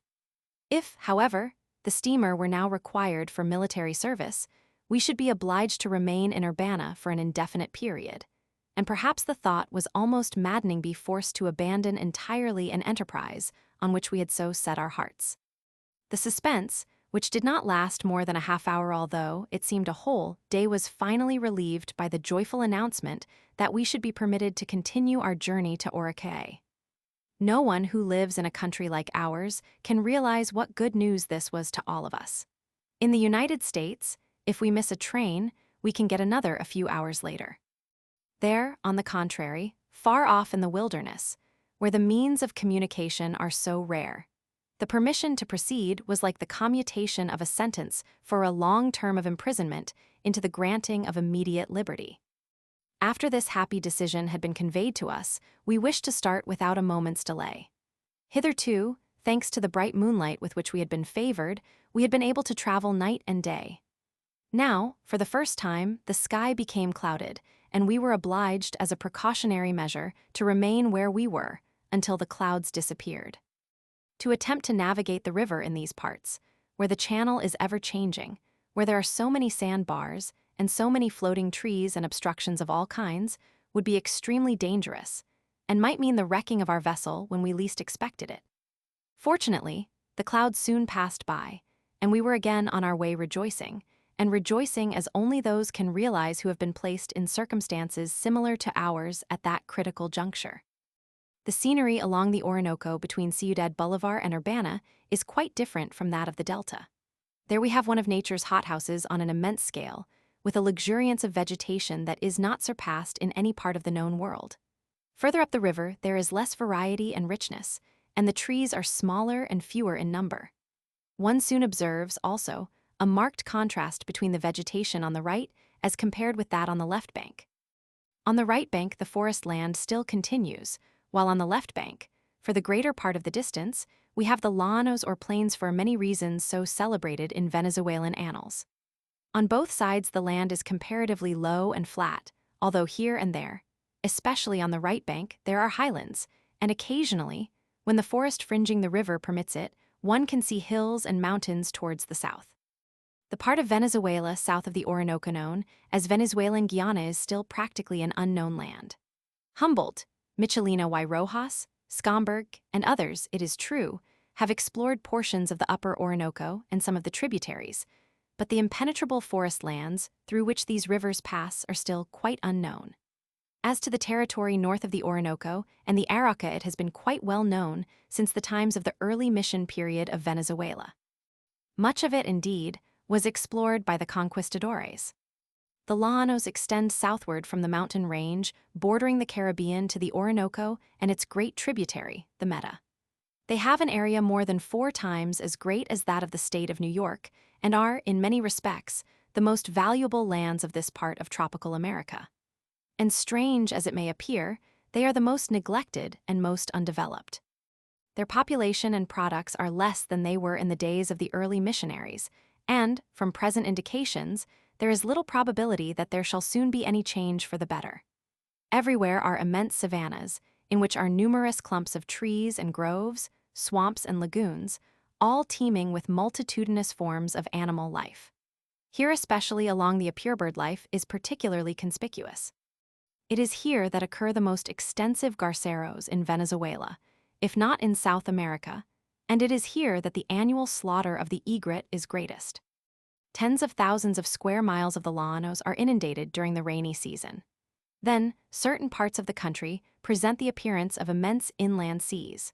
The rivers overflow their banks, and the floods rise almost to the tree tops of the nearly submerged forest. The landscape, then, is not unlike what it must have been during the Carboniferous period, immense stretches of dense, luxuriant woodlands in a vast freshwater sea. It is then that it seems an unfinished country, the mountains not yet having lent enough material to the llanos to keep them out of water during the entire year. For centuries past, the llanos have been famous for their immense herds of cattle and horses. It is said that Gen Crespo, one of the presidents of Venezuela, had no fewer than 250,000 cattle on his hatos ranches, and we were told of an old bachelor who now has a hato that counts 100,000 head of cattle, not to speak of an immense number of horses. During the War of Independence, the wild horses and cattle were in some parts so numerous as literally to render it necessary for a party of cavalry to precede an army on the march, for the purpose of clearing the way for the infantry and guns. And only a few decades ago, we were assured, the number of cattle was so great that they were slaughtered for their hides alone. During recent years, however, owing to the number of revolutions and the little encouragement afforded by the government to stock raisers, the herds on the llanos have greatly dwindled in size and number. Under favorable conditions, they could with ease greatly be multiplied and be made to contribute materially to the world's beef supply. The unlimited pampas, with their rich, succulent grasses, 10 to 12 feet high, are capable of supporting millions of cattle, and there is no reason why they should not be made available for the European and North American markets at much lower prices than the beef that is shipped from Argentina and Australia. Specially constructed cattle boats of light draft could be made to ply the Orinoco, the Apure, the Arauca, and the Meta at all seasons of the year. Under a settled and progressive government, the grazing industry should be the chief source of revenue of the Venezuelan Republic. But as conditions now are, cattle raising is in a most deplorable state. When we asked the llaneros people of the plains along the Orinoco and the Meta why they did not have larger herds on their magnificent savannas, they invariably replied, "What is the use? We get a large herd, and then there is a revolution. The army comes along and appropriates our cattle, and we never get a penny for them." During our trip up the Orinoco, we tried at a Conuco small farm to purchase some chickens, but were told by the proprietor that, although he usually had large numbers for sale, he did not then have a single one left. I heard yesterday that the revolutionists were coming this way. He had heard of the Penalosa outbreak, and I at once killed all my chickens and gave my family and friends a great chicken feast. If the soldiers had come, they would have taken all and would not have given me anything for them. There are no better horsemen in the world than the llaneros of Venezuela and Colombia. They have often been called the Cossacks of South America, and the name is not undeserved. In daring feats of horsemanship, their only rivals are the cowboys of our western plains and the intrepid gauchos of the pampas of Argentina. And no one has a greater love for horses than has the llanero. Like the Arab, he would rather part with his most cherished possessions than dispose of a favorite steed. For one who has met this modern centaur, or who is familiar with his mode of life, the reason is evident. As the llanero spends the greater part of his life on horseback, his faithful charger is to him, as to the Arab, not only a companion, but his dearest and most reliable friend. Hence one need not be surprised to hear him exclaim in the words of a llano bard, "Mi mujer y mi caballo si murieran un tiempo, que mujer, ni que demonio, mi caballo islo quacinto." All his actions and exertions, declares Pease, must be assisted by his horse. For him, the noblest effort of man is when, gliding swiftly over the boundless plains and bending over his spirited charger, he overturns an enemy or masters a wild bull. Like the character described by Victor Hugo, he would not fight except on horseback. He forms but one person with his horse. He lives on horseback, trades, buys and sells on horseback, eats, drinks, sleeps, and dreams on horseback. Give the llanero a horse, and the equipment of a lance and a gun, a poncho and a hammock, and he is independent. With these he is at home wherever the setting sun may happen to find him. The hammock serves him for a bed, and the poncho for a protection against sun and rain, while with his lance and gun he can easily secure the food he may require. Having these things, he is happy, and although he may be poor in all other worldly goods, he is ever ready merrily to sing. Con mi lanza y mi caballo, no me importa la fortuna, a lumber o no a lumber el sol brill, o no brill la luna. It was the llaneros who during the war with Spain contributed so much towards achieving the independence of both Venezuela and New Granada. Under their leader, Pease, they allowed the Spanish army no peace day or night. Armed with their long lances, they seemed to be ubiquitous and pursued their enemies with unrelenting fury. And the novelty of their methods of warfare in anticipation of those so successfully employed by the Boers in their recent war with England were such as quite to disconcert those who rigidly adhered to the tactics in vogue in Europe. On one occasion, Pease dislodged a large detachment of Spaniards by driving wild cattle against them, and then burning the grass by which they were surrounded, utterly destroyed all of them. How like De Wet's methods in the Transvaal. On another occasion, it was necessary for Bolivar's army to cross the Apure, near San Fernando, in order to engage Morillo, whose headquarters were then at Calabozo. But Bolivar had no boats, and the Apure at this point was wide and deep. Besides, the Spanish flotilla was guarding the river at the point opposite to which the Patriot forces were marching. Bolivar was in despair. Turning to Pease, he said, "I would give the world to have possession of the Spanish flotilla, for without it I can never cross the river, and the troops are unable to march." "It shall be yours in an hour," replied Pease. Selecting 300 of his Llanero lancers, all distinguished for strength and bravery, he said, pointing to the gunboats, "We must have these flecheras or die. Let those follow Tio who please." And at the same moment, spurring his horse, he dashed into the river and swam towards the flotilla. The guard followed him with their lances in their hands, now encouraging their horses to bear up against the current by swimming by their sides and patting their necks, and shouting to scare away the crocodiles, of which there were hundreds in the river, till they reached the boats, when mounting their horses, they sprang from their backs on board them, headed by their leader, and to the astonishment of those who beheld them from the shore, captured every one of them. To English officers, it may appear inconceivable that a body of cavalry with no other arms than their lances, and no other mode of conveyance across a rapid river than their horses, should attack and take a fleet of gunboats amidst shoals of alligators. But strange as it may seem, it was actually accomplished, and there are many officers now in England who can testify to the truth of it. The islands between Urbana and the cataracts of Achers have long been famous for the number of turtles that annually congregate on them. During the dry season, they come to these islands by hundreds of thousands and deposit their eggs in the playas or sandbanks, which are here quite extensive. So great is their number, says Padre Gumilla, that it would be as difficult to count the grains of sand on the shores of the Orinoco as to count the immense numbers of turtles that inhabit its margins and waters. Were it not for the vast consumption of turtles and their eggs, the river Orinoco, despite its great magnitude, would be unnavigable, for vessels would be impeded by the enormous multitude of the turtles. Humboldt estimated the number which, in his time, annually deposited their eggs on the banks of the middle Orinoco to be nearly 1,000,000. Owing to the abandonment of the system of collecting the eggs that prevailed in the time of the missionaries, the number of turtles is not now so great as formerly. The amount of oil, however, that is still prepared from turtle eggs is sufficient to constitute quite an important article of commerce. The time of the cosecha egg harvest always brings together a large crowd of Indians of various tribes, besides a number of pulperos small traders from Urbana and Ciudad Bolivar. To our great disappointment, we arrived a few days too late for the harvest. We were able to see no more than a few belated turtles here and there, and the abandoned palm leaf huts that served to protect the Indians from the sun during their temporary residence on these sandbanks, which have been the favorite resorts of countless turtles from time immemorial. Our steward was fortunate enough to get a large fine turtle, weighing fully 50 pounds, and we had turtle steak and turtle soup that would delight the most confirmed epicure. Our chef, we may add in this connection, took pride in his work, and his skill and attention contributed not a little to the pleasure of our fortnight's voyage on the little steamer which he served so well. A matter of ever-increasing astonishment to us was the continued great width of the Orinoco, after we had passed such immense tributaries as the Caroni, the Cora, the Apure, and the Arauca. Near Urbana, 600 miles from its mouth, it has a breadth of more than 3 miles.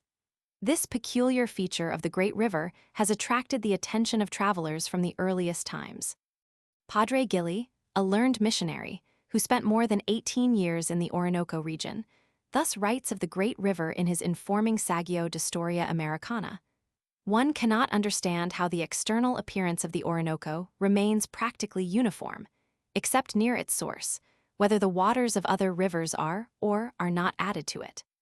Dupons tells us that the inhabitants attribute to the waters of the Orinoco many medical virtues, and affirm that they possess the power of dispelling wens and such like tumors. As for ourselves, we made no experiments in this direction. We found the water so muddy from the delta to the meta that if a tumbler full of it were set aside for a while, the bottom of the glass became covered with quite a thick layer of yellow sediment. We did not find it to possess the offensive, disgusting odor, due to dead crocodiles, turtles, and manatees of which many travelers have complained, but we did take good care never to drink any of it without having it carefully filtered. On leaving Ciudad Bolivar, we had a limited supply of ice in a small refrigerator. This was a real luxury while it lasted. At first, we thought it would be difficult to become accustomed to drinking the warm water of the rivulet had a temperature of 82 degrees F, but we soon became quite used to it, and rarely, if ever, thought of the absence of ice. We had spent nearly 2 months in Venezuela and were about to enter the neighboring Republic of Colombia. During that period, we had visited most of the chief cities of the coast and of the interior, and had come into contact with all classes of people. We had talked with them about matters religious, educational, social, economic, political, and only rarely did they manifest any disinclination to express their honest opinions about men and things. Apart from a certain class of professional revolutionists who have everything to gain and nothing to lose from internecine strife, we found that the great majority of the population is, in spite of what has been said to the contrary, peace-loving and thoroughly sick of the turmoil of which they have so long been the helpless victims. The better elementold Venezuelan families of Spanish descent, which should be the ruling element, but which is too often kept in the background by ambitious adventurers and unscrupulous spoilsmen, have lofty ideals for their country and long to see it become the home of peace and industry, of progress and culture.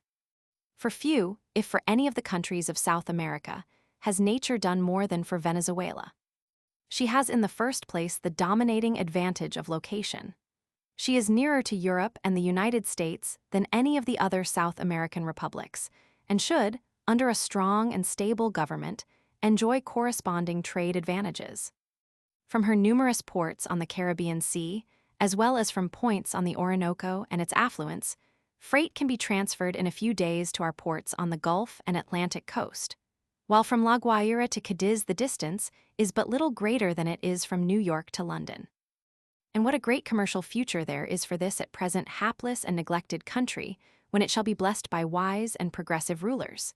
It has soil of marvelous fertility and possesses mineral deposits of all kinds and of untold value. It has tens of thousands of square miles of the best grazing land in the world, capable of supporting millions of cattle. In the lowlands, all the productions of the tropics are found, and their annual yield could be enormously increased. In the plateaus of the mountain chains are produced the fruits and cereals of the temperate zone of the best quality and in surprising abundance. Then there are the rare and beautiful woods of its interminable virgin forests, sources of wealth yet untouched and all but unknown, except to the few who have explored this land of marvelous natural resources. Such are some of nature's gifts to Venezuela, but the extent of her bounty is as astonishing as its variety. How few are there who have an adequate conception of the extent of this country? It is a land that is scarcely known to the general reader except in connection with one of its periodic revolutions.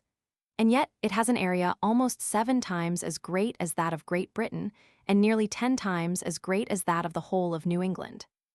In extent of territory it equals France, Germany and Italy, Belgium and the Netherlands, Ireland and Switzerland all combined. And yet, incredible as it may appear, its total population, including Indian savage as well as civilized, is less than that of New York City. If the population of Venezuela were as dense as that of Belgium, the country would count 358 million inhabitants. Sparse as is the population, it is rather a matter of surprise that the number of inhabitants is so great rather than that it is so small. During a period of 70 years, there have been no fewer than 76 revolutions. During 60 of these years, the country has seen 2 armies almost continually in the field. The poor soldiers, mere puppets of soulless adventurers, rarely knew what they were fighting for. Against their will, they were torn from their homes and families to enable ambitious leaders to get control of the government. The death rate has been appalling, at times greater by far than the birth rate. Some of the revolutions, it is estimated, have caused the loss of more than 100,000 lives. For this reason, there has been a decrease in the population during the last 50 years instead of an increase. Indeed, it may be questioned whether there are as many inhabitants in the country today as there were before the war with Spain, or even at the time it was first visited by Europeans. It would be difficult to name another country, except possibly Haiti, where, in proportion to the population, war has wrought greater ravages and counted more victims. A country that should be a land of peace and plenty has for generations been an armed camp of contending factions, in which the worst elements have come to the front and in which justice and innocence and respectability have been trampled underfoot. With all this were the usual concomitants of such a condition of affairs atrocities that the pen would fail to describe: deaths from famine and pestilence, deaths from the machete, and from imprisonment in dark and foul dungeons. Like northern Italy, after the death of Frederick Roman II, Venezuela, in the words of Dante, has been for nearly a century full of tyrants, and the veriest peasant lad becomes Marcellus in the strife of parties. And there was the consequent stagnation of business and paralysis of industry of every kind, and the destruction of property on a scale that seems incredible. Such has been the fate of Venezuela since the time of Bolivar, whom its people hail as the liberator, as the Washington of South America. But pitiful as has been the country's lot, unfortunate as it is today, the future is not without hope. Only one thing is necessary to change the present lamentable condition of affairs and convert Venezuela into a great and happy country. That one thing is a manna ruler of strong arm and stout heart, who is a patriot in deed as well as in name. A president who, forgetful of self, will devote himself entirely to the development of the country's resources and to the happiness of his people. A statesman who will be intelligent enough and forceful enough to bring order out of chaos, and give to a long-suffering people those blessings of civilization which, for generations past, they have known only by name. The task is difficult, very difficult, but it is not impossible. It is only a few decades ago since Mexico was as turbulent a country and as noted for pronunciamientos and revolutions as Venezuela is today.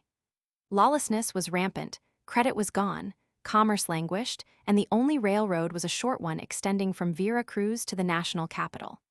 Within a single generation, this has been all changed, and through the efforts of one man, Porfirio Diaz.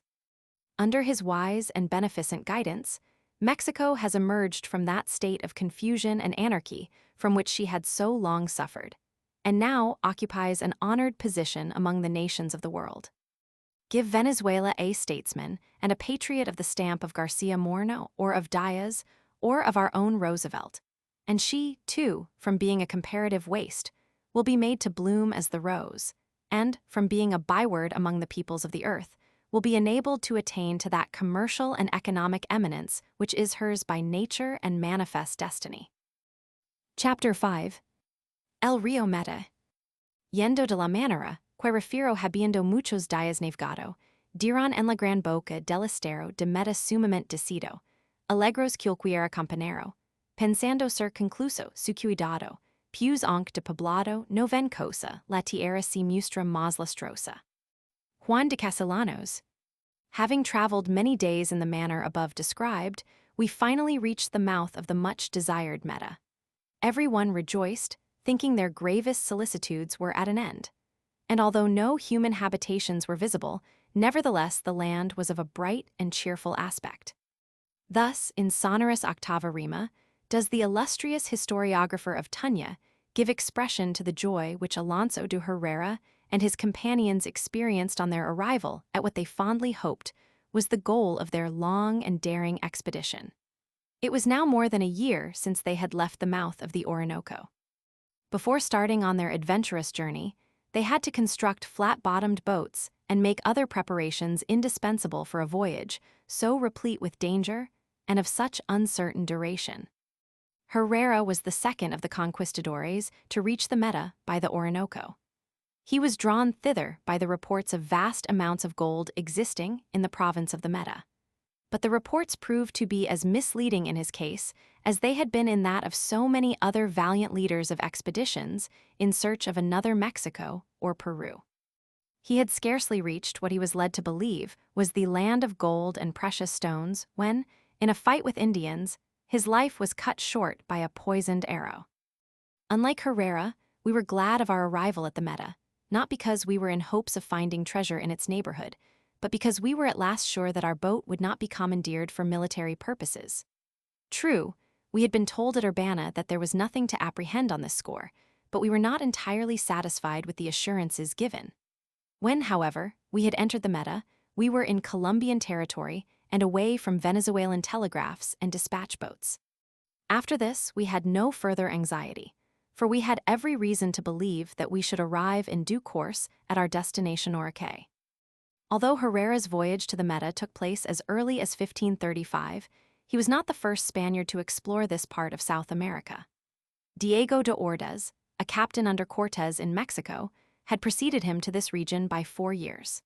Instead of continuing his journey up the Meta, as he had been advised by his Indian guides, who assured him that toward the west he would find an abundance of gold, he endeavored to go towards the south on the Orinoco. He found his plans thwarted by the great rapids he encountered, probably those of Achers or Mapier's End, was compelled to return without having accomplished anything more than making a general reconnaissance of the country through which he had passed. I refer especially to the expedition of Diego de Ordaz, because it was the first of those famous expeditions made on the great rivers of the New World by the conquistadores. He anticipated Orellana's marvelous voyage down the Amazon by nearly 10 years. I have also another reason, a personal one, for alluding to it. 25 years before my arrival at the juncture of the Orinoco, and the Meta, I had made the ascent of Popocatépetl and explored the same crater from which, more than 3.5 centuries before, Diego de Ordaz, to the great amazement of the Indians, had taken out sulfur for the manufacture of gunpowder. When scaling this lofty volcano, I had frequently thought of the courage and endurance of this dauntless Spaniard in accomplishing a task which was then far more difficult than it is now. According to Herrera, it was then in action, and the smoke and flames rendered the ascent next to impossible. To the Indians, the crater was the mouth of hell in which tyrants had to be purified before they could enter the abode of the blessed. But difficult and hazardous as was the ascent of Popocatépetl, the voyage up the Orinoco was, in the days of Ordaz, far more so. Not so today, when the trip can be made in a steamer with comparative ease and comfort. But it did seem strange that we two should have visited two such unlikely places and so widely separated from each other in time and space. It was almost like having a rendezvous with an old friend. I confess that I not only thought of Ordaz, but imagined that I felt his presence. The great conquistador should have been permitted not only to wear a burning volcano on his armorial bearings as was allowed him by Charles V, but he should also have been granted the privilege of having depicted on his coat of arms one of the great rapids of the Orinoco, La Puerta del Infierno, for instance, which he had so successfully passed. His achievements have been eclipsed by many of his contemporaries, but in enterprise and daring, he is second to none. As I have said, we were very glad to reach the Meta, but I personally felt a pang of regret on leaving the Orinoco. Nothing would have pleased me more than to have continued on the waters of this great river until we should have reached the wonderful Cassiquire, which connects the Orinoco with the great Rio Negro and with the still greater Amazon. I consoled myself with the thought that possibly I might be able to make this journey later on, and then probably extend it through the Madeira, Mamoré, Pilcomayo, and Parana to Buenos Aires. This had long been a fond dream of mine. Will it ever be realized? In the language of one of my Spanish companions, Dios verá, will see, for it is not impossible. I say it is not impossible, because a part of the journey from the Orinoco to the Amazon has often been made and is still frequently made every year by traders, missionaries, and others. And contrary to what is often asserted, it is not an undertaking of any particular difficulty or danger. The same may be said of the journey from the Amazon to the Parana. There is reason to believe that the first to make the journey between the Amazon and the Orinoco, by way of the Cassiquire, were Lope de Aguirre, the trader, and his companions, who went from Peru to the northern coast of Venezuela in 1561. The first white man to pass from the Orinoco to the Rio Negro by the Cassiquire was the missionary, Padre Ramon. He made the round trip from his mission near the mouth of the Meta to the Rio Negro in about 8 months, and at a time when some of his associates, Padre Gumilla among the number, were endeavoring to prove that there was no connection between the Orinoco and the Amazon, and that, consequently, a journey from one to the other by boat was impossible. After Padre Ramon's time, the journey between the Amazon, the Orinoco, and vice versa was a very ordinary occurrence for missionaries and traders.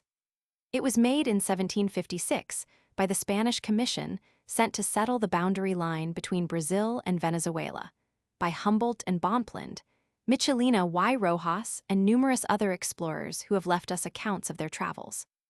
Since the missions have been suppressed, the Indian population between Urbana and San Fernando de Atabapo has greatly diminished, and, as a result, the traveler at times finds great difficulty in securing boats and rowers. In Humboldt's time, the trip was comparatively easy. There were flourishing missions along the entire course of his travels through New Andalusia and Barcelona, through the llanos of Venezuela, along the Orinoco from Angostura to Urbana, and from Urbana to the Brazilian frontier on the Rio Negro. Now all this is changed. If he could return to the scene of his famous explorations, he would not be able to locate even the site of many of the missions where he was so kindly entertained, and of whose hospitality he writes in terms of such unstinted praise. From Ciudad Bolivar to San Carlos, on the Rio Negro, a distance of nearly 1,000 miles, he would not find more than one or two at most. Even San Fernando de Atabapo, that in Humboldt's time was the capital of a province and an important missionary center, is today without a pastor. A priest from Ciudad Bolivar goes to this distant place more than 700 miles away once a year to look after the spiritual welfare of the few inhabitants that still remain there.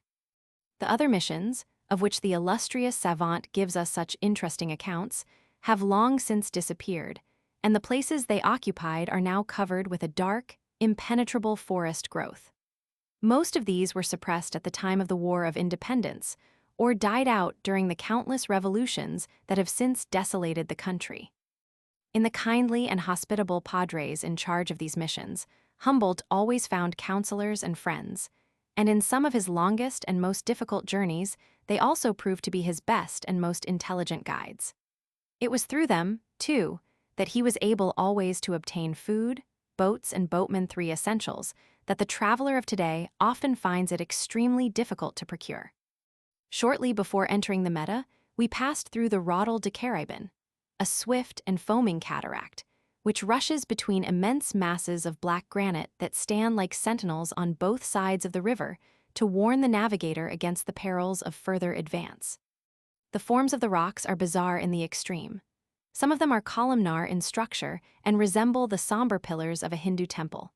Others are more fantastic in shape and would easily pass for a Sardinian Noregha in ruins. From one point of view, the rocks present the appearance of a dismantled fortress with its bastions, parapets, and embrasures, its glacis, scarps, and counterscarps. But the most singular spectacle of all is a formation on the right bank of the river that seemed, for all the world, to be a petrified battleship, just such a man of war as might have been fashioned by the hammer of Thor and used by a race of Titans.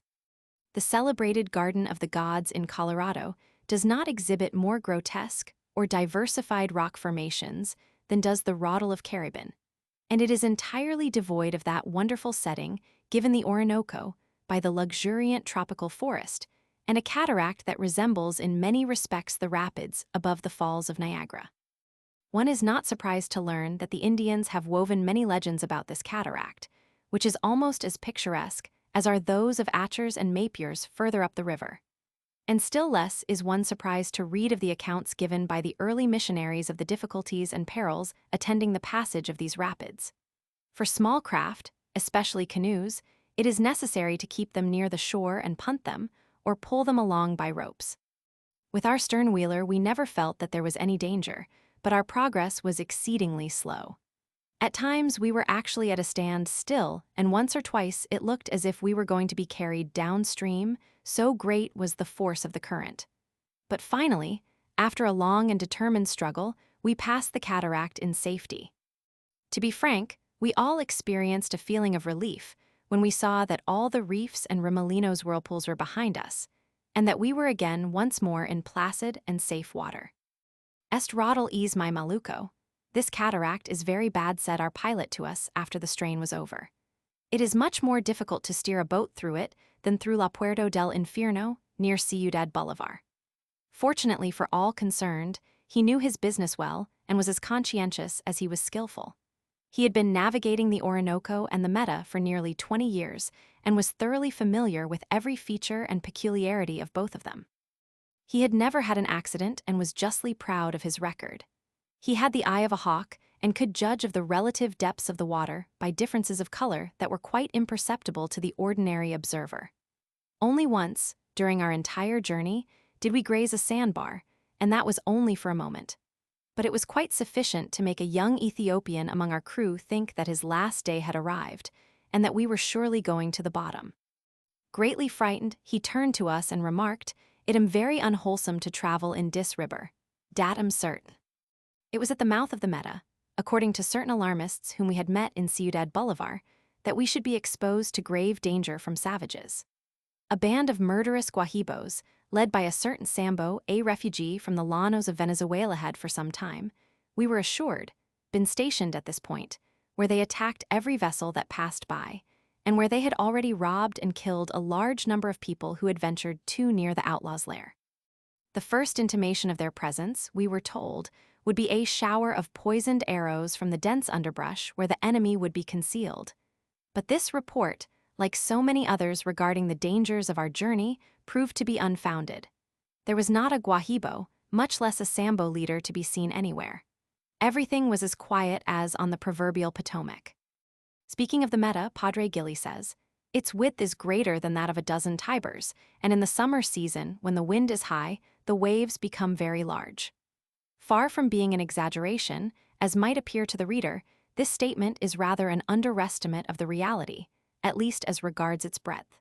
In places it is fully 2 miles, wide, almost as broad as the Orinoco near the delta. And this is not because of the shallowness of the river. According to Humboldt, its mean depth near its mouth is 36 feet, and it sometimes attains to more than twice this depth. One of the chief affluents of the Meta from the north is the river Casanare. We were much interested in this on account of its historical associations. It was down this river that Don Antonio Berrio, the son-in-law of the famous adelantado Gonzalo Jimenez de Quesada, came on his celebrated expedition from Bogotá to Trinidad. He was the first white man to undertake this long journey, and, considering the difficulties of travel at that time, through an unknown land, and often through the territory of hostile savages, his finally attaining his destination was, indeed, a wonderful achievement, comparable, in some respects, with that of Orellana down the Amazon a few decades before.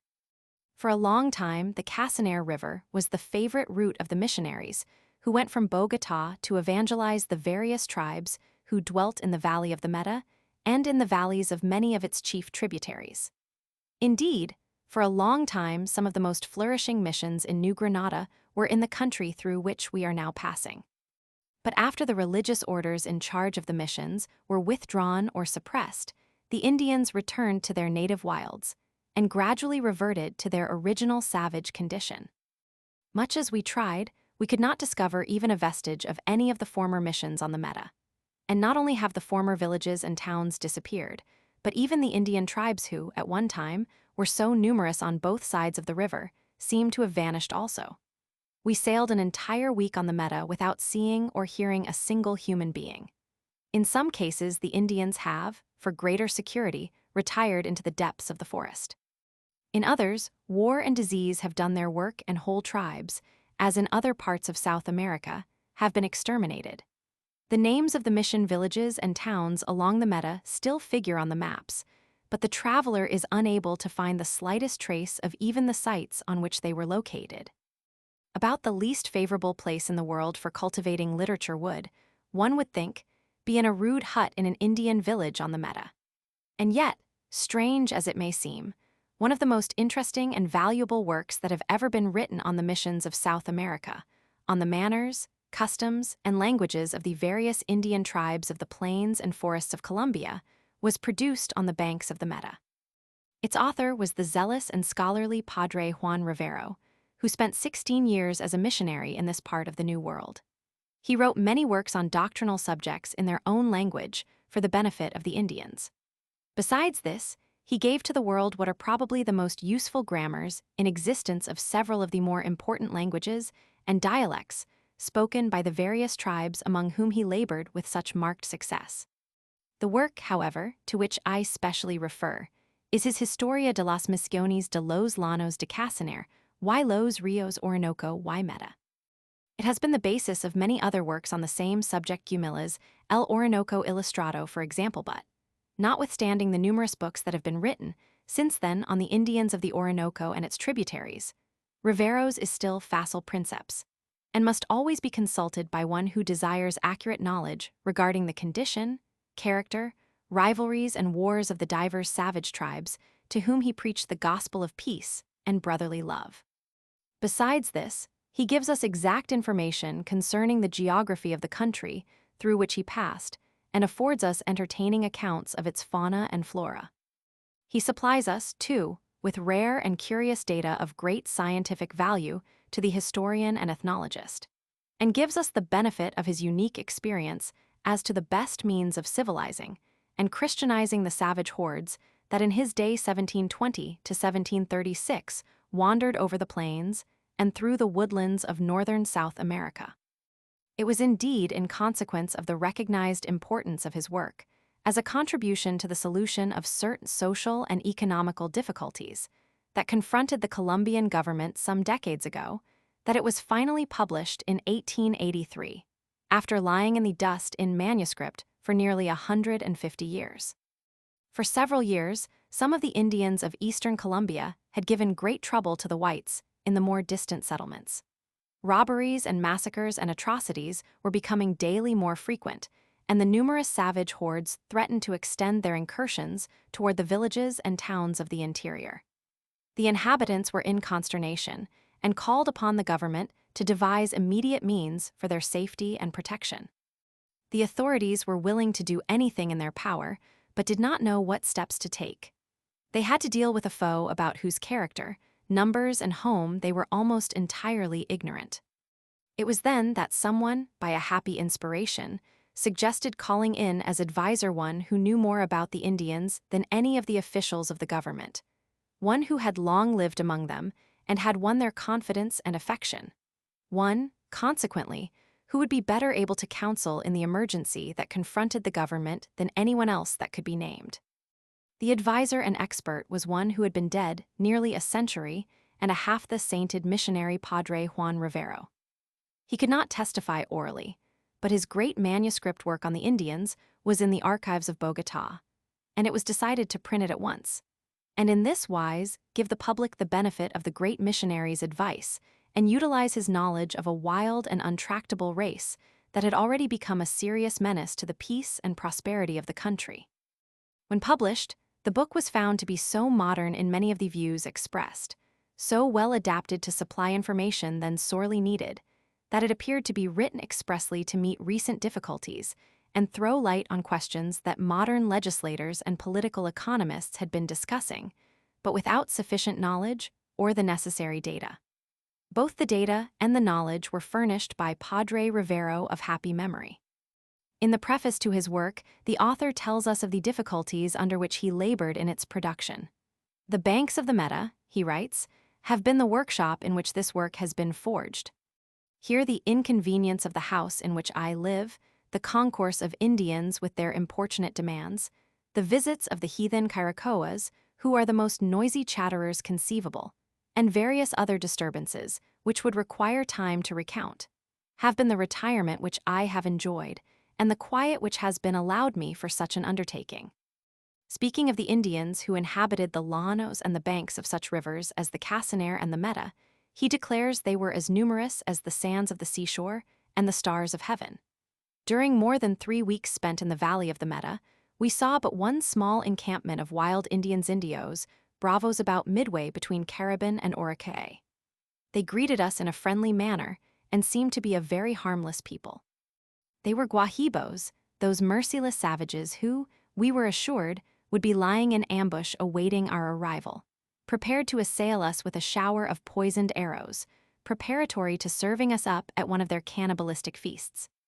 As to the monkeys, skipping from tree to tree along the Meta, and exciting the admiration of the traveler by their antics and grimaces, he avers that their number is an embarrassment to the arrows directed against them.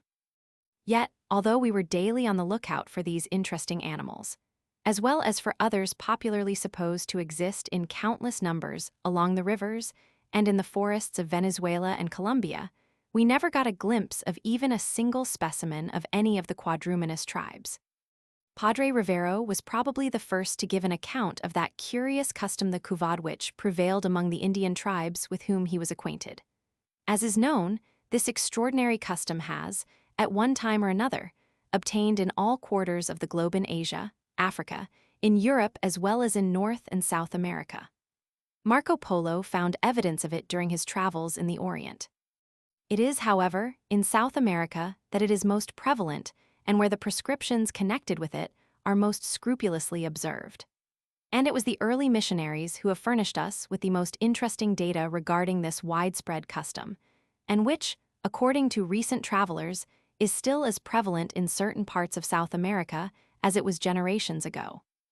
It is a ridiculous thing, says Rivero, of which I am about to speak, but it is nevertheless a reality.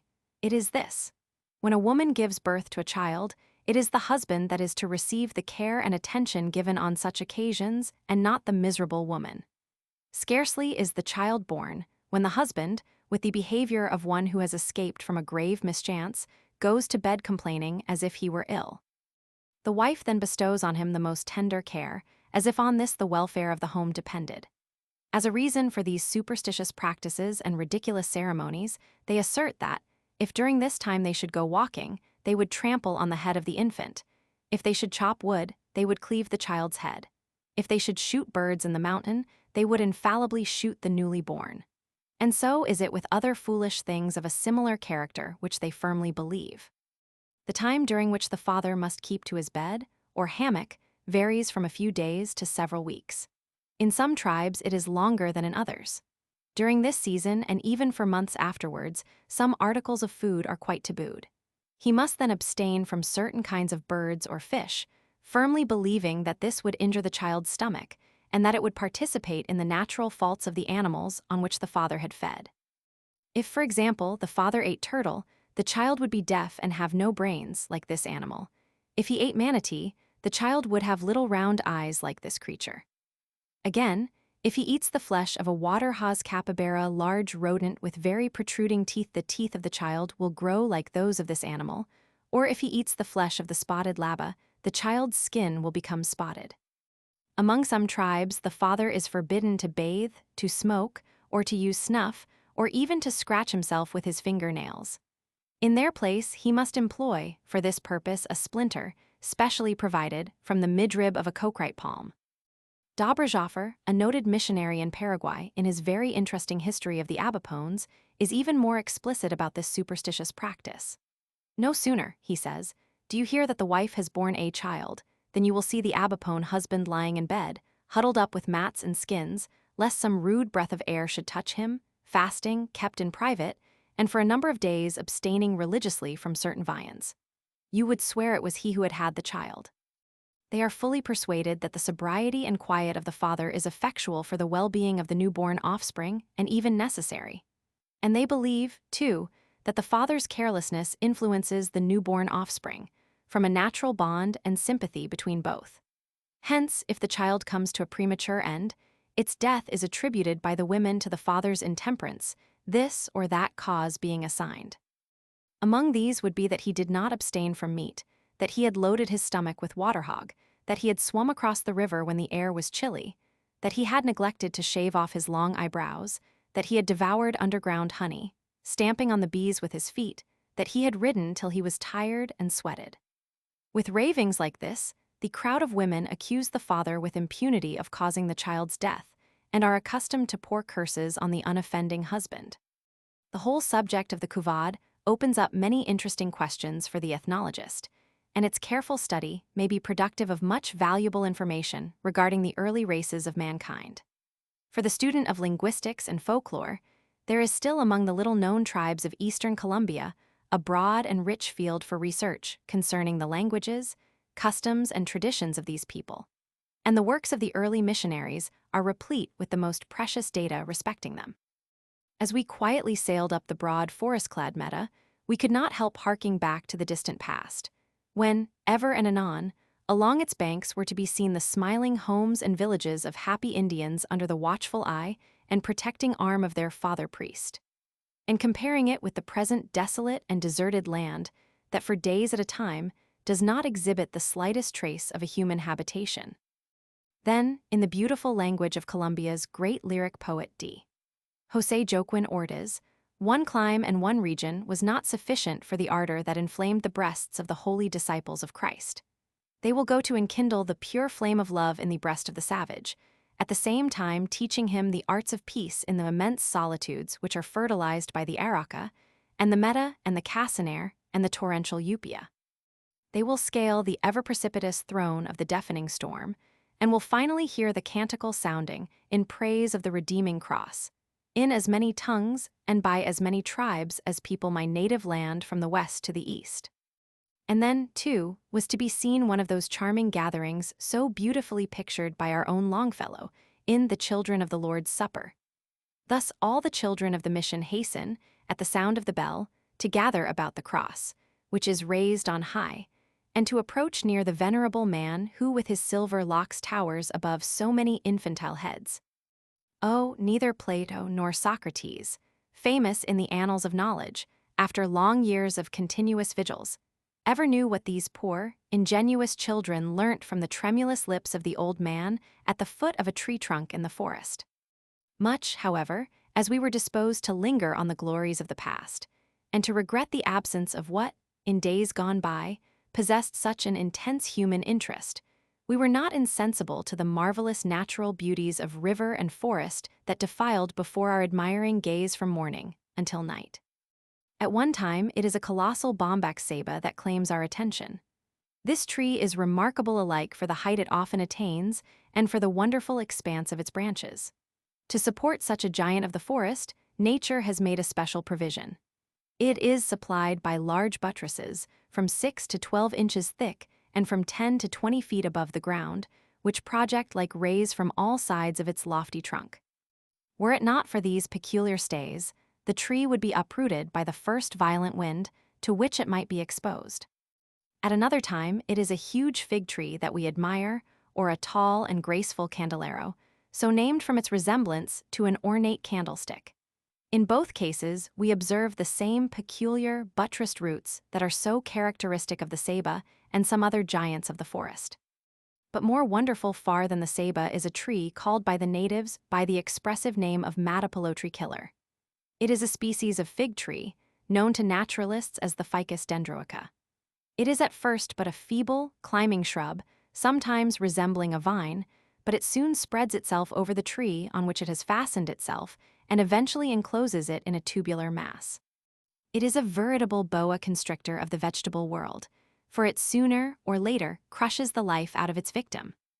After the incarcerated trunk has been stifled and destroyed, the grotesque form of the parasite, tubular, corkscrew-like, or otherwise fantastically contorted, and frequently admitting the light through interstices like loopholes in a turret, continues to maintain an independent existence among the straight-stemmed trees of the forest, the image of an eccentric genius in the midst of a group of sedate citizens. Another remarkable tree seen in the tropics is the cow tree, the palo de vaca, or arbol de leche, the milk tree of the natives. Its sap resembles milk in taste and appearance, and is extensively used as an aliment, especially by the Negroes and mestizos. In referring to this strange specimen of plant life, Humboldt remarks, "Amidst the great number of curious phenomena which I have observed in the course of my travels, I confess there are few that have made so powerful an impression on me as the aspect of the cow tree. It is not here the solemn shades of forests, the majestic course of rivers, the mountain wrapped in eternal snow, that excite our emotion. A few drops of vegetable juice recall to our minds all the powerfulness and the fecundity of nature. On the barren flank of a rock grows a tree with coriaceous and dry leaves. Its large woody roots can scarcely penetrate into the stone. For several months of the year, not a single shower moistens its foliage. Its branches appear dead and dried, but when the trunk is pierced there flows from it a sweet and nourishing milk. It is at the rising of the sun that this vegetable fountain is most abundant. The Negroes and natives are then seen hastening from all quarters, furnished with large bowls to receive the milk, which grows yellow and thickens at the surface. Some empty the bowls under the tree itself, others carry the juice home to their children. After leaving the Orinoco, we made no attempt to travel at night. The ever-changing bed of the river, the sandbanks, the large trunks of trees that were hurried along by the current, eddies and rapids and rocks and islands innumerable, made sailing at night quite impossible. For this reason, at nightfall we sometimes moored at the river's bank, attaching our boat by a rope to the nearest tree, but more frequently, in order to escape mosquitoes and other insects, we dropped anchor in mid-river. The night was always tranquil, and we were never disturbed by any of those noises, the howling of monkeys and the cries of jaguars which, in tropical forests, are usually supposed to be so pronounced a feature. Nor were we ever troubled by mosquitoes during our entire trip of 2 weeks from Ciudad Bolivar. And never did we deem it necessary to take the precaution of putting up our mosquiteros mosquito, nets to protect ourselves from the plaga plague which, we had been assured, would be a nightly visitant during our entire journey. We had been told, too, that the intense heat of the atmosphere would be another cause of continual suffering day and night, but we did not find it so. At no time did the thermometer rise higher than 86 degrees F, and it frequently sank as low as 66 degrees F, when we were glad to put on wraps of some kind. We observed that a variation of a few degrees was more appreciable than the same variation in our northern latitudes. A drop of 2 or 3 degrees below 70 degrees F produced a greater sensation of cold than a fall to 50 degrees would produce in New York. As a matter of fact, one need not remain long in the tropics before he becomes affected by very slight changes of temperature. And another fact is soon impressed on the observer, which is that the heat in the tropics is not so much greater than that in more northern latitudes as measured by the thermometer. It is the almost uniform temperature, day and night, the whole year through, that eventually becomes so depressing and so difficult to endure. At no time, either on the Orinoco or the Meta, did we ever see the thermometer rise within 15 degrees of the intense heat one frequently experiences during the summer in New York and Washington. The nights, although usually warm, were never unpleasant. A sheet was generally sufficient covering, but we sometimes found it necessary to use a blanket. Only once were we annoyed in that for but a short time by insects, and that was because we moored near the bank under large, overhanging trees, which seemed to be alive with certain bugs of a very noxious odor. Once or twice during each day it was necessary to stop to take on wood, which was usually ready and piled up on the bank. Sometimes, however, the owner would demand more than the captain was willing to give, and that meant that the crew was then obliged to go into the forest and cut fuel sufficient to take us to the next woodpile further up the river. Fortunately, we were not often obliged to cut the wood ourselves. Each time we did so meant an extra delay of 3 or 4 hours. Besides stopping for wood, it was at times necessary to call for provisions, fruits, chickens, eggs, and a certain queso a mano hand-made cheese of, which the llaneros are very fond and which we found very palatable. On one occasion, our supply of beef became exhausted, and it was necessary to stop about noon at a hato along the river to get a heifer for our next meal. Unfortunately, the owner of the ranch was not at home. He was out among his herds several miles distant. Our steward, nothing disconcerted, started in search of him, but before he had found the proprietor of the herd and had gotten the desired Navilla heifer on board, it was dark. There was then nothing to do but tie our boat up near the house in which we had spent most of the afternoon, and wait until the following morning before continuing our journey. At first, it would appear that such delays would prove very annoying, but this was very far from being the case. On the contrary, it was most interesting, as it gave us an opportunity of getting acquainted with the people, and of familiarizing ourselves with their mode of life and occupations, and enjoying many interesting conversations with them about matters in which they were most concerned. We always found them very hospitable and very entertaining. They always gave us a cordial welcome to their humble home, and rarely allowed us to depart without giving us something from their simple store.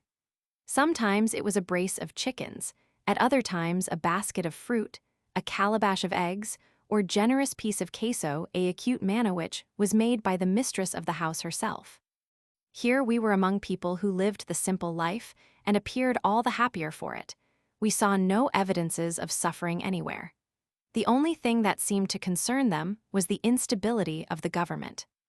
True, Colombia had been in the enjoyment of peace for several years past, but every now and then some gossip monger would circulate reports about another uprising in some part of the country, and about the imminent danger to which the men were exposed of being drafted into the army, and of being torn away from their families, to whom they are devotedly attached. Occasionally, while the crew was cutting wood, we were able to make a collection of orchids, of which there are along the meta many wonderfully beautiful species.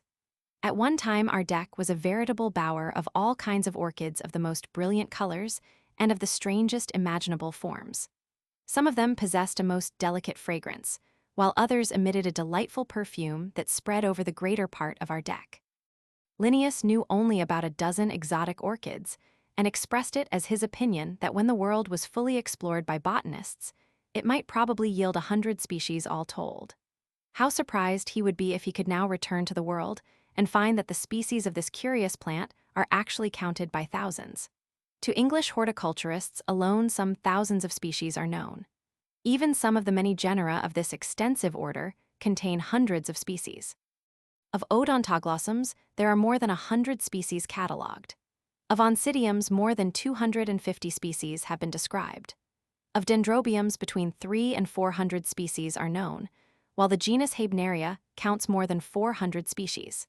Then, there are the countless hybrids, and their number is rapidly increasing that, during the last few years, have been produced in the conservatories of Europe and America. Orchids are found in all parts of the world, in the marshes and groves of the lowlands, and in the lofty plateaus of mountain ranges.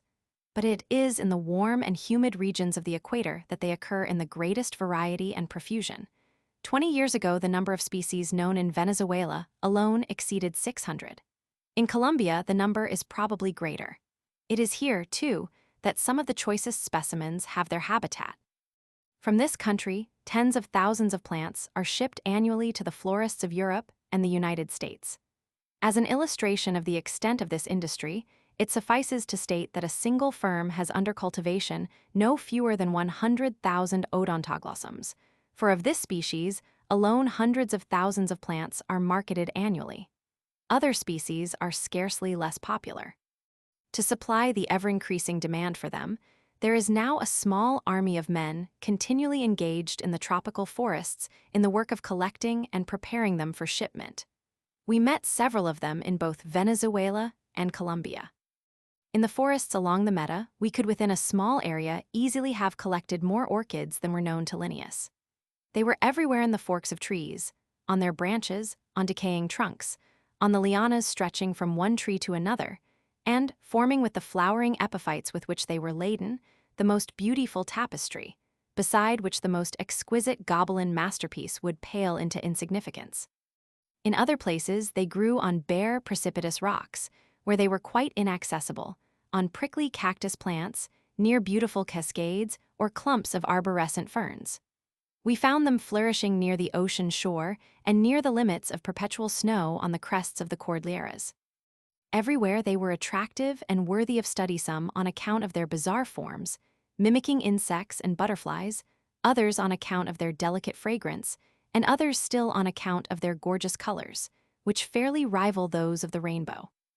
The odors of orchids are almost as diverse as their colors and forms. While most of them have an agreeable scent, there are some that have an unbearably fetid odor. Some emit a faint and delicate perfume. Others possess a fragrance which, although delicious, is almost overpowering. In some, the fragrance is perceptible only in the morning, in others solely in the evening. Some have a scent like that of violets, others like that of musk or noyo, and others again like that of angelica or cinnamon. More wonderful still, some species, we are told, give out different scents at different times, such as Dendrobium nobile, which smells like grass in the evening, like honey at noon, and has in the morning a faint odor of primroses. It was a fortnight, almost to the hour, since we had left Ciudad Bolivar, when, one bright day, as the sun was approaching the zenith, our captain, pointing to a tongue of land in the river ahead of us, said in a cheerful tone of voice, "A la vuelta esta orque." Orque is beyond that point. And so it was. In a few minutes more we had the town in full view. We had finished another stage of our journey, and that, too, without an untoward incident of any kind whatsoever. The entire voyage had been made with comfort and pleasure, and we actually regretted to leave the boat on which we had spent so many delightful and happy hours. It was indeed an experience of a lifetime, one of enchanting panoramas, such as can be witnessed only along the great watercourses of the equator. The flora, the fauna, the people, the lands, so rich in romance, and so celebrated for the achievements of the conquistadores, those of the cross, as well as those of the world, all fascinated us and enchained our interest during every moment of our wakeful hours. Yes, it was a memorable, never-to-be-forgotten experience. One of those experiences that necessarily exalt the lover of nature and bring him near to nature's God. All the inhabitants in Orinoco, men, women, and children were gathered on the bank to witness the arrival of our little steamer. So rarely does anything larger than a small sailboat come here that the arrival of a steamboat is regarded as an event of paramount interest and importance. Most grateful to us, for it was so unexpected, was the welcome accorded us by a number of the leading citizens of the town. They had been advised by telegraph of our coming and had prepared most comfortable quarters for our reception and entertainment. Escorting us to our temporary home, which was not only well furnished, but a model of neatness, we were told, with true Castilian politeness, accompanied by an air of simplicity and sincerity that made us feel at home from the first moment. Aquí están uds. En su casa. Estamos todos aquí sus órdenes. Here you are in your own home, and we are all at your disposition. The keys of the house were then handed us, and with them we were accorded the freedom and hospitality of generous, never-to-be-forgotten Orinoco. Chapter 6. Approaching the Andes. Aquí la selva secular, ornata de festones de variada enredadura de bellos y vivissimos colors. Y la extensa pradera de fraganciosas flores alfombrada, forman el templo augusto que levanta la creación a Dios. E acute quin ofres deliciosos perfumes por incienso. Y por ofrenda el fruto delicado, que el estival calor ha sazonado. Here the forest secular, decked with festoons of divers climbers of beautiful and brilliant colors, and the broad meads carpeted with fragrant flowers, form an august temple, which creation raises to God, to whom it offers delicious perfumes for incense, and, as an oblation, brings the delicate fruit matured by the summer's sun. In these words of the Bolivian poet, D. Manuel José Cortés, might aptly be described the extensive forests and plains of which Orinoco is the center. Everywhere is that same exuberance of vegetation and profusion of vari-colored bloom that are so characteristic of the basin of the Meta. While lost in silent admiration of the countless floral beauties that on every side met our delightful gaze, we could but compare the scene to a ruined Eden, where the first sinful pair for consolation might have weeping trod, when banished from the garden of their God. In the garden adjoining, our house, were citrus trees laden with golden fruit, bananas of many varieties, and a large mango tree, whose branches were bending under the weight of its richly tinted, luscious drupes. Nearby was a noble old ceiba, while but a short distance away was a tall jacaranda of the trumpet flower family, literally enveloped in a reddish-violet mantle of papilionaceous flowers, and filling the air round about with perfume not unlike that of the orange blossom or the jasmine. Everywhere we went some new floral display was awaiting us. All along our path we found an unending variety of laurels and myrtles, trees and shrubs and herbs of the Rubiaceae family. There were splendid representatives of the genera Cassia and Mimosa, and clumps of the ever-present Morich, together with other species of palm equally attractive and majestic. Frequently, these were joined by delicate festoons of liana, many of which were weighted down with orchids and epiphytes of the rarest beauty and fragrance. Orinoco is the capital of the district of that name in the national territory of the Meta, and the seat of a prefecture. It is located on the left bank of the Meta, on an eminence about 30 feet above the surface of the river, and sufficiently high to guarantee it against inundations during the rainy season. Being less than 5 degrees from the equator, the climate is warm, but during our stay, it was never uncomfortable, and at no time did the thermometer ever rise above 82 degrees F. The population is about 600. The place is healthful, and malignant fevers are rare. The streets are wide, and some of the houses are well built and comfortable. Most of them are constructed of bamboo plastered over with clay. The roof is thatched with the broad leaves of the Morich palm, or preferably with those of the Palma de Cabaja, also known as the Palma de Sombrero hat palm. This is what scientists call Copernicia tectorum, and is preferred to any other leaf because it is not readily inflammable. Such a roof lasts 10 or 12 years and is impervious to water. During our sojourn in Orinoco, it rained regularly for several hours every day, and although the downpour at times was very heavy, never once did we observe a single drop of water to pass through the roof. Everything in our rooms remained as dry as if the roofs had been made of tile or slate. Many of these bamboo palm houses are constructed without the use of a single nail. Studs and cross beams, laths and rafters, are tied together and held firmly in place by bijucos, those wonderful natural cords and cables which are found in such profusion in every tropical forest, and which, in the hands of the natives, serve such an endless variety of purposes. Some years ago, the town possessed what the inhabitants considered a large and beautiful church. It was constructed of the same materials as the other buildings of the town and occupied a conspicuous position on the plaza. In consequence of recent revolutions and other disturbances, it had been greatly neglected, and at the time of our visit, was rapidly falling into ruins. The people had not had a pastor for some years, but were hoping to have one soon. They, however, received every few months the ministrations of a priest from a neighboring mission, and longed for the time when they could have a resident pastor and see their church restored to its pristine condition. There was a small school for boys, attended by about 20 young mestizos, but none for girls. There was a movement on foot to secure the services of some nuns to teach the girls, and the mothers of the children awaited their arrival with the greatest impatience. The Manyas nuns have a wonderful influence over the children, and young and old are thoroughly devoted to them.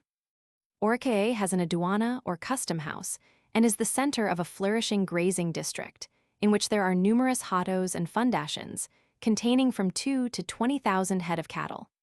Cattle, hides, and rubber, together with the coffee, which is brought from the foothills of the Andes, constitute the principal articles of export.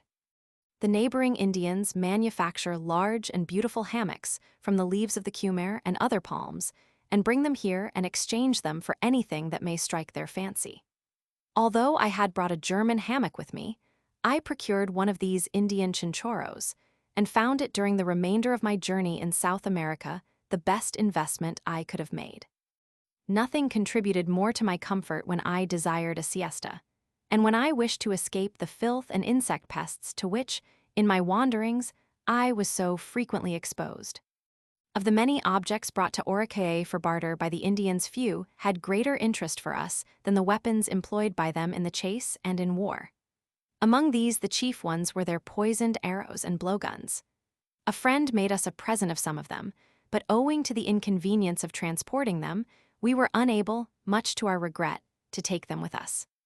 For a long time, the mystery connected with the virulent poison known as curare, urari warali, etc., with which the Indians poison their arrows, remained unsolved, notwithstanding the efforts of men of science to determine its source and composition. Early travelers gave the most fantastic accounts of its composition and manufacture. According to them, it was a concoction more uncanny than that prepared from eye of newt and toe of frog, wool of bat and tongue of dog, adder's fork and blind worm's sting, lizard's leg and owlet's wing. Indeed, so carefully did the Indians engaged in its manufacture guard the secret of its preparation that it was not until a few decades ago that the true character of this deadly compound was first understood. Boussingault suspected, but did not prove the existence of strychnine in curare. Humboldt was probably the first to suspect its true nature. It is now known that neither snake's teeth nor stinging ants form its active principle, as was formerly supposed, but that its venomous properties are due to the presence of curarine, a bitter crystalline alkaloid obtained from the plant Strychnos toxifera, or other plants of this genus, found throughout equatorial America. Its virulence is manifested only when it is administered through the skin. It then paralyses the motor nerves, and, if the poison be sufficiently strong, it produces death by suffocation. The Indians in Orinoco, as everywhere else along the Meta and Orinoco, were a subject of never-ending study for us. Most of the inhabitants of Orinoco are Indians or mestizos, and it would be difficult to find anywhere a gentler or more peaceful people. The town was founded by the Salivas Indians, whose nasal language the early missionaries found so difficult to master, but whose gentle nature and amiable disposition were ever the subject of the highest eulogies. Remnants of this tribe are still found in this territory, as are also representatives of the Payapocas, Tunbos, Yaruros, Cuivas, and the once powerful yet friendly Achaguas. The tribe, however, that counts the greatest numbers is the Guahibos, whom certain imaginative travelers would have us believe are as fierce as pumas or jaguars. The truth is, however, that, although some of them are more or less nomadic in their habits and decline to live with the rationales whites, they are, as a rule, peaceful and industrious. Sr. Jorge Brisson, an engineer for the Colombian government, who a few years ago thoroughly explored this country, the Casanare, speaks of them as being my agricultors, why my trabajadores, hardworking tillers of the soil. That they are peaceful and harmless is evidenced by the fact that the owners of the scattered conucos along the meta are rarely, if ever, disturbed by these much maligned Indians. In many of the isolated habitations, which we visited on our way up the river, we found only women and children. The men were occupied elsewhere, and were sometimes absent for weeks at a time. This, certainly, would not be the case if the Guahibos were the cruel, relentless savages they are so often represented to be. Not once in our journeyings up the Meta and its affluents did we hear of any atrocities committed by these Indians, or even of any complaints against them, although we took particular pains to inform ourselves about the matter. All the reports about their robberies and murders were confined to those we had heard 1,000 miles down the river, and from people who probably never saw a Guahibo in their lives, and who would not recognize one if they were to see one. It is true that now and then a cow or a calf may disappear from some of the conucos and fundations, and that their disappearance is always credited to the Indians. Even if this suspicion were verified, an occasional theft of this kind, all the circumstances considered, should not be so surprising. We do not need to go beyond the boundaries of our own country to find cases of cattle stealing. And the poor Indian, often cheated and wronged, may, without being a casuist, easily persuade himself that he is justified in seeking occult compensation. This is often his only safe method of making reprisals for damage done him in person and property, and he would be more than human if he did not occasionally resort to it if he thought he could do so with impunity. The fact is, says Brisson, the poor creatures have heretofore been very badly treated by those who claim to be civilized, and flee in terror when they see a white man. The question now is not to civilize them, but to win their confidence. The problem would easily be solved if this delicate task were confided to the missionary priests. They would bring it to a successful issue much sooner than could government officialdom. Contrary to what is often imagined, the Indians who visit the settlements along the Meta and the Orinoco are always decently if but scantily clad. In their forest homes, however, their raiment usually consists of a simple lapcloth. On occasions of feasting or public rejoicing, they make an addition to their toilet. This consists in painting their bodies with various dyes, but chiefly with the yellowish-red annatto, which is obtained from the pulp of the fruit of the arnatto tree, Bixa orellana. They frequently cover their persons with the most fantastic designs. Indeed, it is only when thus decorated that the true children of the forest consider themselves properly dressed. They would be ashamed to appear before strangers otherwise. Tigers and serpents, observes Mr. Brisson, are bugbears of the same family as Indios bravos, savages. It is certain that the tiger jaguar is fond of heifers and calves, but herdsmen will tell you that in order to get rid of one, it is at times necessary to follow him for a fortnight before being able to find and kill him. This is sufficient to prove that the tiger is never the first to attack a man in the llanos of Casanare, where it has food in abundance. Serpents are met with only casually. I was glad to find one writer who is so familiar with the country as is Sr. Brisson, to speak thus of the wild beasts most dreaded and of the still more dreaded Indios bravos, for it harmonized perfectly with my own experience. We were one day talking with our host in Orinoco about the stories told by travelers and writers regarding the jaguars of the South American forests. He smiled and said, "I have lived in this country 35 years. I have several hatos in various parts of the country, which I visit frequently. In doing this, I am obliged to travel much through the forests and plains. I have often journeyed up and down the Orinoco and the Meta from Trinidad to Bogota, and believe me, during all these years, I have never seen but one jaguar, and that was in passing.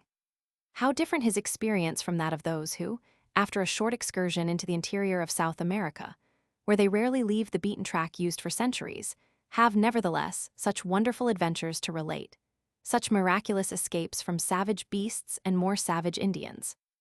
Our host was a Venezuelan of Spanish descent and a splendid type of the old Spanish school. He had spent a part of his youth in Germany and was a man of education and refinement. He was untiring in his delicate attentions to us during our sojourn in Orinoco and made us quite forget that we were so far from home and what we so often fancy are the indispensable necessities of civilization. He had been eminently successful in business. Besides owning the largest business house in Orinoco, which is a distributing point for the Great Casanare territory, he is the proprietor of several of the largest hatos in the country and counted his cattle by tens of thousands. In addition to all this, he has various other interests that yield him a handsome income. He enjoys the reputation of being a millionaire, and the reputation is apparently justified. How he could content himself to live in this isolated quarter of the world 6 months from everywhere, as one of his clerks expressed it when he could enjoy all that money could command in the capitals of the Old or the New World, was a mystery to us, and yet he seemed to be perfectly happy here and to have no desire to live elsewhere. Was it the ever-dominant feeling that there is no place like home that made him prefer Orinoco to Paris or London? Quinsabe. The only Europeans living here were 3 Germans. 2 of them had arrived but a few months before our visit, while the third had been here for nearly 20 years. This latter was also as much attached to Orinoco as was our host. The year before he had visited his family and friends in Hamburg and Berlin. But, he said, I had heimweh got homesick for Orinoco and came back much sooner than I intended. The noise and bustle and hurry and high pressure of Europe were quite unendurable, and I was more than delighted when I got back to dear old Orinoco. He, too, had realized that there is no place like home. And he, also, like our host, was educated and cultured, was interested in science and literature, and passionately fond of music. He had several musical instruments in his house, among others a piano on, all of which he was a skillful performer. What wonderful men these Germans are, I said to myself, when I saw these 3 men in the prime of life burying themselves away off here in the wilderness, so far away from friends and country. But this is not an unique instance of young Germans going to distant lands to engage in business and to contribute thereby towards that wonderful development of trade and influence for which the Vaterland is becoming so famous. In every part of Venezuela which we visited, we found it the same. The greatest and most successful business houses are in the hands of Germans. In all parts of South America, you will find Germans, and find them, too, successful in their enterprises, and often getting more than their share of the trade of this vast continent.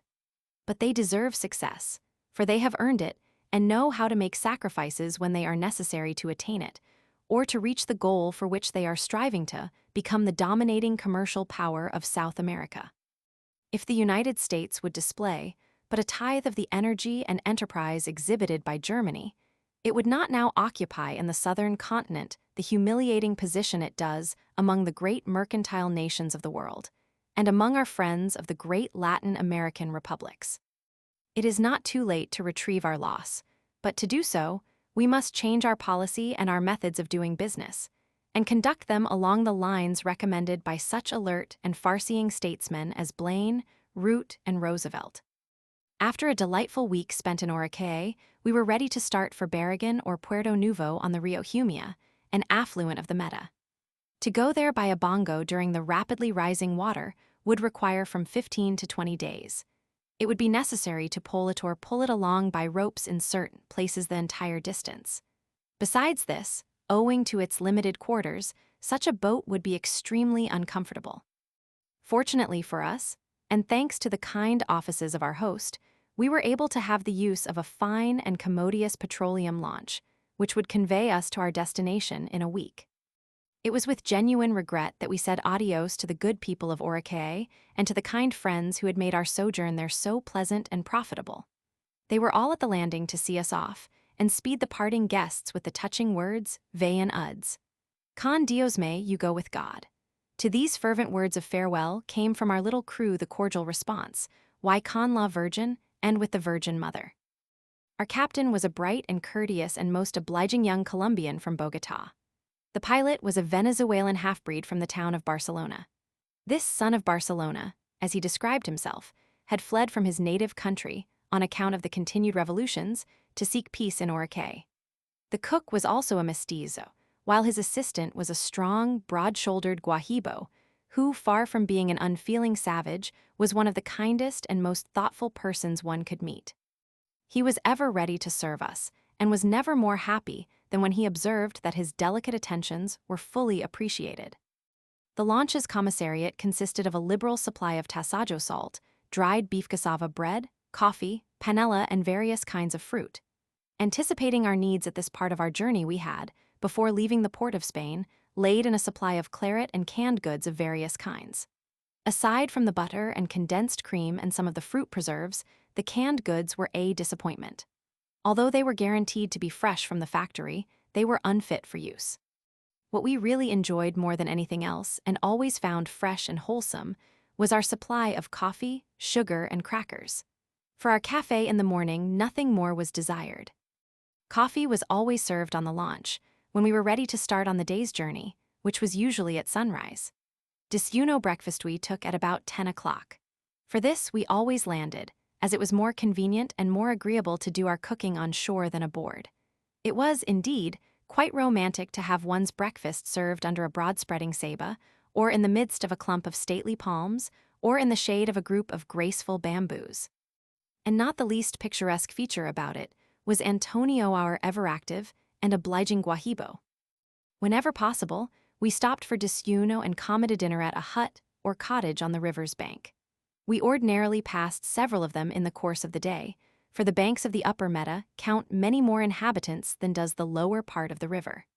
Usually there was only a single cottage, but occasionally we passed a caserio consisting of 5 or 6 cottages, but whatever the number, they were always of the simplest construction possible. Sometimes the house was nothing more than a palm-thatched shed, composed solely of a roof, with eaves extending almost to the ground, resting on short supports. Sometimes the owners of these humble habitations were Indians, sometimes mestizos. But whether Indians or mestizos, we were cordially received and invited to make ourselves comfortable in the best hammock in their possession. With them, the hamaca is the one indispensable article of furniture in every dwelling, even the poorest. It takes the place of our rocking chair, sofa, and bed. According to the Colombian poet, Madrid, the hammock was invented by the Indians. Gent dulce, benigna y mansa. A race suave, gentle, and benignant, even when all else fails them, they have their hammock to comfort them in misfortune, banishing their trouble in its oblivious embrace. The poet, like many others, evidently shares the Indian's fondness for the hammock, as the best verses he ever wrote was his poem La Hamaca. There were several reasons for stopping at one of these native huts when we could conveniently do so. We were thus enabled to get fresh fruit, eggs, and chickens, and have them cooked as well. We had no complaint to make of our own cooks, but we soon discovered that the Indian and mestizo women were far better. I shall never forget our surprise and pleasure at the manner in which a young Indian woman prepared for us roast chicken, and that, too, in a remarkably short time. I never tasted a more tender or better flavored fowl in the best restaurants of New York or Paris, and she had no stove or oven in which to roast it. Her sole utensil was a wooden spit over a few coals, surrounded by 3 stones about 7 or 8 inches in diameter, and all was as clean as it was enjoyable. All the furniture of the house is as primitive as the fireplace on which the meals are cooked. Often the only utensils of metal are a pot or kettle and a machete, which takes the place of a knife in cutting. When the hammock is not used, one sits on the ground or on a log that serves as a bench. Occasionally, we were offered the carapace of a large turtle in lieu of a chair. When the hammock is not used, an ox hide, or a rush mat, or a large palm leaf serves as a bed. Often the poor people sleep on the bare ground. Aside from the single metal kettle above mentioned, all other culinary utensils are made from the fruit of the calabash tree. It is the species known to botanists as Crescentia cujit and is called by the natives tutumo. The fruit is used at various stages of its growth according as it is employed for making small or large utensils. The younger and smaller fruits are fashioned into spoons, Those of medium size serve for drinking vessels, while the largest full-grown fruits, often 8 inches in diameter, are used for dishes and platters. They also furnish a kind of musical instrument resembling the castanet. But marvelous to relate, they are also employed for lanterns of a most original kind. After the shell is pierced with a large number of small holes, it is filled with those wonderful cucuios fireflies that are found in such numbers in the tropics. Such a lantern seen at a distance is not unlike the familiar Chinese lantern, and, considering the nature of the illuminant, gives a surprising amount of light. A house, such as the one just described, is the lodging place of the dogs and poultry, and not infrequently of the pigs also. The poultry roost upon the crosspieces immediately under the roof. The other animals occupy their own corner, and no one seems to be molested by their presence. Benzoni, in speaking of the habits of the Indians he saw, remarks in his quaint fashion, "They all sleep together like fowls, some on the ground and some suspended in the air." Every house is surrounded by a number of fruit trees. Among these, the platano and the banana are the most conspicuous, and are never wanting, for they supply a large part of the food of the inhabitants of the tropics. Equally important are maize and yucca. The latter is used for making bread. In certain parts of the tropics, no other kind of bread is obtainable. To me, it has a very insipid taste, somewhat like that of bran or cellulose. Schomburg considered that it had a deleterious effect on the stomach, but there are few, I think, that share his view. Certain it is that its use as food is universal in the tropics, and it is one of the 3 plants, yucca, maize, and the platano, that one is always sure to find in every canuco, even that of the poorest Indian. These 3 articles are his staff of life. The natives also eat fish and flesh of various kinds, it is true, but as the 3 plant products named are quite sufficient to sustain life, and as they require little care after they are once planted, many people make little or no effort to secure other kinds of food. They are content with little and seem to enjoy the living of the simple life fully as much as some of our friends in the North enjoy talking and writing about it. Often, too, where one would least expect it, one will find beautiful flower gardens around the most unpretentious habitations. Of the flowers that we in the North are most familiar with, not to mention countless peculiarly tropical species, those we most frequently observed were roses, jasmines, dahlias, pinks, violets, dracenas, gladioli, and gardenias. The large rose bushes, or rather rose trees they are, so huge one sometimes sees in the hot, dry climate of the tropics, are truly remarkable. They sometimes attain a height of 20 feet, and one may count on a single bush as many as 1,000 buds. From such a bush one may pluck 100 beautiful roses every day in the year without any apparent diminution in the number on the parent stem. While journeying up the Orinoco and Meta, we several times tried our luck at fishing, but our efforts were always attended with the most ignominious failures. Outside of a few minnows, we caught absolutely nothing. One of our crew once caught a fish about 2 feet long resembling a pickerel, and this was the only time that we ever tasted fresh fish all the time we were on the river. No sooner had the hook sunk into the water than the bait was taken. There was a momentary nibble, and presto, the bait had disappeared. On investigation, we found that we had to deal with the terrible carabay, that voracious little fish about which so many extraordinary stories are related. In crossing rivers, the natives dread the attacks of this Ceres almanine marauder more than they do the gymnotus, the stingray, or the caiman.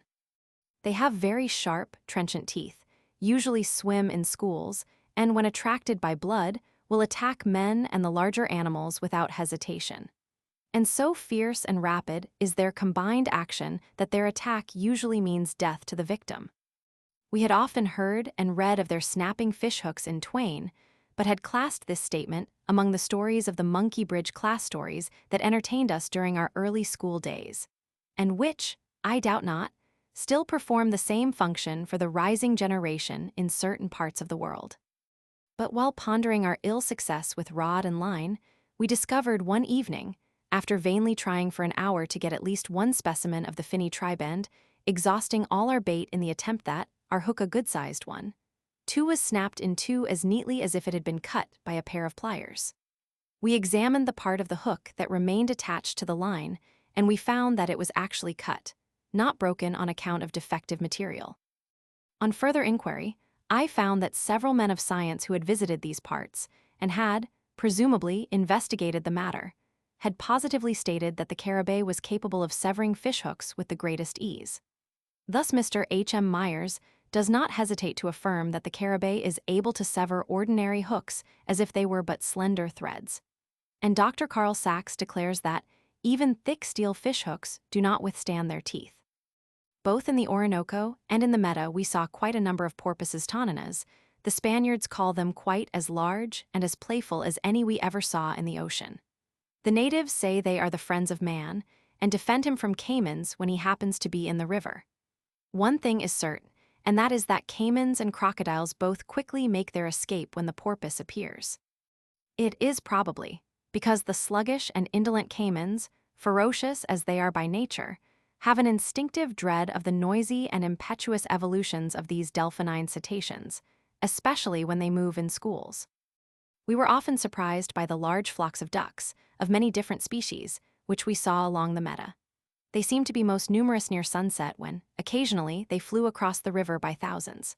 So great, indeed, was their number at times that we could compare them only with the immense flocks of pigeons that, during our boyhood days, used to darken the sky during their season of migration. Many of these ducks, as articles of food, compare favorably with our mallard and canvasback. Truth to tell, the only time we regretted not having a shotgun with us was when we saw these clouds of edible birds passing over our heads within easy reach. This was particularly the case when our food supply was running short, or when we desired a change of diet, or something different from carne frita fried beef that has been salted and dried in sancocho. Among the singing birds peculiar to the tropics are two that deserve special mention. There are the campanero or bellbird and the flautero or flute bird. Of the bellbird, Watterson writes as follows: "He is about the size of a jay. His plumage is white as snow. On his forehead rises a spiral tube nearly 3 inches long. It is jet black, dotted all over with small white feathers. It has a communication with the palate, and when filled with air, looks like a spire. When empty, it becomes pendulous. His note is loud and clear, like the sound of a bell." With many of the feathered race, he pays the common tribute of a morning and an evening song. And even when the meridian sun has shut in silence the mouths of the whole of animated nature, the campanero still cheers the forest. You hear his toll, and then a pause for a minute, then another toll, and then a pause again, and then a toll, and again a pause. Then he is silent for 6 or 8 minutes, and then another toll, and so on. Actaeon would stop in mid-chase, Maria would defer her evening song, and Orpheus himself would drop his lute and listen to him. So sweet, so novel and romantic is the toll of the pretty snow-white campanero. So closely indeed does the note of the campanero resemble the sound of a bell that the traveler can easily fancy that there is a chapel in the depths of the forest, and that the faithful are being called to prayer. The bellbird has a near relative in the herrero, or blacksmith bird, whose note is like that produced when an anvil is struck by a hammer. The flautero, or flute bird, is quite small and of a grayish color. Its notes are surprisingly sweet and mellow, and closely resemble those of a sweet-toned flute, whence its name. One who hears this feathered songster for the first time would easily believe that he is listening to a skillful flute player, and not to the song of a tiny bird. The refrain of its song is fairly well expressed in the following notes. Unfortunately for us, we were often obliged to listen to sounds that were not so agreeable as those of the flautero or campanero. These were the raucous, discordant, never-ending noises produced by frogs and toads. In Orinoco, they always began their cacophonous serenade at nightfall, and kept it up uninterruptedly until the following morning. I could then realize that Padre Rivero had good cause for regarding them as among the greatest nuisances with which he had to contend. Their confused, strident notes bass, tenor, contralto, soprano kept up the entire night were, he assures us, enough to split one's head. Some of these amphibians we heard at Orinoco were on the opposite side of the river from us, more than half a mile distant. They were in very truth what Lowell has so well characterized as old croakers, deacons of the mire, that led the deep batrachian choir. The wonderful depth and fertility of the dark, loamy soil in the valley of the Meta was ever a source of wonder to us. Along the river banks, it usually formed a layer of 4 or 5 feet, and not infrequently 7 or 8 feet. And the vegetation was everywhere an evidence of this fertility. At Platanales, a canuco at which we spent a night, we saw a grove of several acres of the largest and most prolific bananas and plantains we had ever encountered anywhere. At another canuco farther up the river, where we stopped for breakfast, we saw several acres of corn that was rapidly maturing. And what corn! Never did I in Kansas or Nebraska see such ample stalks or so large ears and grains. It was a revelation to us, and exhibited in a most striking manner the wonderful future possibilities of this marvelously fertile, yet unknown land. Near every dwelling, however humble along the meta, we observed a large cross made of tastefully and often artistically plaited palm leaves. The material was yet quite fresh, and the crosses had evidently been erected only a few days before we passed by. In design and workmanship, they reminded us of those seen in parts of Italy on Palm Sunday. On inquiry, we found that they had been erected on the 3rd of May, the feast of the Invention of the Holy Cross. Why is this cross placed here? I asked of an Indian woman while she was preparing our desayuno. Para que no nos pegue el chubasco, in order that the chubasco wind squall may not strike us, she replied without hesitation. I asked many others at divers places the same question and invariably received a similar reply. These poor people were not able to erect the beautiful shrines one so frequently sees in the Catholic countries of Europe, and so their simple faith found expression in these palm leaf crosses, on which they had evidently put their best and most careful work, of which they often seemed justly proud.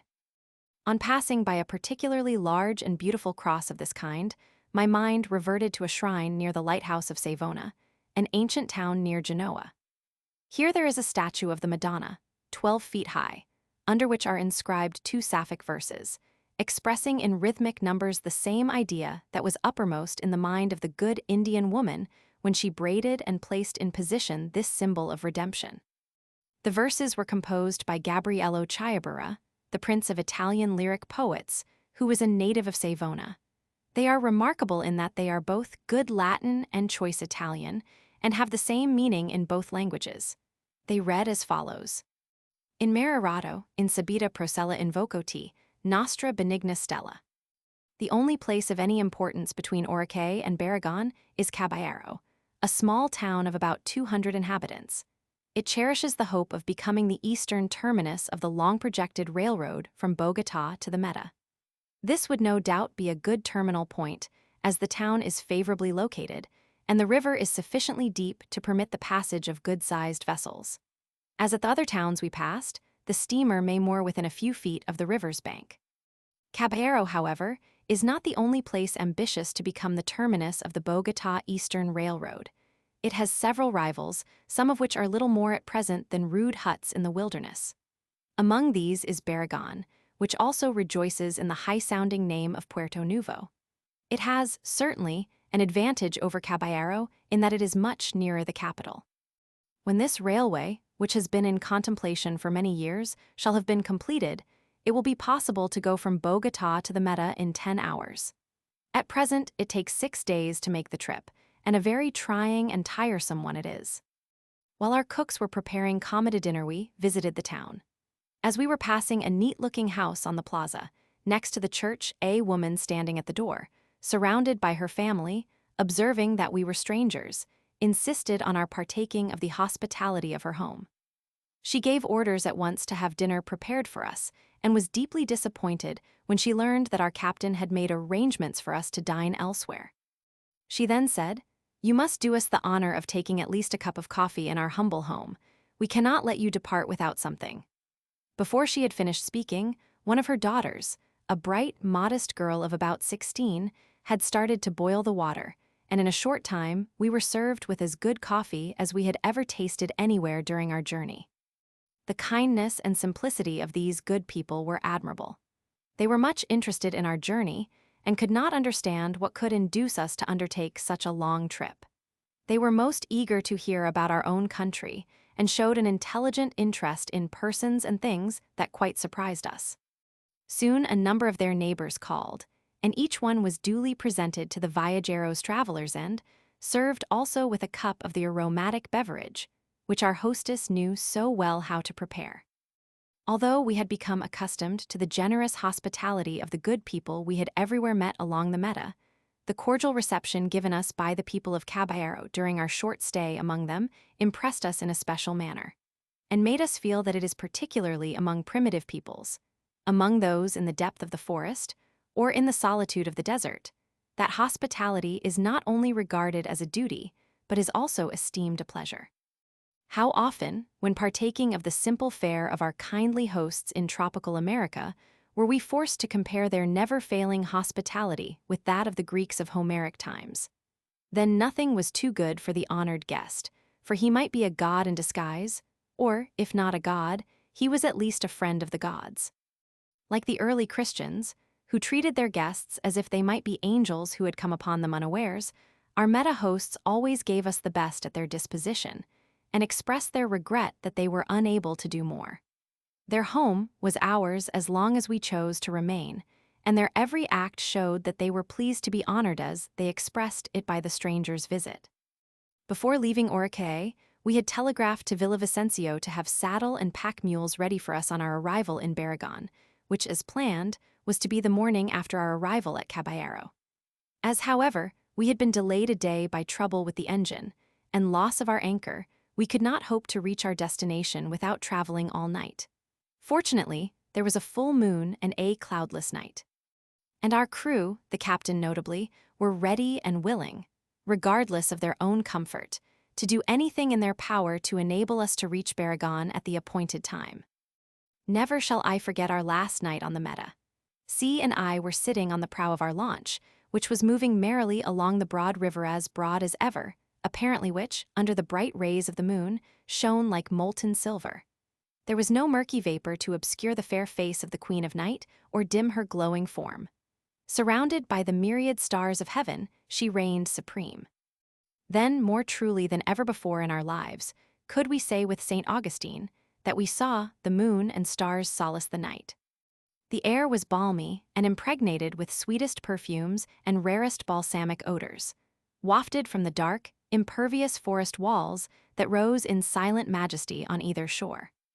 The sleeping mimosas that had folded their leaves for the night, the ethereal jambos, figs, and laurels, the dark crowns of the jaca and the manga, the slender shafts of bamboo tufts, the dim crests of the palm, trellised vines, and liana festoons defiled before us in rapid succession, and, in the shades of night, assumed the most fantastic shapes and magic combinations. As we glided along the glassy stretches of the river, there was nothing to mar the perfect stillness that pervaded the scene, except the muffled pulsations of our engine, too feeble to wake an echo from the neighboring banks. The time, the place, the freshness of earth, and the splendor of heaven lent themselves to reverie and stirred the fancy to unwonted activity. Frequently on the Orinoco, we had amused ourselves by watching the odd and whimsical shapes assumed by the clouds, especially before or after a chubasco, or at the time the sun was dropping below the horizon. Then the imagination, quickened to action, would discover, in the rapidly changing clouds, animal forms varying from the bear and the eagle to the griffin and the dragon. And so it was now. At one time we could see, in a curiously arranged clump of trees and vines, the ruins of a Rhenish castle, at another the shattered towers and merlined walls of an enchanted palace. Now it was a rustic chapel by the wayside, and a moment later, as we peered into the darkness of the inner wold and noted the huge dark tree trunks, it was the massive pillars of a Hindu shrine. Here it was a druid trysting place, there a mermaid's grot, and there again a dryad's bower or the home of a fairy queen. That Titania was not far distant was evidenced by the swarms of fairies matter-of-fact scientific men would doubtless call them pyrofairy fireflies that, like 1,000 stars, flitted through the bloom and the foliage, illuming with their soft radiance the favorite haunt of fairyland. How we enjoyed the mystery of these vast solitudes. How exquisite the ever-changing chiaroscuro, the wondrous play of light and shade, the warmth, depth, and softness of the noble pictures that, at every turn, ravished our delighted gaze. How it all elevated the soul and enjoined recollection of spirit. The impression was in an eminent degree like that experienced beneath the somber arches of a Gothic cathedral. And why not? Were we not beneath the starry vault of heaven, in the depth of the dark, majestic tropical forest, in the most inspiring temple of the Most High? When in Orinoco, we were told that, on a bright, clear day, the Andes were visible from that place. But owing to the clouds and the mists and the forests that had constantly obstructed our view, we had not yet gotten even a glimpse of this world-famed chain of mountains. Of course, we had seen one of its spurs in the coast range of Venezuela. But this range was not the Cordillera of our boyhood dreams. We longed to see that massive chain that extends in unbroken continuity from Panama to Patagonia. And day by day, as we moved westward, our wistful eyes were ever peering through broken forest or over grass-covered glade to catch the first view of La Cordillera de los Andes. While silently sitting on the prow of our launch, admiring the countless, ever-changing beauties of that marvelous moonlight night hour last on the meta giving free rein to our fancy, and shifting our course as the meandering river demanded, behold. Suddenly, like a vision, the Andes stood before us in all their majesty and glory, looming up to the very heavens. So instant was the apparition that, for a while, we were quite speechless from admiration and awe. The Andes. One of us ejaculated, and we were then completely under their magic spell. So agreeable was our surprise, and so great our emotion, that for a time it was impossible to find words to express our feelings of delight and wonder. We realized, as probably never before, what a feeble instrument language is for conveying one's innermost thoughts, and how inadequate to express what deeply stirs the soul. Our adjectives and exclamations were little more than the Indian's grunt, and less devotional than the Moslem's phrase, "Allah is great." Coming from the cold and tame nature of the north to that of the glorious and marvelous equator, we were like Plato's men, bred in cavern twilight, and then suddenly exposed to the bright effulgence of the noonday sun. We saw things wonderful and unspeakable, but all our superlatives were inarticulate and feeble, matched with the scene before us. "But what are those lights on the mountain summit, a little to the left?" inquired C, finally breaking the long-sustained silence.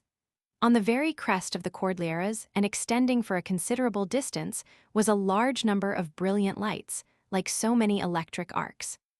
It was as if the long rows of arc lamps that illumine the Bay of Naples, as one sees them from an incoming steamer, were raised skyward far above the cone of Vesuvius, or as if the resplendent, white way of New York were lifted into cloudland. At first we thought it was a forest fire, but it was so different from the unsteady, yellowish-red flame of burning trees and vegetation.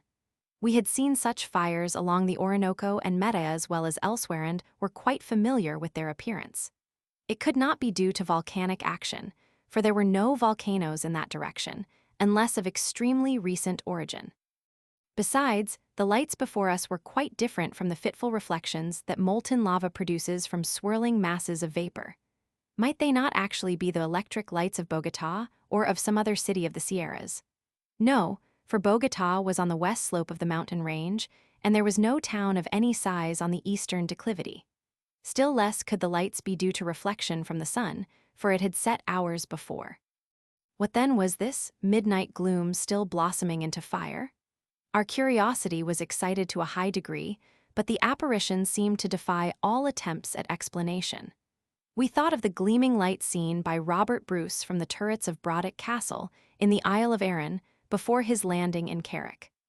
We recalled a similar phenomenon, observed by Humboldt on the Cerro del Cachivano in Venezuela, in which he thought the luminous display observed might be due to the burning of hydrogen and other inflammable gases.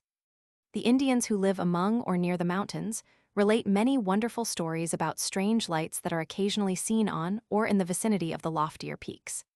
"It is a curious thing," writes M. Thurn, regarding a phenomenon of this kind, seen in the mountains of British Guiana, that, as I have seen, there actually is an appearance, as of fire, to be seen sometimes up in these mountains, nor was I ever able to form any theory as to its cause. Sir Martin Conway records a more remarkable case of this character.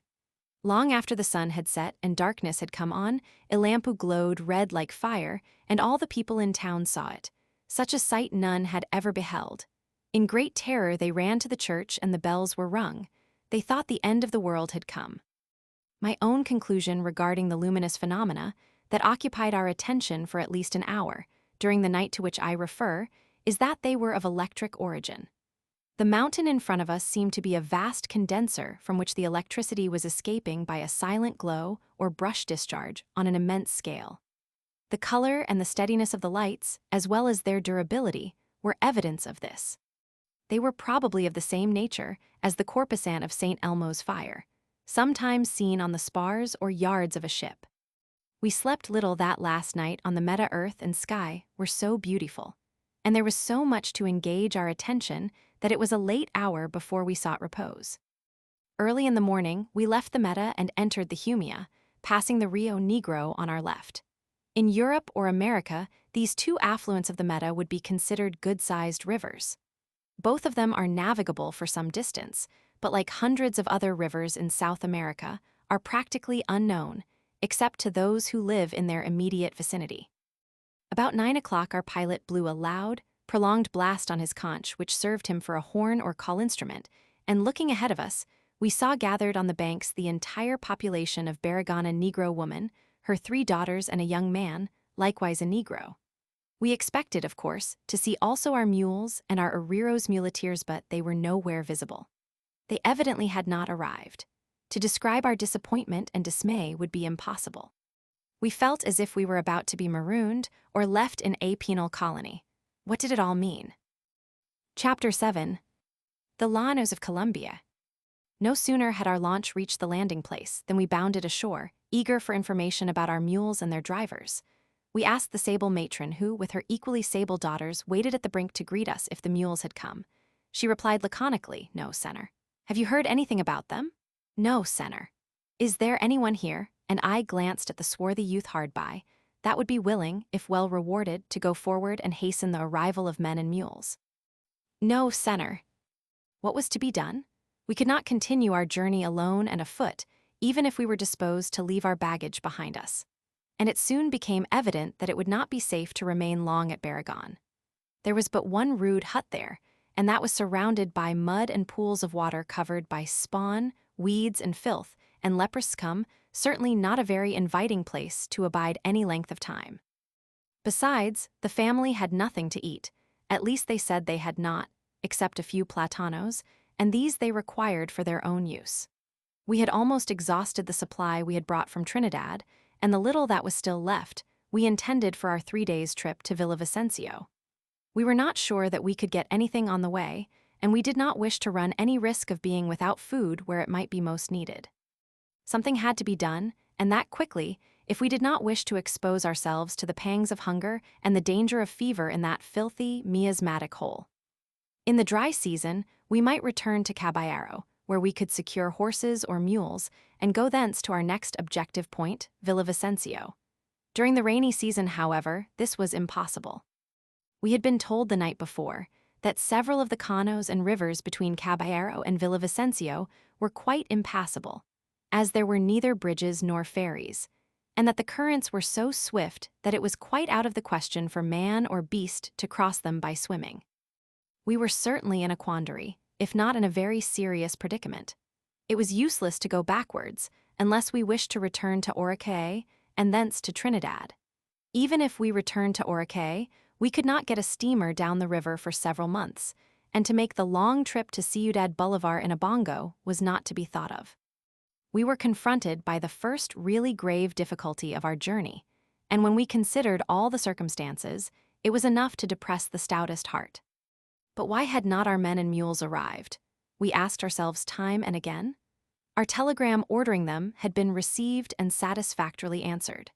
Just before leaving Orinoco, we had sent a second telegram advising our vaquino guide when he should meet us, but we had not awaited a reply, taking it for granted that there would be no hitch in our plans.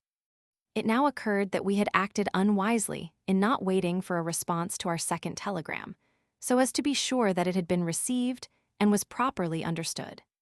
The telegraph line to Orinoco had only recently been put up just a few weeks before our arrival, and had never been in satisfactory working order. In fact, owing to a break in the wire, which lasted a fortnight, we had not been able to get into communication with Villavicencio, the place whence our mules were to come, until a few days before we started for Barragán. Might there not have been another interruption in the line after we sent our second message? And did this message ever reach its destination? It is true that a week had elapsed since our departure from Orinoco, and, if the line had been severed, it might have been repaired. But then again, this was far from certain. The wire passed through dense and interminable forests where there were no roads of any kind, and it might require several days to reach the break after it was located. And then after our vaquino got our telegram, it would require 3 days for him to go from Villavicencio to Barragán, supposing that he had the mules and saddles in readiness. If they were not ready, there would be another delay in starting. Altogether, the outlook was far from reassuring. Our animals and men might arrive at any hour, and then again, we might be obliged to wait for them for weeks. While occupied in these far from comforting reflections, we remembered that the mail from Bogotá to Orinoco was due. The men who would bring it would also bring a certain amount of freight for various points on the meta. Here, then, was a ray of hope. If our own men and animals should fail us, we might be able to prevail on the mail carriers to give us the necessary means of transportation for ourselves and baggage. This consideration tended to relieve somewhat the suspense which was the most unpleasant feature of our hapless situation.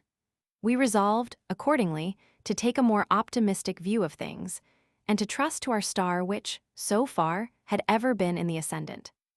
What had greatly contributed to the gloominess of the outlook on our arrival at Barragán was the thought that we should be obliged to leave our launch where we were so comfortable for the dismal, steaming pest hole on the river's bank. We did not for a moment think of asking for shelter in the filthy shack occupied by the Negro family. That would be tantamount to courting paludismo malarial fever in its worst form. Fortunately, we had a good tent with us, and in this we could be shielded from sun and rain, and, at the same time, escape some of the unsanitary features that rendered this spot so forbidding and dangerous. It was really the first place that we had yet visited from which we instinctively shrank, and from which we wished to depart at the earliest possible moment.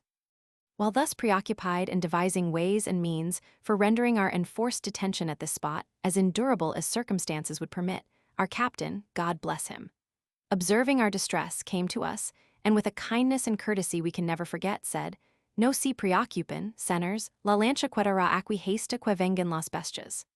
Do not worry, gentlemen, the launch will remain here until the arrival of your animals.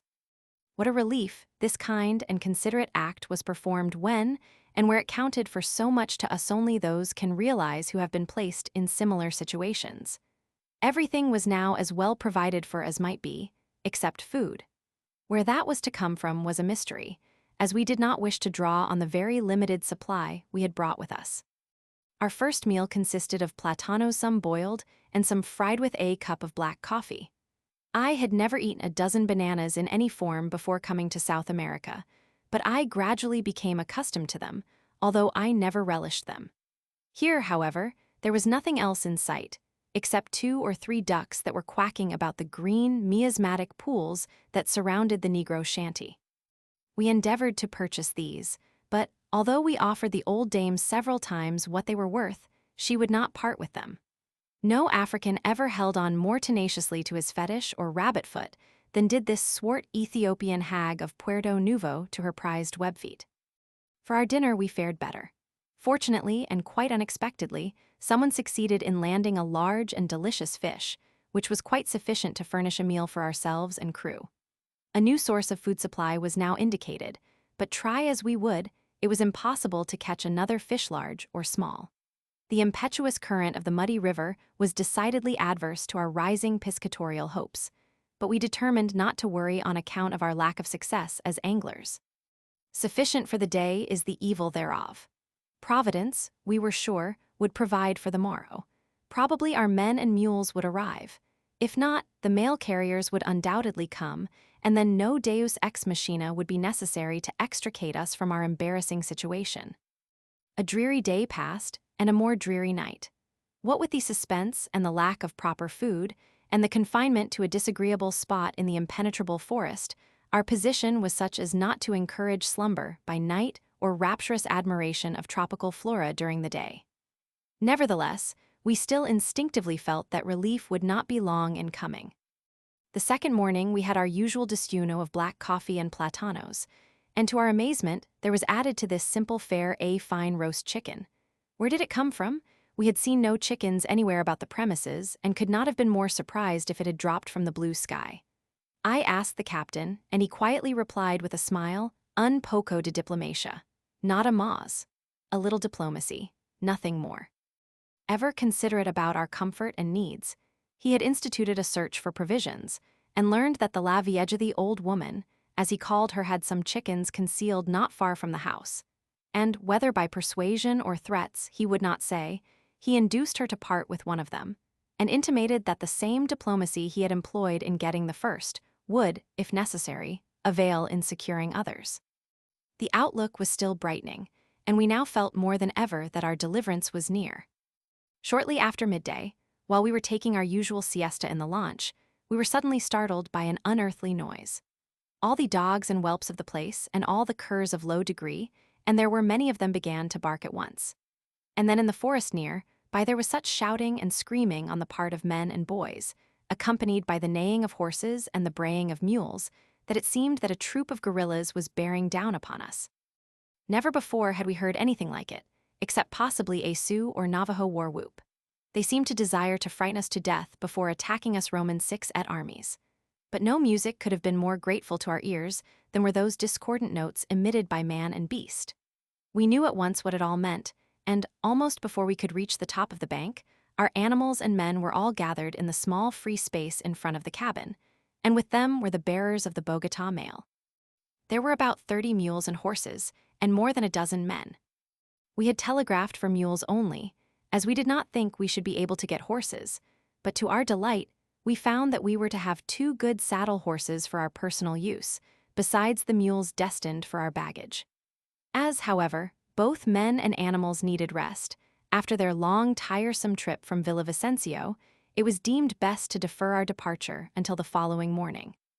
The animals were then turned loose to browse on whatever they could find to appease hunger, and their masters were soon ensconced in their hammocks, slung wherever they could find a suitable place for them.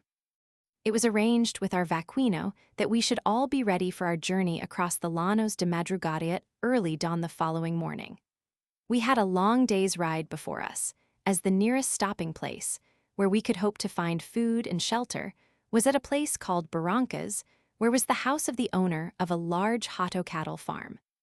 Bright and early, then, the next morning, our peons and vaquino were busy saddling our horses and packing our baggage on the backs of the mules. The mail bongo from Orinoco had left that place 10 days before we did arrive, a few hours before our departure, and all mail matter was hurriedly put on the backs of other mules by those in charge of the mail destined for Bogota and intervening points. It was not without a pang that we bade farewell to our devoted crew, who had done so much to render our voyage on the Meta and Humia as pleasant as it was memorable. From the ever-courteous and thoughtful captain to our good-natured and obliging Guahibo, we were always the recipients of delicate attentions of every kind. We might travel far before again meeting with men so kind and so sympathetic as were those 4 whom it was our good fortune to meet in an isolated village of far-off Colombia. "God bless you all," we said in parting. "Nothing is too good for you." During the first hour after starting, we had to struggle through what the natives call the Montana. It had nothing mountainous about it, as the name would seem to indicate, but was a dark, nearly impervious wood almost on a level with the waters of the Humia. In the dry season, I doubt not, the path through this forest would present no difficulty, but during the rainy season it was next to impassable. Everywhere there was deep, sticky mud and deeper pools and dirty, stagnant water. Often our horses sank to the saddle girths in the tenacious slime, and it was only by the greatest effort that they were able to extricate themselves. At times, where the mud and water were unusually deep, we were forced, for short stretches, to make our way through the pathless forest. Then every step was impeded by branches and lianas, and progress was next to impossible. Finally, with great difficulty for the animals and not a little danger to ourselves, we succeeded in effecting our exit from this terrible Montana. And before we were aware of it, we found ourselves on high and dry ground on the edge of a beautiful, smiling prairie of apparently limitless extent. What a relief it was to get once more into the open, into the broad llanos of Colombia, where we could have an unimpeded view for miles in every direction. We had been in the depths of the forest so long, getting only occasional glimpses of the llanos on our way up the river, that we felt like a prisoner given his liberty after a long term of confinement. Not that we had not enjoyed the forests while we were in them. Far from it. We had enjoyed every moment of the time spent in studying their richness and beauty. But now that we had reached the llanos, to which we had so long looked forward, and were no longer confined to the limited quarters of our launch. Now that we were on our willing steeds and could move as we chose in any direction, and as far afield as fancy might suggest, we experienced a sense of freedom and agility that surprised ourselves. We felt as if we had suddenly been transferred to another world, so different was our new environment from that in which we had spent so many weeks. Never did the earth seem so green, or the sky so blue, or the sun so bright. Never did the face of nature appear so ravishingly beautiful as on that glorious May morning near the picturesque Cumia. And away to the west, partly veiled by haze and cloud, loomed up higher than ever those vast mountains of majesty and mystery that seemed to overhang the world. Yes, we were slowly but surely approaching the Andes, and in a few days more, Dio volant, we should be scaling its dizzy heights and exulting in the splendid panoramas that would be presented to our enchanted gaze. The landscape before us was indeed beautiful, entrancing as a vision, fair as the happy valley of Rasselas. Exulting in a new sense of freedom, and stirred by many overmastering emotions, we could but exclaim with Byron, "Beautiful, how beautiful is all this beautiful world, how glorious in its action and itself." I have called the part of the llanos we were then entering a prairie, but it was far more beautiful than any of our plains known by that name. It was more like the palm-besprent delta of the Nile than the tame and almost treeless reaches of land which characterize so much of our western prairies. Here and there were coppices of graceful shrubs made melodious by feathered songsters whose notes were new to us. But everywhere, at no greater distance from one another, were our old friends that had accompanied us all the way from the mouth of the Orinoco, the ever-attractive Morich palms. We saw also several other species of palm that excited our interest, but none more so than the strange cornito palm. Like various species of the Onycarpus and Irertia, it is remarkable for its adventitious or secondary roots, which, springing from the trunk in large numbers, lift it above the ground, and give it the appearance of a large column supported on a cone of smaller columns inclined to it obliquely. These roots vary from a fraction of an inch to several inches in diameter. They have at times a length of from 6 to 10 feet and embrace a space of ground from 5 to 8 feet in diameter. They are frequently covered by vines and parasites so as to form a natural bower, which is used as a retreat by wild animals. Even the Indians have recourse to these fantastic arbors as a place of refuge during rainstorms. Here, as in the land of the Arawaks, the Morich palm is not only a thing of beauty, but for the Indians a source of comfort and joy. This and other palms, notably a kind of date palm, and the cumana, which bears a fruit similar to the wild olive, supply the Indians, during certain months of the year, with all the food they consume. Speaking of the palm, Padre Rivero declares it to be the earthly paradise of the Guahibos and Caracoas. It is their delight, their general larder, their all. It is the subject matter of their thoughts and conversations. About it they dream, and without it life would possess no joy for them. Like the cocoa palm, by the Indian Sea on the Isles of Balm, of which Whittier so sweetly sings, the palm on the Meta and its affluents, as well as on the lower Orinoco, is for the child of the forest. A gift divine, wherein all uses of man combine, house and raiment and food and wine. When contemplating the bountiful provisions of nature in favor of the inhabitants of the tropics, as evinced in various species of food-producing palms, we are forcibly reminded of the statement of Linnaeus that the first home of our race was somewhere in the tropics. Man, says this illustrious botanist, dwells naturally within the tropics and lives on food furnished by the palm tree. He exists in other parts of the world and subsists on flesh and cereals. The llanos in places are quite level and intersected by numerous canos and streams.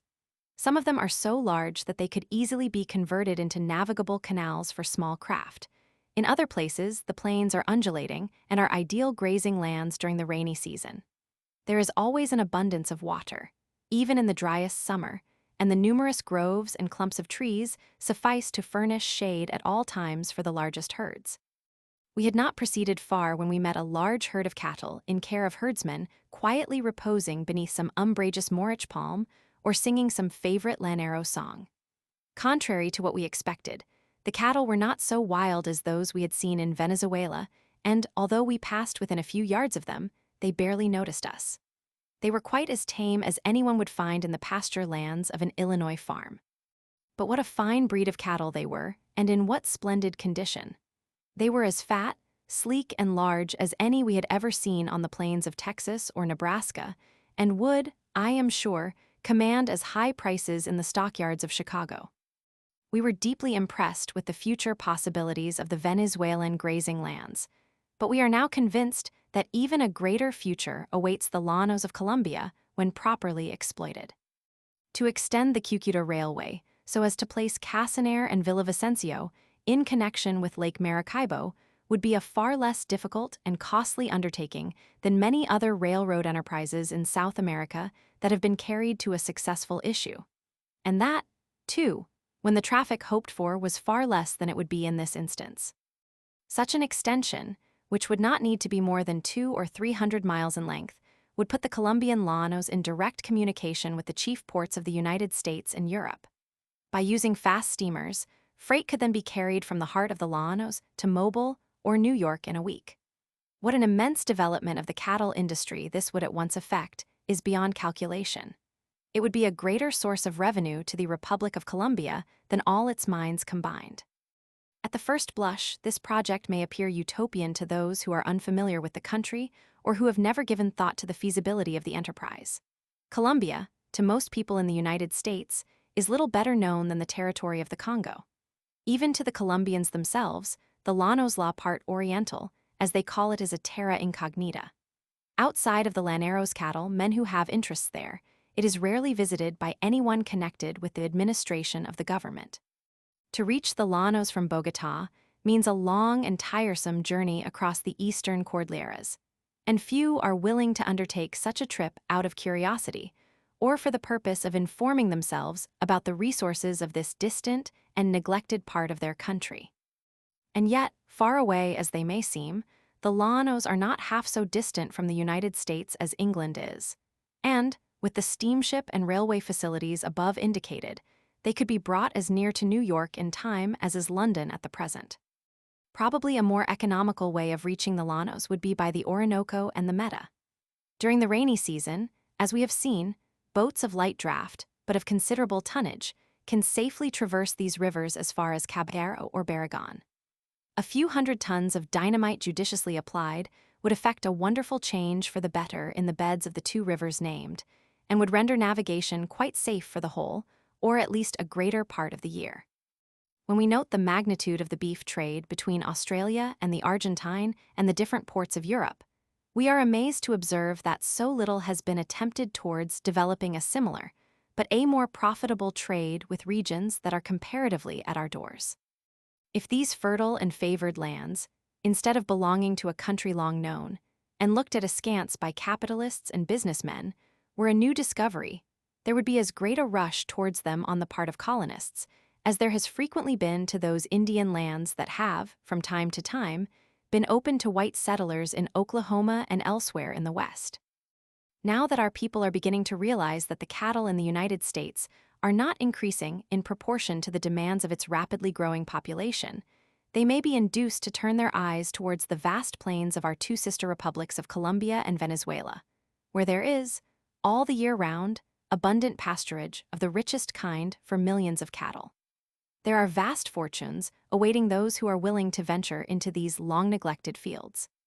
According to the reports of our Bureau of Animal Industry, the United States has been for some years past suffering from fever ticks and other plagues an annual loss of more than $60 million.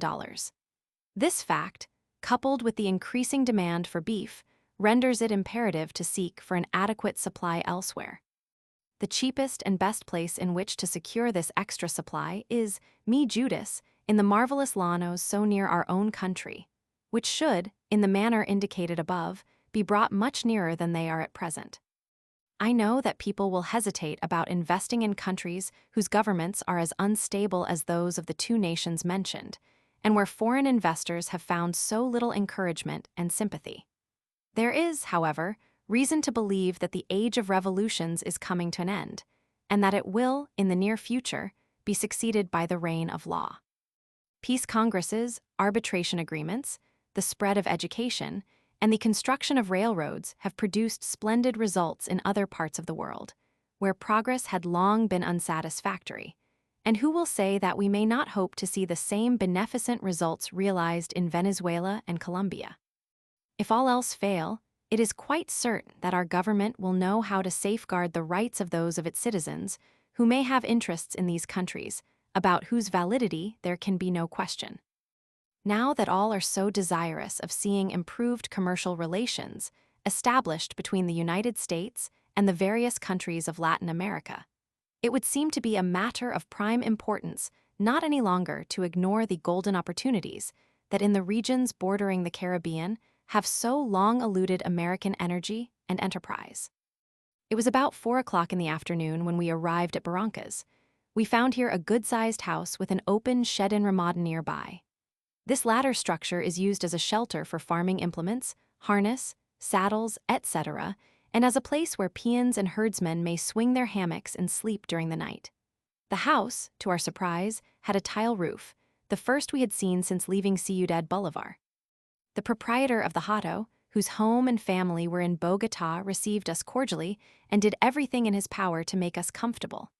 He also gave us his own room, which had a board floor, another novelty to us.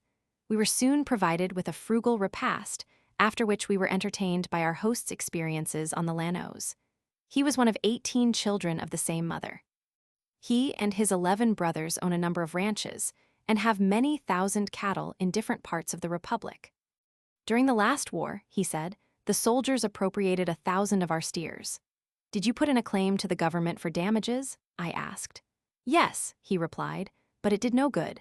I never got a centavo and never expect to. If I had been a foreigner, especially if I had been an American, I should have received compensation for my loss. The government always pays foreign claims when just, but the citizens of the country must be satisfied with promises.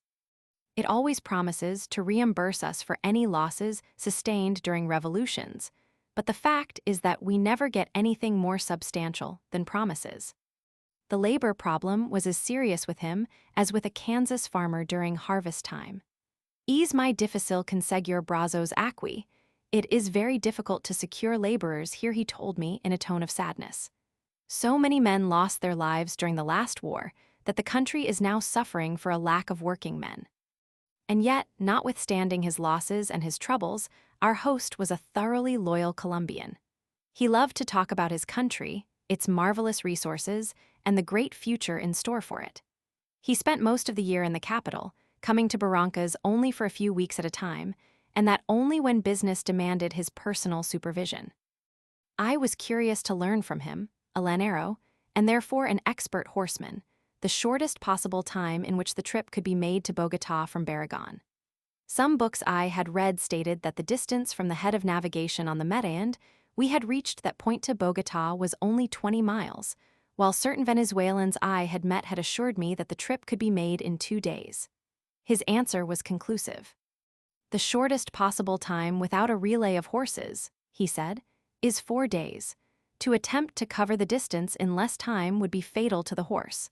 I never try to reach Bogotá from here in less than 4 days, and even this means hard riding.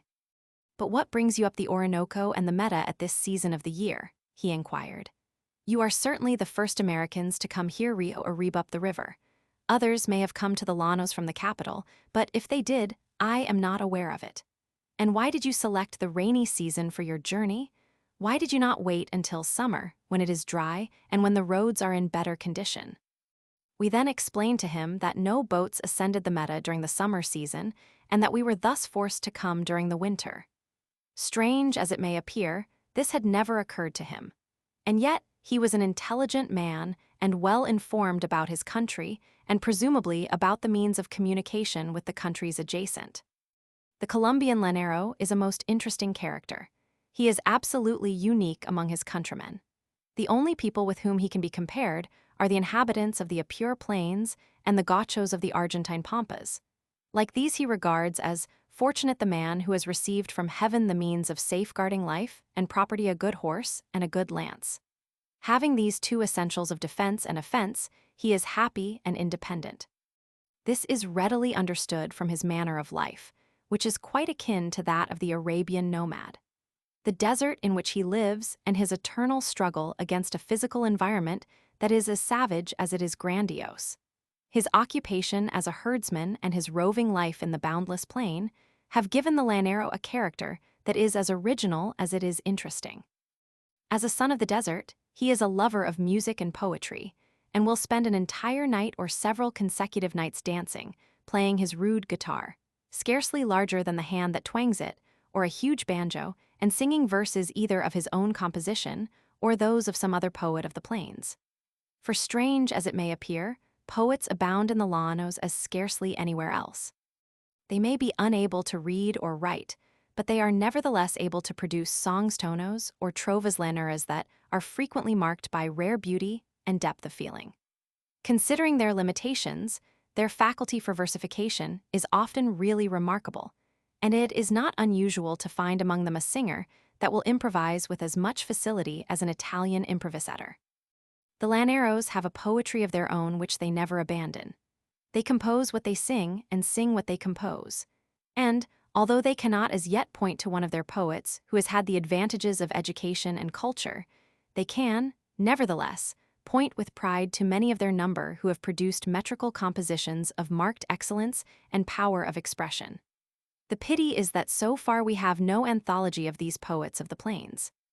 There is certainly a rich field here for research, awaiting some lover of the fresh and the novel in literature, and it is to be hoped that someone may soon explore a domain that is so promising in results. Their favorite compositions are ballads or rhymed romances, called galerones, which are sung as recitatives. They closely resemble the popular rhymed romances of Spain and refer generally to deeds of prowess performed by their own heroes in their constant struggles with the wild and unsubdued nature in which their life is cast. In these, galerones' valor and not love is the protagonist. Love, in the metrical compositions of the plains, is always a secondary character.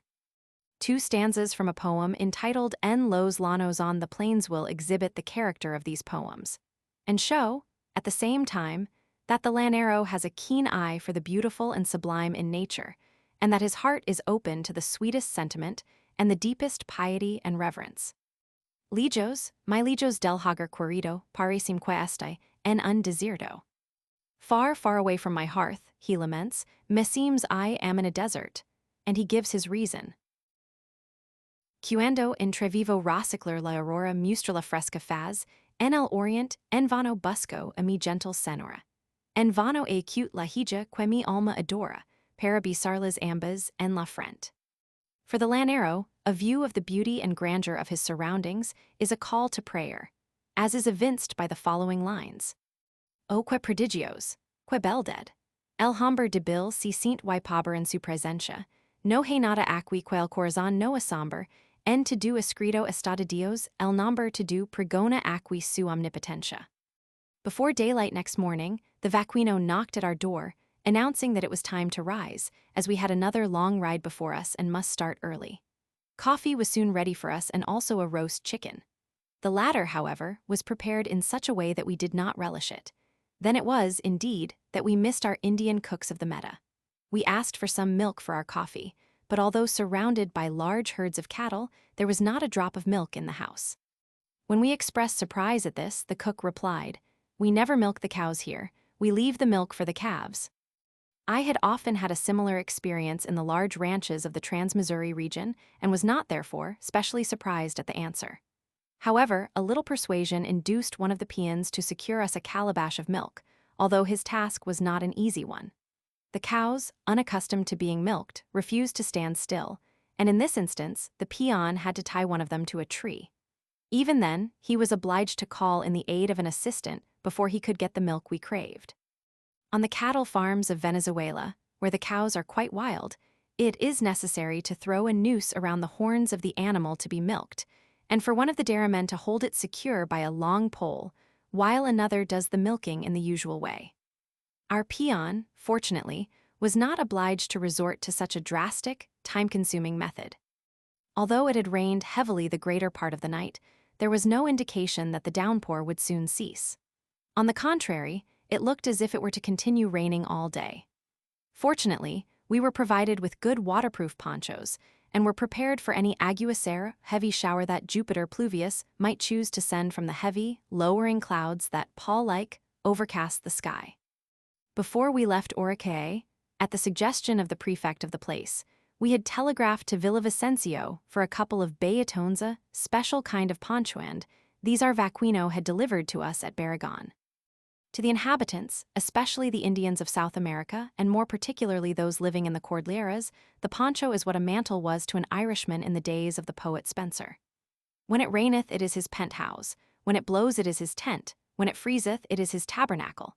In summer he can wear it loose. In winter he can wear it close. At all times he can use it, never heavy, never cumbersome. In a word, this weed is their house, their bed, and their garment. The poncho or baeton, usually made of wool, in fully 6 feet square with a hole in the center to admit the head. Our baetons called nabitones by sea were really double ponchos, made by sewing together 2 blankets, one red, the other blue. When the weather is damp and cloudy, the blue side is exposed, whereas it is the red that is kept outside when the sun is shining. The wearers of this useful garment have learned by experience that these 2 colors are differently acted upon by heat and light, and they accordingly adjust it so as to secure the maximum of comfort. The manta is a lighter covering made of white linen and is sometimes highly embroidered. It is used when the sun's rays are more intense, because it reflects the solar rays better than the red woolen garment. It is, however, rather an ornament than a necessity, and its use is confined almost entirely to the better classes. Provided with a poncho, a hammock, and a many-pocketed saddle which are almost as indispensable as his horse the llanero is always at home. The 2 former he carries in a bundle behind his saddle, where they are always ready for him at a moment's notice. In camping out, he slings his hammock in any convenient place, and, if it be in the open, the poncho is, by means of a rope, held over it in such wise that he can defy the most violent storm of the tropics, and sleep as soundly and be as well protected from the rain as if he were under his own roof tree. Our trail was one of the numerous cattle paths that intersect the llanos in every direction. The one we followed was a narrow ditch filled with from 1 to 2 feet of water. Our vaquino, who was in the lead, trotted along as if we were following a dry path, and we had to keep up with him or be lost. It was then that we realized the impossibility of traveling over these extensive plains without a guide, especially on a cloudy day during the rainy season. As well might one try to cross the ocean without a compass as attempt to make one's way over the llanos without a vaquino. There were so many canos those natural channels, like deep ditches, connecting streams and rivers and morasses to cross that were quite impassable except in certain places known only to the llaneros, who are thoroughly familiar with the country, that a stranger traveling alone would soon find progress quite impeded. To attempt to reach one's destination by relying on the oral directions of a llanero would be quite hopeless. They would, probably, be worded somewhat as follows. Continue your course over the savannah reba or reba up until you reach that bunch of cattle you see yonder. You see them, don't you? Queries the llanero. They are some cows and young bullocks, lost in the distance.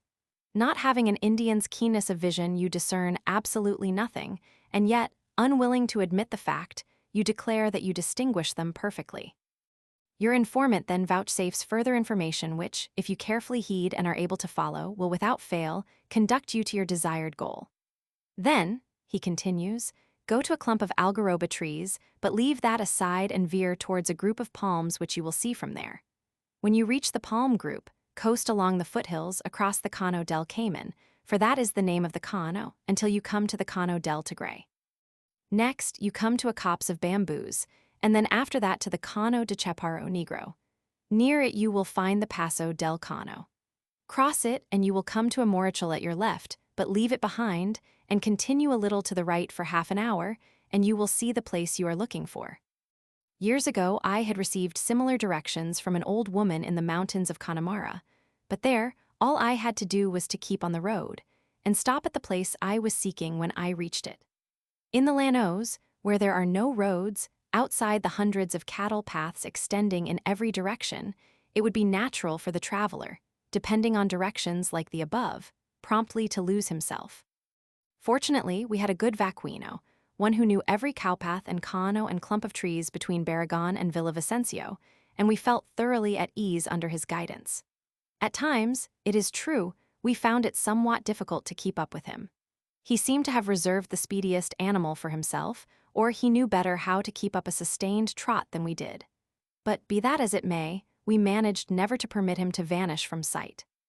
As we were riding over the plains, we observed a large number of vultures gallinazos on a tree near our path.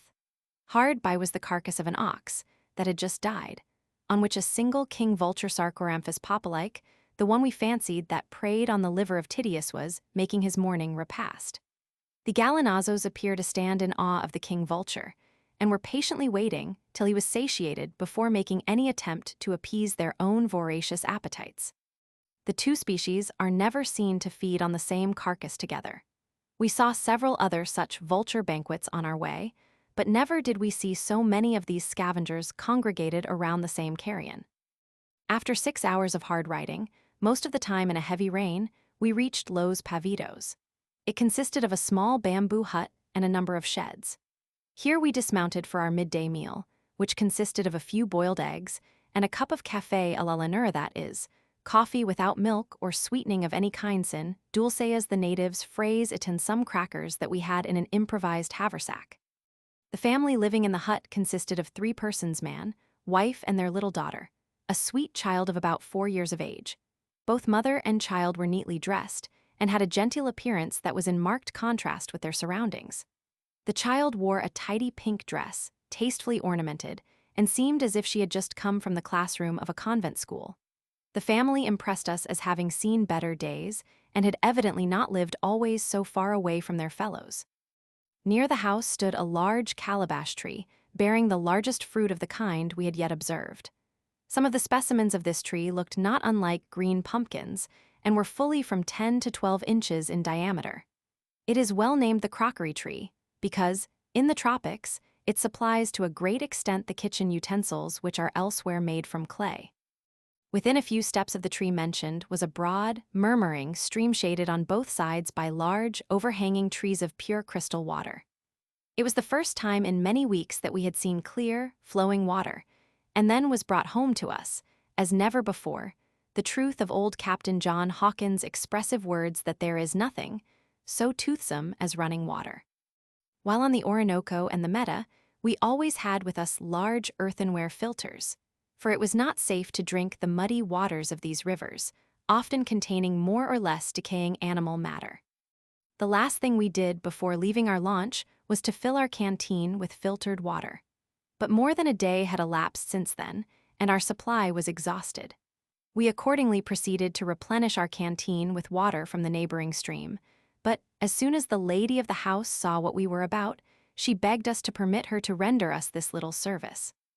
"I know where the water is best," said she, and taking the canteen, she waded out almost to the middle of the stream, and in a few moments returned with a new supply of water fresh from the Andes. As we prepared to leave, mother and child, the father was sick abed with malaria, both expressed their regret that we could not remain longer. "We feel greatly honored," the good woman said, "by your visit, and if you ever come this way again, you must be sure to come to Los Pavidos. Dios guard a acute vivi, y feliz voyage. May God protect you, and may you have a happy journey." Such were the parting words of this gentle soul in the wilderness, words of tenderest charity and sweetest benediction. For hours afterwards, her touching accent seemed like music in our ears, and the image of her lovely child, her darling Ninita, nestling by her side, with her little hands waving us a fond adieu, was before our eyes long after we had left the llanos far behind us. What was it in these gentle creatures, whom we saw for only a few moments, that appealed to us so strongly? Was it that secret bond of sympathy highly intensified by circumstances and environment that makes all the world akin? Was it the same sentiment that touched the artistic soul of Raphael, when, on passing through an Italian village, he saw the mother and child whom he has immortalized in his Madonna della Sedia? Or were we just then in the mood that impelled Goethe to indite his soul-subduing ballad Der Wanderer? Perhaps. Let the reader judge from the following stanza. "Farewell, O nature, guide me on my way, the wandering stranger guide, to a sheltering place, from north wind safe. And when I come home to my cot at evening, illumined by the setting sun, let me a woman see like this, her infant in her arms. After leaving Los Pavitos, we still had a 3 hours ride ahead of us before reaching Las Palmas, where we purposed stopping for the night. Fortunately, it had ceased raining, and our trail was now in a much better condition than it had been since leaving Barrancas. It contributed much to our comfort, too, that we were able to complete our day's journey under sunproof clouds. So far, we had not suffered the slightest inconvenience from the exaggerated heat of the plains. Some of our Ciudad Bolivar friends had told us that the heat of the llanos was so intense that it would be necessary, if we would avoid sunstroke, to travel by night. As a matter of fact, the temperature was never above 80 degrees F during the greater part of the time. It was several degrees below this figure. Besides, to attempt to cross the llanos in the rainy season, during the pitch-dark nights that usually prevail, would be like trying to find one's way through a Cimmerian bog. Not even the most experienced vaquino would venture on such a foolhardy journey. We arrived at Las Palmas just as the rays of the setting sun were beginning to throw a veil of crimson and purple over the distant summits of the Cordilleras. Here we met with the same cordial reception as elsewhere on the llanos. As, however, there was not room enough in the small choza and enramada for our entire party, we had recourse to our portable tent, which we always had with us for such emergencies. When we inquired of our host what he could offer us for comida, he sadly replied he had nothing but bananas, which were at our disposition. There were no eggs or chickens, and, although there were herds of cattle all around us, it was quite impossible to get a draught of milk. The cows would not permit anyone to milk them. We then remembered that we yet had in our haversack a small tin box, still unopened, of sliced Chicago bacon. This, with some crackers, was all that was left of the little store of provisions that we had brought with us. It was not without grave misgivings that we proceeded to open this remnant of our food supply. We had, on several former occasions, found that our canned goods were unfit for use, and what if the contents of this last box should be spoiled? It meant that we should be reduced to extremely short rations until we should reach Villavicencio, and there was no certainty when that would be. We had still another Montana to pass, many rivers and canos to cross, and above all, the terrible Ocoa, which, on account of the floods that had been overflowing its banks during the past week, our vaquino said, might delay us for several days. But the good God, who takes care of the birds of the air and clothes the lily of the field, had not forgotten us. We found the contents of the box as fresh and wholesome as when first enclosed in the far-off metropolis on Lake Michigan, and very pleasant was it, as the reader can imagine for us, who had so long fared on chicken, eggs, and bananas, to have a change in our aliment, in the form of sweet, nutty breakfast bacon, and that, too, from the glorious land of the stars and stripes. Early the next morning we were again in the saddle. Before bidding us adieu, our kindly host expressed his regret that he was unable to give us better entertainment. He wished us to understand that it was through lack of means and not of good will. Dispense la mala posada, excuse our poor lodging house, he said, and his wife and daughter, a fair young girl just entering her teens, re-echoed his apologies and in accents that left no doubt as to their sincerity. During the latter part of the night at Las Palmas, there was a genuine tropical aguacero, the heaviest downpour that we had yet witnessed. When we started from there the next morning, it was still raining heavily, and with no indication that there was to be a change until late in the day, if then. Now, more than ever, we congratulated ourselves on having secured our bayotones just when they were so much needed. They were all they had been represented to be and more. Although we had already spent many hours in continuous rainfalls, not a drop of moisture had yet reached our persons, and we had remained as dry as if we had traveled under a cloudless sky. The raincoats we had brought with us, although guaranteed to be the best waterproofs made, would never have served the purpose that our bayotones answered so admirably. After about an hour's ride, we entered a Montana similar to the one near Baragon, but greater in extent. The mud was not so deep, but there were more canos and streams to cross. Some of them were quite deep, and in a few instances, the current was so strong that our horses had difficulty in keeping themselves on their feet. Several times we turned to our vaquino to inquire if a particularly large stream was the much-dreaded Ocoa. No, senors, he always replied. El Ocoa is más grande, the Ocoa is larger. We noticed that he was quite pensive and apparently as much preoccupied about the Ocoa as we were ourselves. He then informed us that he had learned at Las Palmas that the Ocoa had been impassable for several days past, and he feared we should be detained there for some time. Just then we came to the largest and widest torrent that we had yet met. We effected the passage of this with the greatest difficulty, and not without considerable risk to both mount and rider. After we had safely gotten across, I turned again to our guide and said, "That is surely the Ocoa, is it not?" "No, Senor, el Ocoa es todavía más grande y más bravo." "No, sir, the Ocoa is still larger and more turbulent." Finally, after we had been about 3 hours in the Montana, the rain continuing all the while without cessation, after we had narrowly escaped being mired several times, or being carried away by several of the impetuous watercourses that obstructed our path, there were by actual count more than 30 of them. After a long struggle against the dread that was so greatly depressing our vacuino, and trying to take an optimistic view of our situation, we had our attention directed to a loud roaring noise immediately in front of us. We knew at once what that meant, and did not need the information then volunteered by our guide. "He aqui el Ocoa, senors." "That is the Ocoa, sir." A few minutes more and we were on its banks. Swollen to an unusual height by the recent heavy rainfalls in the Andes, it was now a raging, roaring mountain torrent that had attained the magnitude of a tumultuous river which swept everything before it. It must have been such a torrent that the poet Schiller had before his mind's eye when he wrote The Diver, of which the following stanza is a part.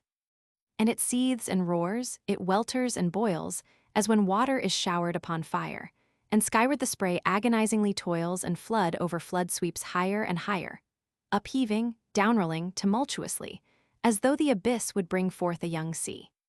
C, who had never witnessed in Trinidad such exhibitions of storm and flood, was in despair. Our peons, finding their worst forebodings in actuality, were distressed and disconsolate.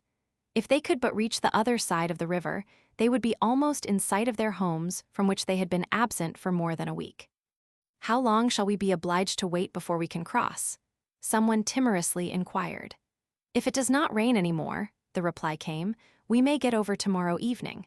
If there is another aguacero in the mountains, Dios sabe, God knows how long we may be detained here." Just then, one of the peons who claimed superior knowledge about the behavior of such rios bravos as the one before us, gave it as his candid opinion that, even if there were no further rain, it would be quite impossible to effect a passage inside of 3 days. To one unfamiliar with the suddenness with which mountain streams become raging torrents, and the quickness with which they subside, these declarations of opinion were depressing enough. Had, however, spent many years among the Rocky and Sierra Madre mountains, and had often had occasion to study the modus operandi of the cloudbursts that are there of so frequent occurrence. Besides this, while our peons were disputing among themselves as to what was best to be done in our embarrassing situation, I had been carefully observing the height of the water line and found, to my great delight, that it was gradually becoming lower. After making a few measurements, I found that, if there were no further rainfall, we should be able to cross to the other side before sundown.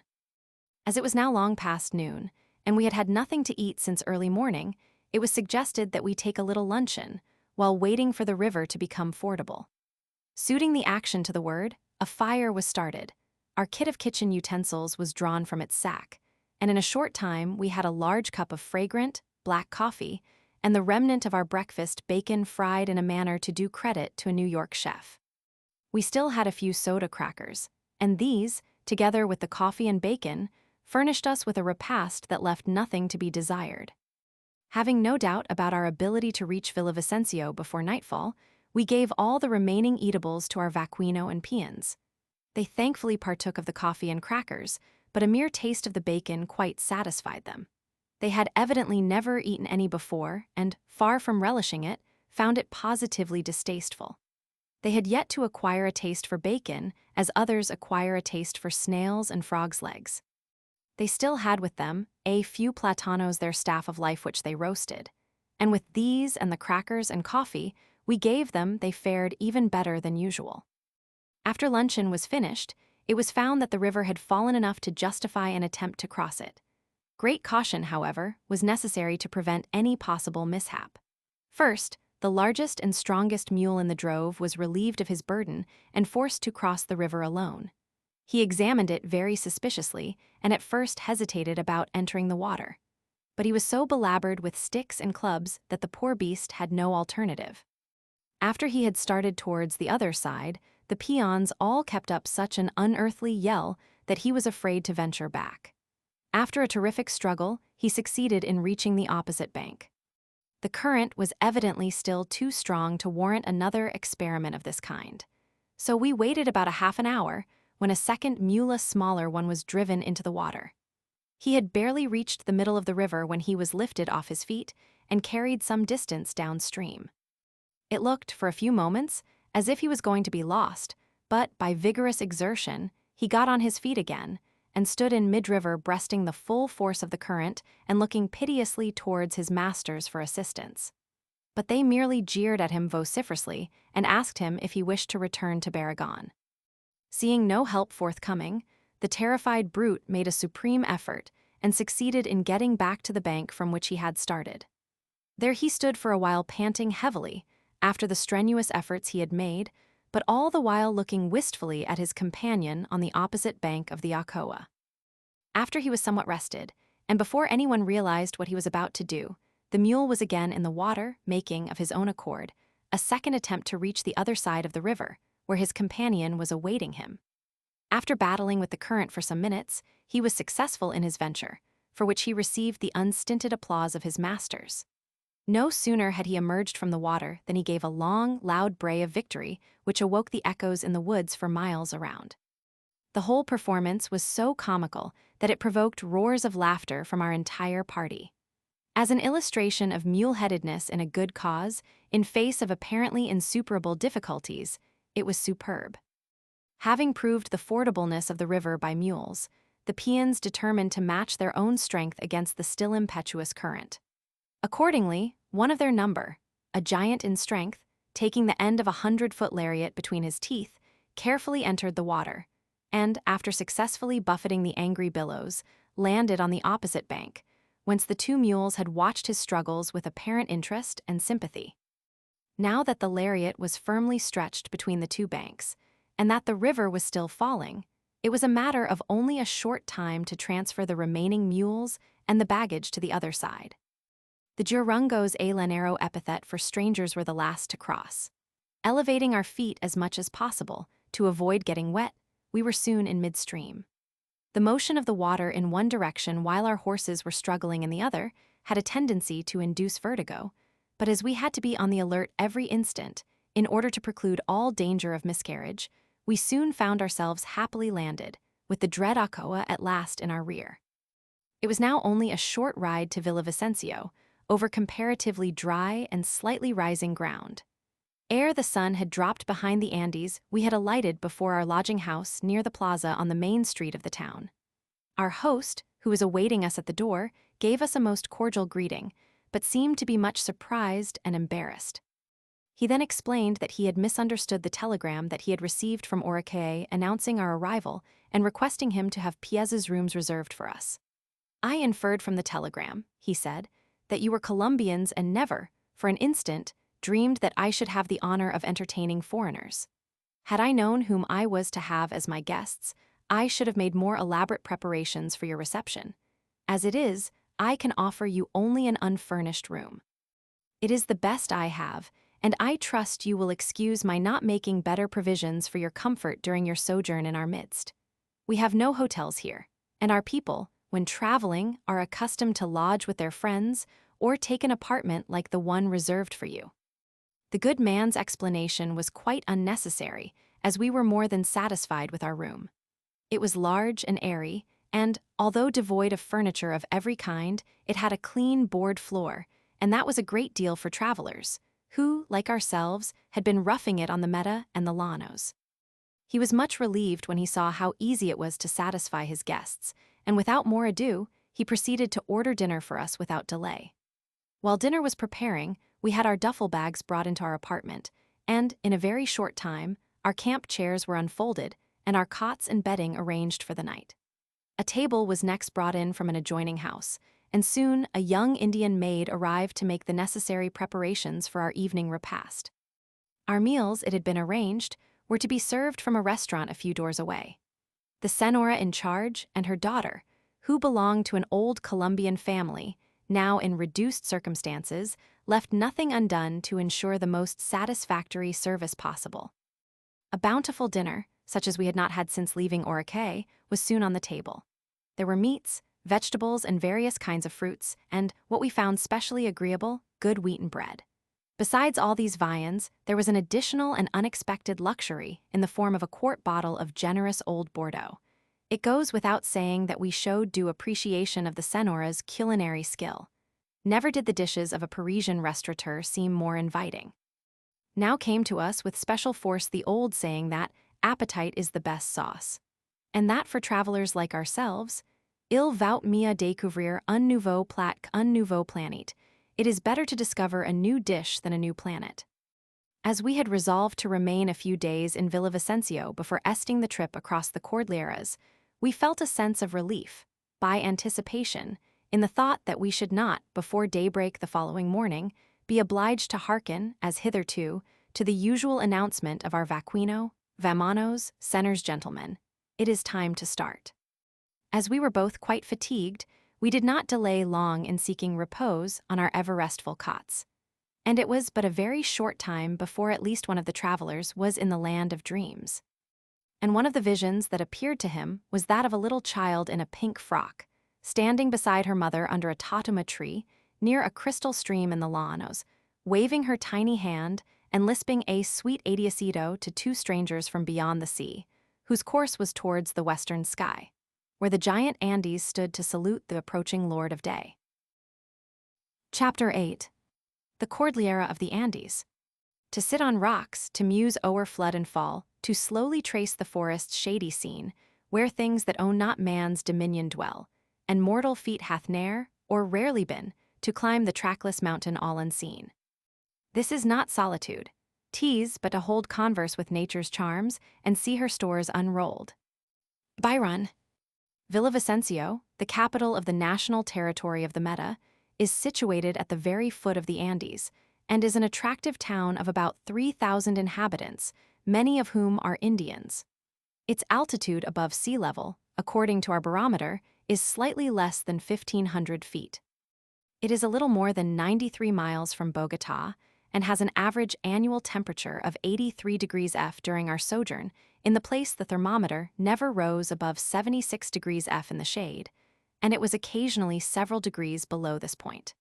And, although little more than 75 miles north of the equator, it was so cool at night that we always used our blankets.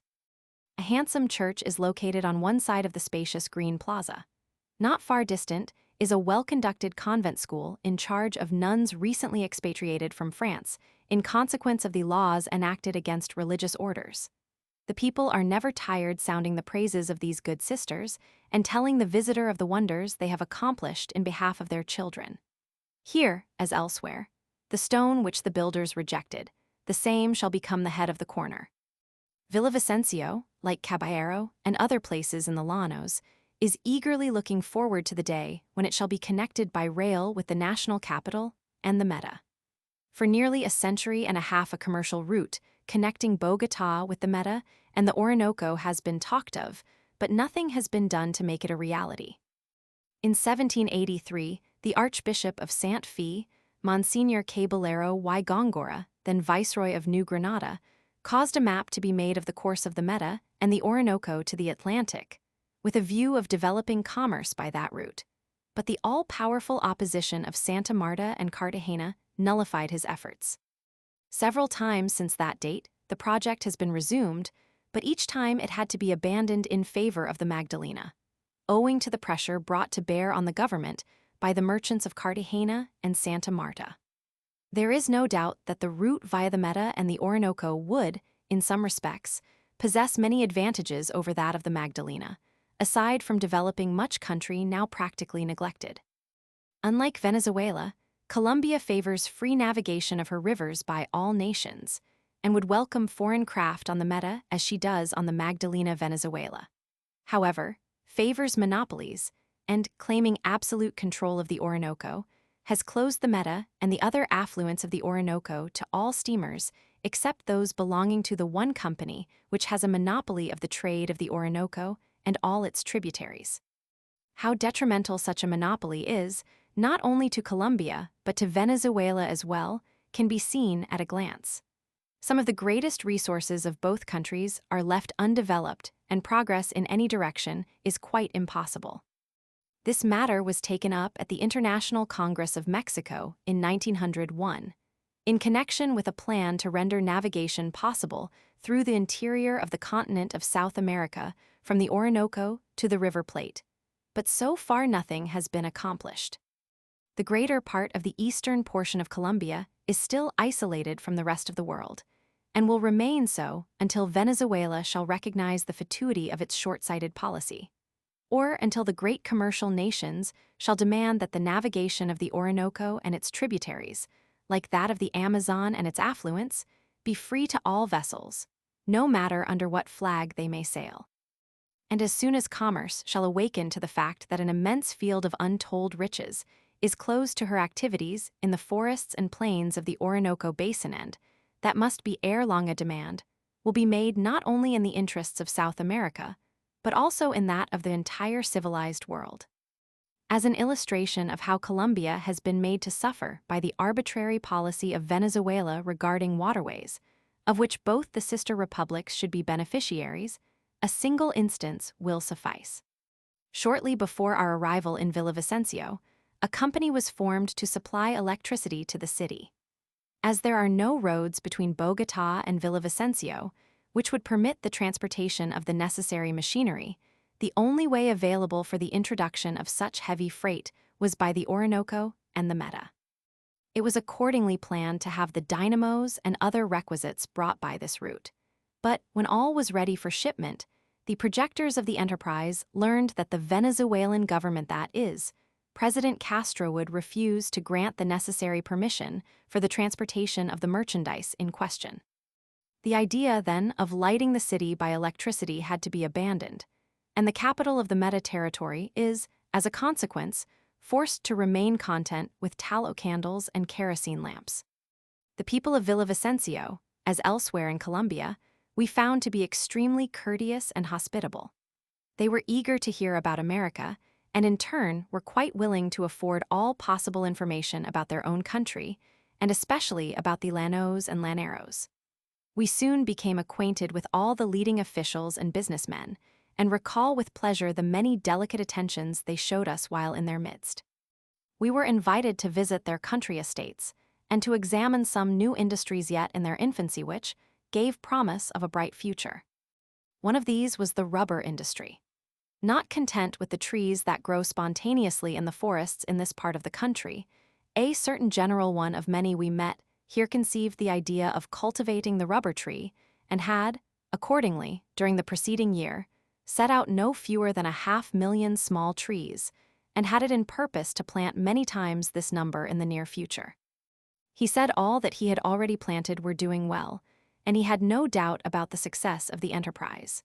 He was most sanguine about the future of eastern Colombia, and expressed it as his belief that in a few years Colombia would be as favorably known for her rubber as she is now for her cacao, coffee, and tobacco.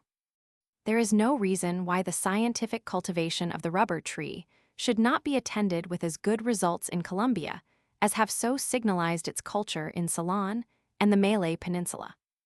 In view of the destructive system of treating the rubber trees in Brazil and other parts of South America in collecting the latex, and the increasing demand for rubber in our various rapidly expanding industries, it would seem that the rubber plantations, like the one above mentioned, are sure to yield their owners a handsome profit. Nothing better illustrates what may be expected in this direction than the experiment made a few decades ago in India with the cinchona tree. Previously to the introduction of this tree into India, where there are now many extensive plantations under cultivation, the sole source of supply of Peruvian bark was from the tropical slopes of the Andes. Now, in consequence of the vigorous competition with India, the cinchona industry in the Andean regions is only a fraction of what it formerly was, And, unless something can be done to arrest its rapid decline, it will soon have lost its importance as an article of export from the Cordilleras. We spent 3 days in Villavicencio and enjoyed every hour of the stay among its kindly people. We had thus an opportunity of securing much-needed repose and of preparing ourselves for our arduous trip across the cloud-reaching Andes.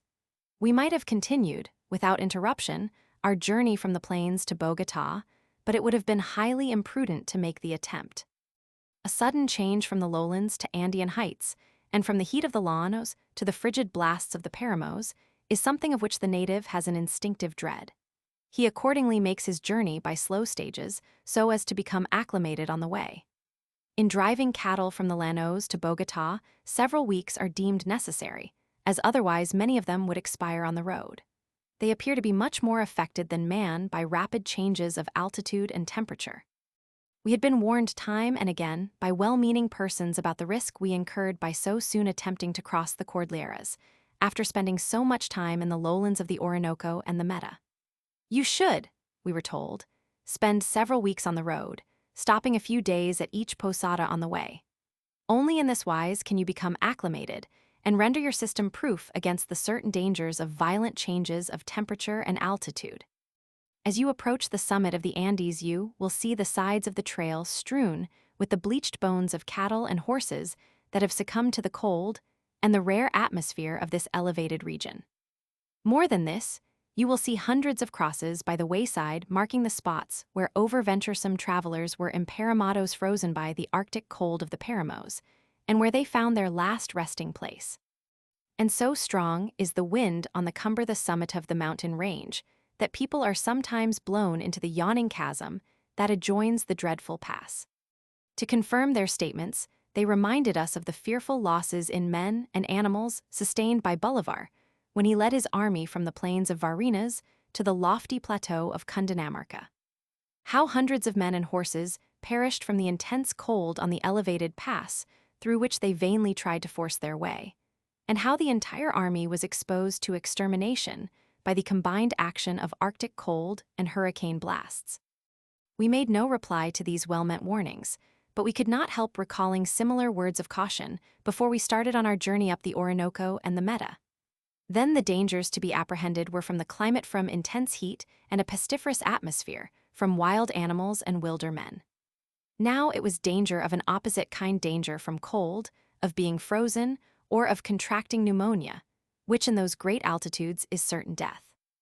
Aside from a few uncomfortable nights which, with a little care, might have been obviated, caused by the active zancudo, and the coloradito had escaped all the predicted dangers of the lowlands, and we now felt reasonably sure that we should be equally fortunate in eluding those that were said to await us in the regions of everlasting snow. We were better equipped for making the trip than the poor, ill-clad natives from the llanos, and we could regulate our vesture to suit the temperature.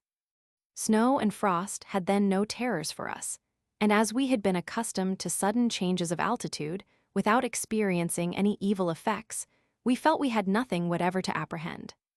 On the third morning, after our arrival in Villavicencio, we were ready to start for Bogotá and expected to make the journey of 93 miles in 3 days. We had secured mules that were used to mountain travel. Those that we had in crossing the llanos would never have answered our purpose. Our vaquino and peons were Serrano's mountaineers, thoroughly familiar with the route we were to take. They all seemed to be good, reliable young men, and we felt that the last stage of our journey, before reaching Bogotá, would be quite as enjoyable as any that we had already completed. After many cordial expressions of good wishes on the part of the crowd assembled to witness our departure, and repeated exclamations on all sides of Feliz Voyage, a happy journey, and Dios les guarde et acute vivi, God protect you, we said our last adios to all and turned toward the Andes. Vamos con Dios, ejaculated our vaquino. Why con la Virgin, was the response of the peons and the bystanders. From the moment we left the door of our temporary lodging, our road was up grade. As we passed along the street that terminates at the foot of the mountain, it seemed that all the women and children of the place were at the doors to get a last view of the Jurungos, foreigners whose arrival from the eastern sea by the great river had been commented on as a more than ordinary event. As soon as we had passed the last house of the city, there was a sudden marked increase in the grade of our trail, and we then felt, for the first time, that we were in sober earnest beginning the actual ascent of the Andes. In 2 hours, we had reached Buena Vista, a lovely spot, 1,140 feet above Villavicencio. We had frequently been told in Orinoco and elsewhere that we should have a beautiful view of the llanos from Buena Vista, and that we would do well to tarry there for a while to enjoy the panorama that would be visible from this elevated spur of the mountain. When a South American, especially one familiar with the mountain, speaks in terms of praise of any particular bit of scenery, one may be sure that he does not exaggerate. He is so accustomed to splendid exhibitions of tropical beauty and mountain grandeur that he passes unnoticed what we of the North should describe as superb, magnificent, glorious. Such scenes are to him as common as the gorgeousness of the setting sun and the sublimity of the starlit heavens are to us, and fail to move him for the same reason that the splendors of sun and sky rarely affect us, as they would if but occasionally visible. They are everyday objects, and the pleasure they should afford palls accordingly. We were not disappointed in our anticipations regarding the view from Buena Vista. On the contrary, it far exceeded anything we had imagined. The sky, with the exception of a few fleecy clouds flitting athwart it, was clear, and the sun was almost in the zenith. Far below us, and extending away north, east, south towards the dim and distant horizon, were the llanos, every feature of which was brought out in bright relief by the brilliant noonday sun. In the foreground was the Montana through which we had passed just before reaching Villavicencio. Farther afield was a limitless sea of verdure, interspersed with groups of trees, which offered their grateful shade to the countless herds that reposed beneath their wide-spreading branches. In every direction, the green savannas were intersected by canos and rivers, which looked like streams of molten silver. It was, indeed, a panorama of surpassing beauty and loveliness of its kind unique in the wide world. It was the boundless plain in eternal converse with the heavens above. It was the abode of liberty, and the trysting place of life palpitating in the sunshine, and beneath the emerald borders of the sliver-like watercourses that were all hastening with their tribute from the Andes to the Meta, which, far off in the southeast, seemed like a line of union between earth and sky. We have nothing in our country that can bear comparison with the matchless picture seen from Buena Vista. The view of the delta of the Nile just before harvest time, with its numberless canals and water courses from the summit of Cheops, contains some of the elements of soft tropical beauty so conspicuous in the Buena Vista landscape. But it lacks the variety, the sweep, the coloring, the harmonious effects of light and shade, the immensity, and above all the wondrous setting afforded the latter prospect by the titanic Cordilleras. But the measureless expanse of grassy plain that lies before us is but an insignificant fraction of the llanos. They extend from the southern slopes of the coast range of Venezuela to the base of the Paraíba uplands and the Rio Guavir, from the Andes to the delta of the Orinoco. They are thus almost conterminous with the Orinoco basin. They, indeed, constitute one of the 3 immense districts into which the whole of South America is divided. The other 2 are the selvas of Brazil and the pampas of Argentina, separated from each other and from the llanos of the north by low transverse ridges running east and west from the Atlantic to the Cordilleras. To geologists, these vast lowlands have a special interest, as they were at one time the bed of an inland sea more extensive far than the present Mediterranean. Even now, during the rainy season, certain parts of this immense expanse are covered by freshwater lakes thousands of square miles in extent. A subsidence of a few hundred feet would again bring the whole of this illimitable territory down below sea level and cause again the formation of the great tropical sea that existed in prehistoric times. To the student of history, a special interest attaches to the llanos of western Venezuela and eastern Colombia. It was across these plains and swamps, under the most trying difficulties, that Bolivar led his half-clad, half-famished army during his memorable march across the Cordilleras, before achieving the independence of New Granada in the famous Battle of Boyacá. But great as was the feat accomplished by Bolivar in traversing the llanos, great as were the difficulties he had to contend with, they pale into insignificance when compared with the hardships and achievements of the early discobradores explorers of these then unknown wilds. Bolivar and his men traveled through a country that had been long settled and were among friends and compatriots. The early explorers and conquistadores were, on the contrary, in an unknown land among murderous, relentless savages armed with poisoned arrows. They were in a region where it was often impossible to procure food, and where several times starvation was imminent. For months at a time, they wandered through dark, tangled forests, cutting a road as they went, lured on by the hope of fame and fortune. Then they had to feel their way through deep and treacherous morasses, in which they had to confront even greater dangers than in the obscure woodlands. But notwithstanding dangers and difficulties of every kind, they kept moving forward through woods and swamps, across rivers and mountains, ever in pursuit of gold and precious stones, and of the fabulous riches of the Meta and the treasure city of Manoa. Among these famous discobradors was the German George Hohermuth, whom the Spaniards called Jorge de Spira. Starting from Coro, on the Caribbean, with 361 men and 80 horses, he directed his course southwards, where, he was assured, were inexhaustible treasures of every kind. Crossing the llanos of Venezuela and New Granada, he must have passed near the present site of Buena Vista. During our journey, we certainly crossed his line of march, which in this latitude was probably near the base of the Cordilleras. Spurred on by an ever-receding ignis fatuus, he continued his march until he reached the Japara, an affluent of the Amazon, and but a short distance from the equator. During this frightful journey, he crossed the Arauca, the Apure, the Meta, the Guaviare, and other broad and deep rivers. Of the countless difficulties he encountered in his long and painful march, no one who is unfamiliar with the character of forest and plain in the tropics, particularly during the rainy season, can have the faintest conception.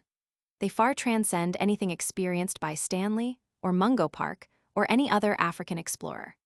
After more than 3 years of unheard-of sufferings, he finally returned to Coro with but a small fraction of the brave men that had originally formed part of his expedition. Hohermuth was followed by Philip von Hutten in 1541 on a similar expedition, who traveled over almost the same ground as his predecessor. He, too, must have passed near where Buena Vista now stands.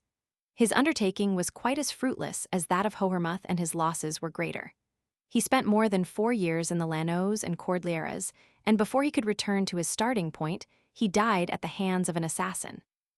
More remarkable still, in some respects, was the expedition of Nicholas Fetterman, who, like Hohermuth and von Hutten, was in the service of the Welsers, concessionaires of a large German colony near Lake Maracaibo.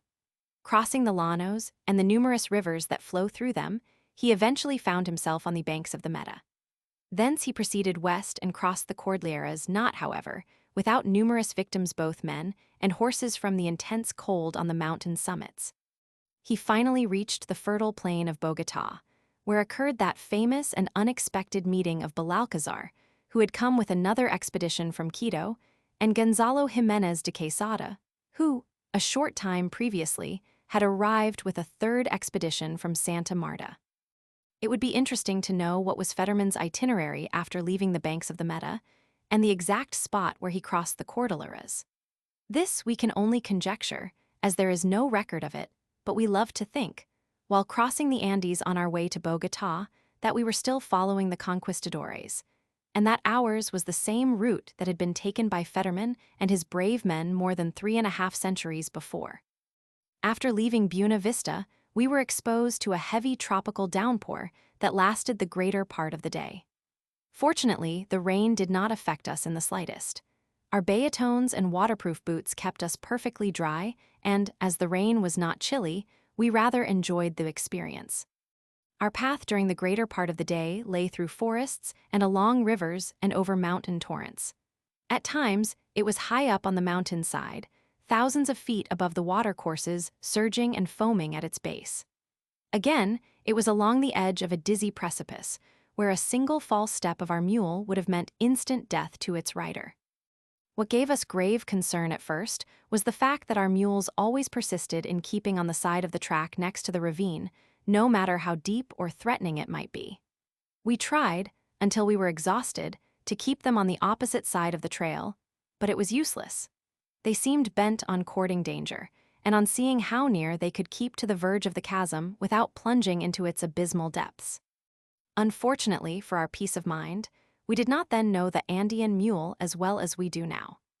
Had we understood him as well at the beginning of our journey as we did at the end, we should have given him a free rein, and thereby spared ourselves many nerve-wracking moments and many futile efforts to correct his persistent aberrations. Why a mule prefers to walk on the brink of a precipice, whenever it has an opportunity of doing so, rather than keep to what we humans should consider the safer side of the path, is a mystery I do not profess to fathom. I simply state the fact. I leave its explanation to experts in mule psychology. The country through which we passed was fairly well populated, and we were never long out of sight of a habitation of some kind. Sometimes the dwellings were of stone, but more frequently they were of bamboo daubed with clay and thatched with palm leaf. The people, usually Indians or half-breeds, were in humble circumstances, but we never saw any evidences of actual want or suffering. Nunca si mura de hambre aqui, no one ever dies of hunger here, an Indian woman once informed us when we made inquiry about the subject. If one should happen to have nothing to eat, his friends and neighbors supply him with food. They are ever willing to assist one another, and we were often surprised to see how ready they were to share their limited store with others, whether in want or not. A more friendly people we never met than the good people who dwell on the eastern slopes of the Colombian Cordilleras. They always have a kindly greeting for everyone they meet. No one, not even the youngest child, will pass you on the road without a cordial buenos dias, buenas tardes, or buenas noches, good day, good evening, or good night as the case may be. These cheering salutations, that were always forthcoming, whether we met one or a score, young or old, made us forget that we were in a foreign land, far from home and friends, and quite reconciled us to any little discomforts we might experience along our steep and rugged path. Here among these simple, unspoiled people, the brotherhood of man is not an empty rhetorical phrase or a vain poetical figment, but a living, everyday reality. How often during our journeyings in the savannas and highlands of Colombia did we not recall the beautiful couplet of Castellanos regarding the primitive inhabitants of New Granada? Gentlena, feel modesta clara lil humilde, sana y obedient. They are the same today, especially when removed from the baleful influence of those who, instead of aiding them, would drag them down to the lowest depths of degradation and servitude. But obliging and honest as we always found these people to be, they, nevertheless, invariably failed us in one particular. We could never, except occasionally by accident, get from them a correct or satisfactory answer about the distance from one place to another. Never shall we forget our experience during our first day's journey in the Cordilleras. Our objective point was San Miguel, where we were told we should find a good lodging house, one of the best on the road. We were assured, and, as the distance was great, it was necessary to make extra good time in order to arrive there before nightfall. The heavy, long-continued rains had made our trail extremely heavy and in places almost impassable. The hours passed, and we found ourselves advancing much more slowly than was desirable. The lowering clouds were massing on the mountain slopes, and the rain began to fall in torrents. It then began to dawn upon us that we might not be able to reach our destination in the limited time yet remaining of the fast-departing day. Further progress along our dangerous path in the impenetrable gloom that would immediately follow sunset we knew to be impossible. We knew, or thought we knew, about how far we were still from San Miguel, but we wished to be certain about the distance. It was now about 4 o'clock in the afternoon, and it was imperative for us to reach our posada by 6 o'clock if we were to arrive there at all that day. We accordingly inquired of one of the many peons we met, who were returning to their homes from their day's labor in the fields, how far it was to San Miguel. Tres leguas, senors, 3 leagues, sirs, was the answer to our question. This was disheartening. Our mules were now exhausted and could not possibly make 3 leagues in 2 hours over the terrific track we were traveling, but there was nothing to do but push on. At the end of an hour, we asked the same question of another peon. Cuatro leguas, senors, 4 leagues, sirs, was the reply. This answer was confirmed by several other peons, whom we also questioned. Matters were becoming serious, but we continued on in silence, hoping against hope. About a half hour later, we again renewed our query. Una legua, senors, 1 league, sirs, said a bright boy who was driving a heavily laden donkey. It was now dusk, and as dusk in the tropics lasts but a few minutes, we knew that we should soon be enveloped in total darkness. A little further on, a woman with a child in her arms informed us that San Miguel was circa near. This was too ambiguous for us, as it might mean 1 league or several leagues. Asking her how near it was, she replied my circa very near. This was still unsatisfactory. She then assured us that it was cerquita, circuitita, diminutives of circa, meaning that the place was extremely near, only a few steps farther. Dando la vuelta de la esquina, around the corner there, she said, is San Miguel, the second house you come to. Peering into the darkness before us, we could barely discern what appeared a projection from the mountainside. We had to be satisfied with this answer, as, try as we would, we could elicit nothing more definite from our informant. The darkness was now so dense that we were unable to see even as far as our mules' ears. There was then nothing to be done but to give our animals the rein and trust them to carry us to our destination. As if guided by a peculiar instinct, they carefully picked their way through the mud, but we thought they should never get around that corner towards which we had been directed. We were now quite exhausted, as we had eaten nothing since morning, and longed for a place of shelter where we could find repose. Only once before in all my travels did it seem to take so long to get around a mountain spur. Years ago, in the mountains of the Peloponnesus, I had a similar experience, but then the road was good and the moon was shining. Here there was only a wretched, dangerous trail, and it was pitch dark. At the long last, we saw a light glimmering in a hut by the roadside. This was something. The next house, which was said to be barred by, should be the long-desired San Miguel. To reassure ourselves, we asked a woman who was standing at the door of the cot where was San Miguel. She did not know. She had never heard of such a place. It might be at the other side of the mountain, or we might already have passed it. She could not tell. But is there not a posada near here? I queried, or a place where we can remain overnight? Oh, yes, the woman replied. There is a very good posada just across the road, that large building right in front of you. You are looking for La Senora Filomena's house. That is what we call it here. And so it was. A few rods away was San Miguel, at last. Only the tired, famished traveler in a strange land can realize how glad we were that the day's journey was finally at an end. We spent a very uncomfortable night at San Miguel, and were glad when we found ourselves, early the following morning, again in the saddle, bound for Caqueza, the capital of a district near the summit of the Cordilleras. We must make better time than yesterday, I said on starting to our vacuino. Si, senor. We shall arrive at Caqueza by 4 o'clock, shall we not? Is impossible, senor. It is impossible, sir. Well then, we shall arrive by 5, shall we not? No, si pude, senor. It cannot be done, sir. At all events, we must reach Caqueza before dark.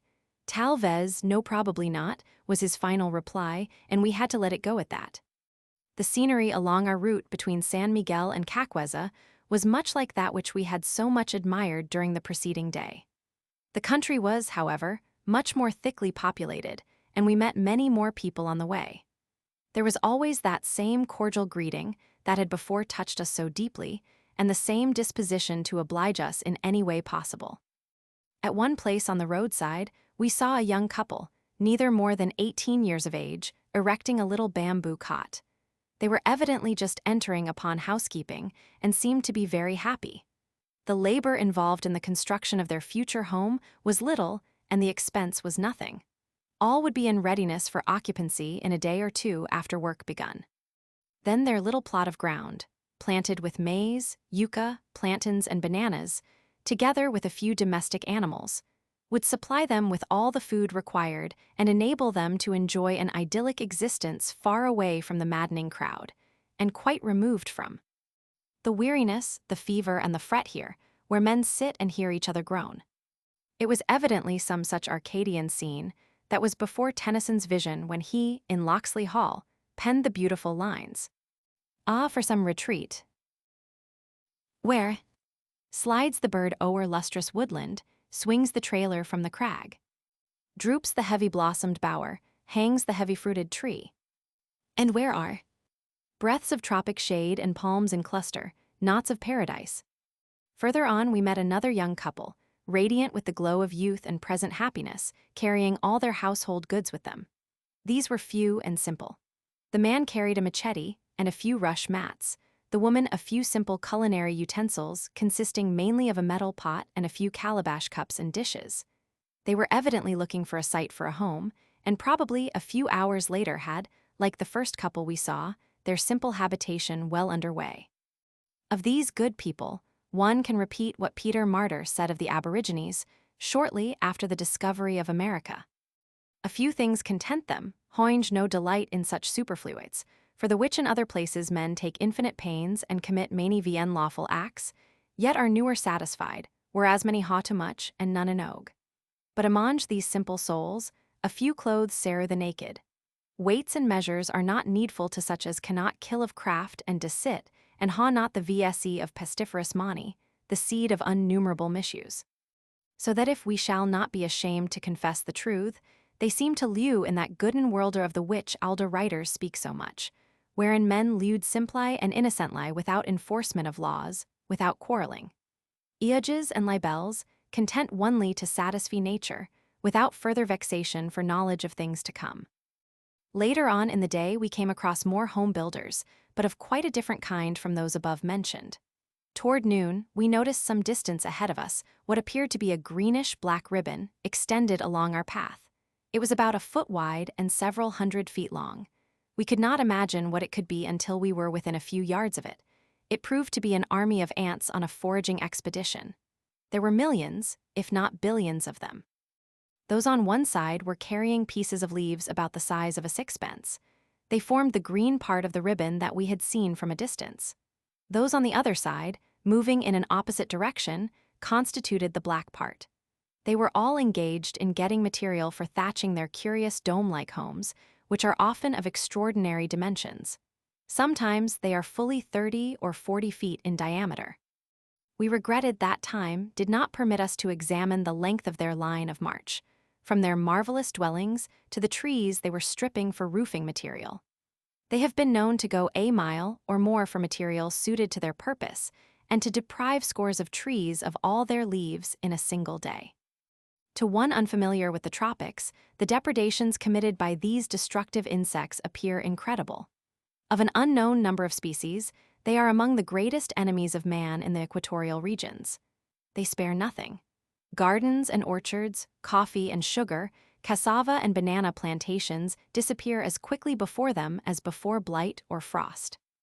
In the early part of the 16th century, according to Herrera, their numbers in Hispaniola and Puerto Rico were so great, and their devastations so extensive and irresistible, that they threatened to depopulate the islands.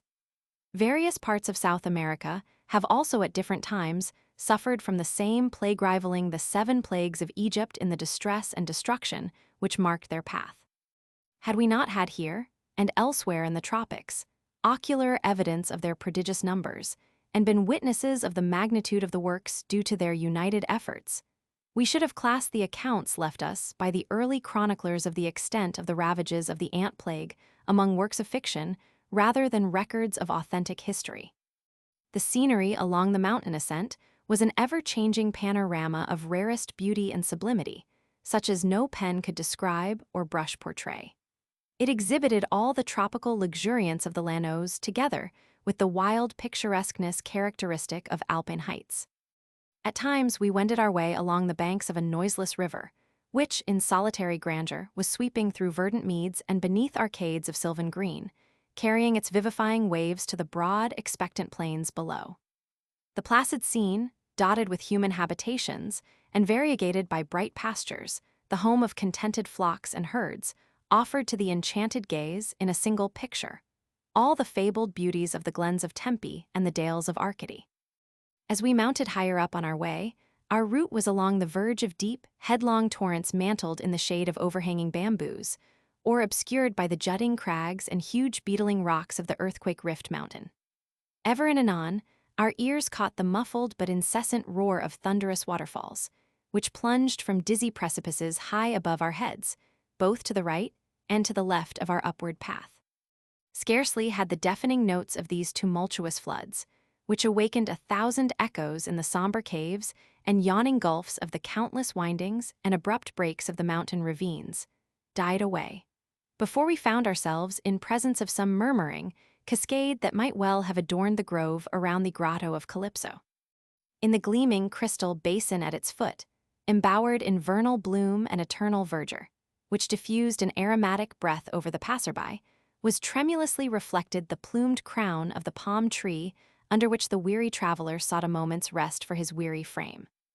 At every turn in our steep and devious path, our eyes were delighted by some wild, struggling brook that fretted its way through a labyrinthine gorge, pranked with verdurous gloom, or charmed by some wanton rivulet leaping over rocks or forming limpid pools, canopied with foliage and flowers of rarest fragrance and brightest hue, that forever gaze on their own drooping eyes, reflected in the crystal calm.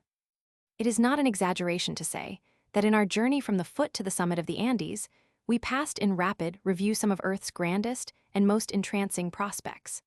Sometimes I was reminded of the mountains and valleys of the Alps, at others of the peaks and canyons of the Rocky Mountains.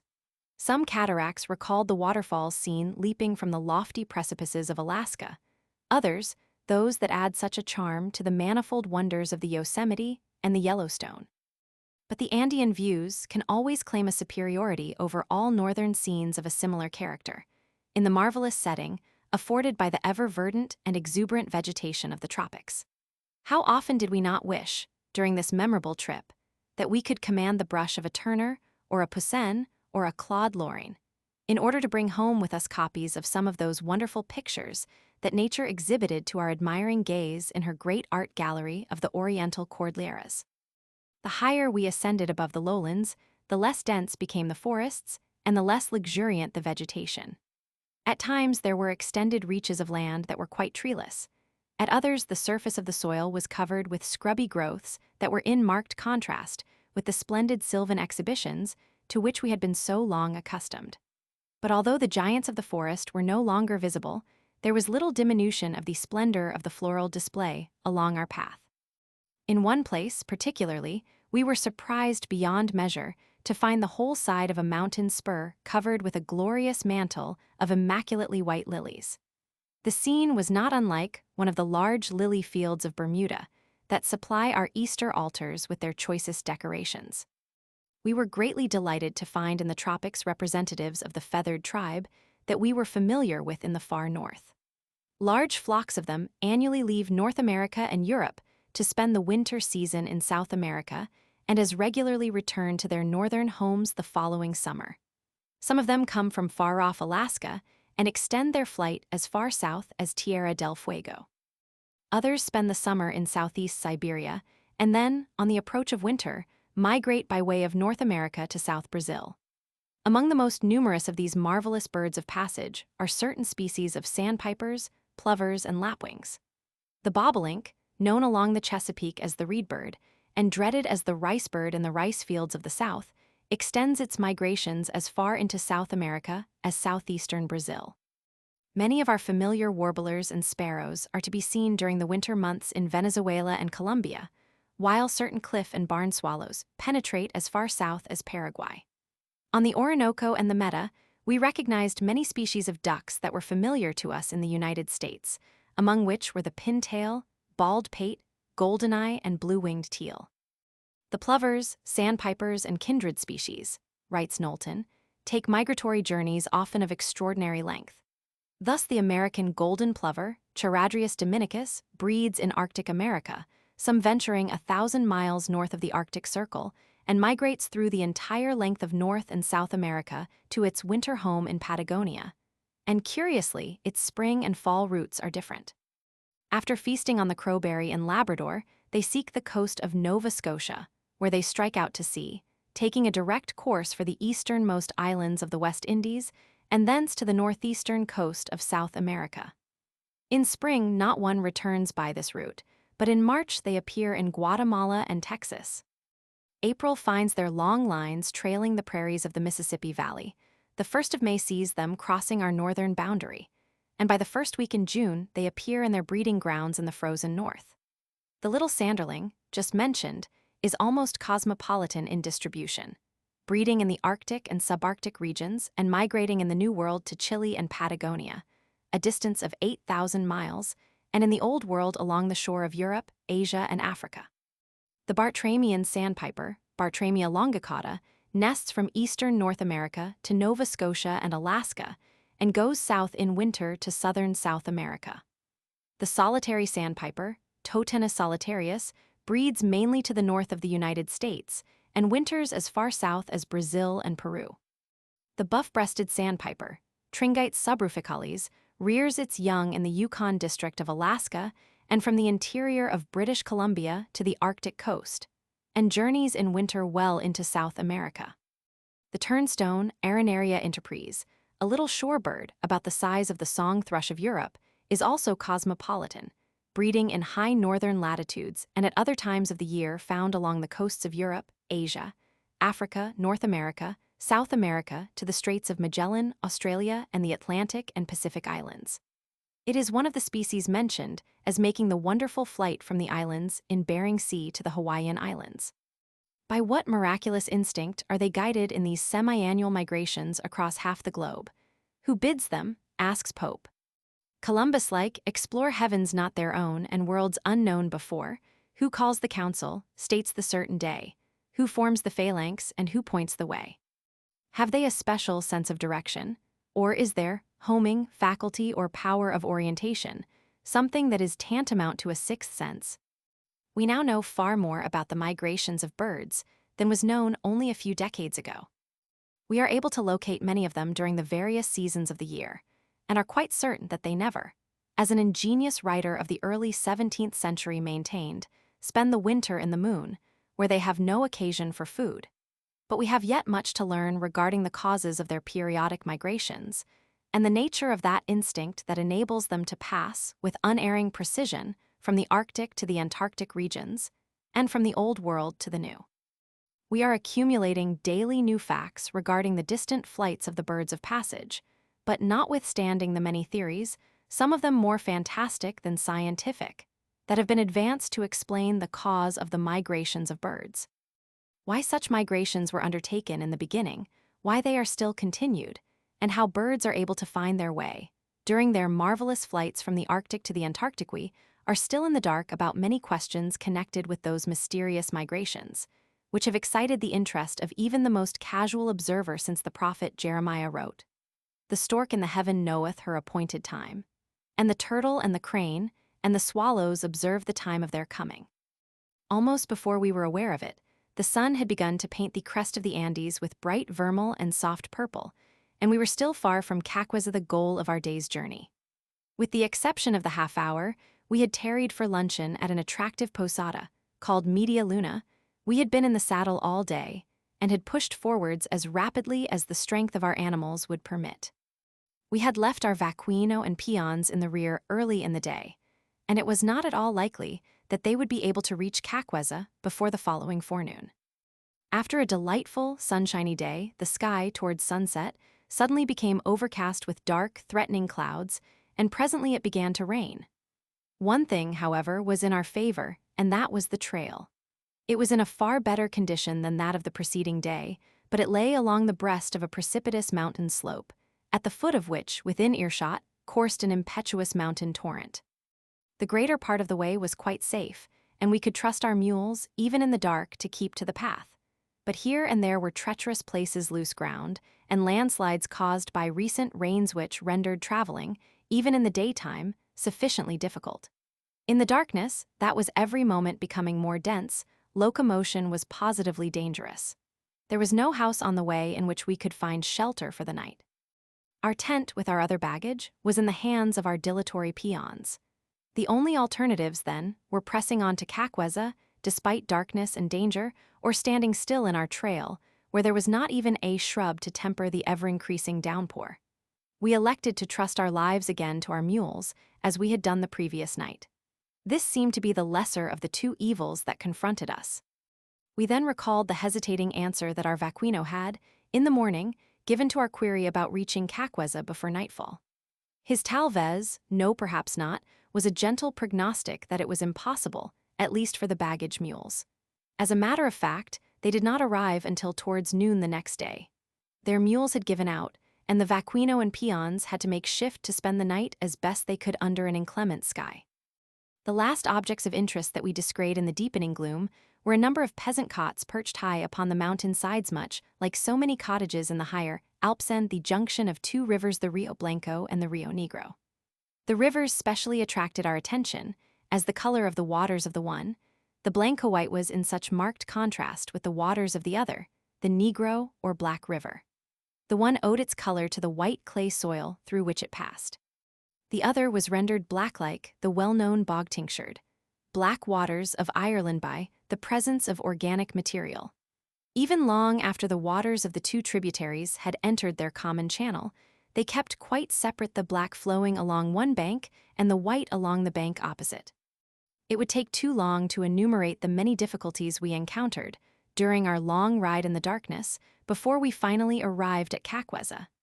Suffice to say that it was several long hours after nightfall, and that we were both quite exhausted, both by hunger and fatigue.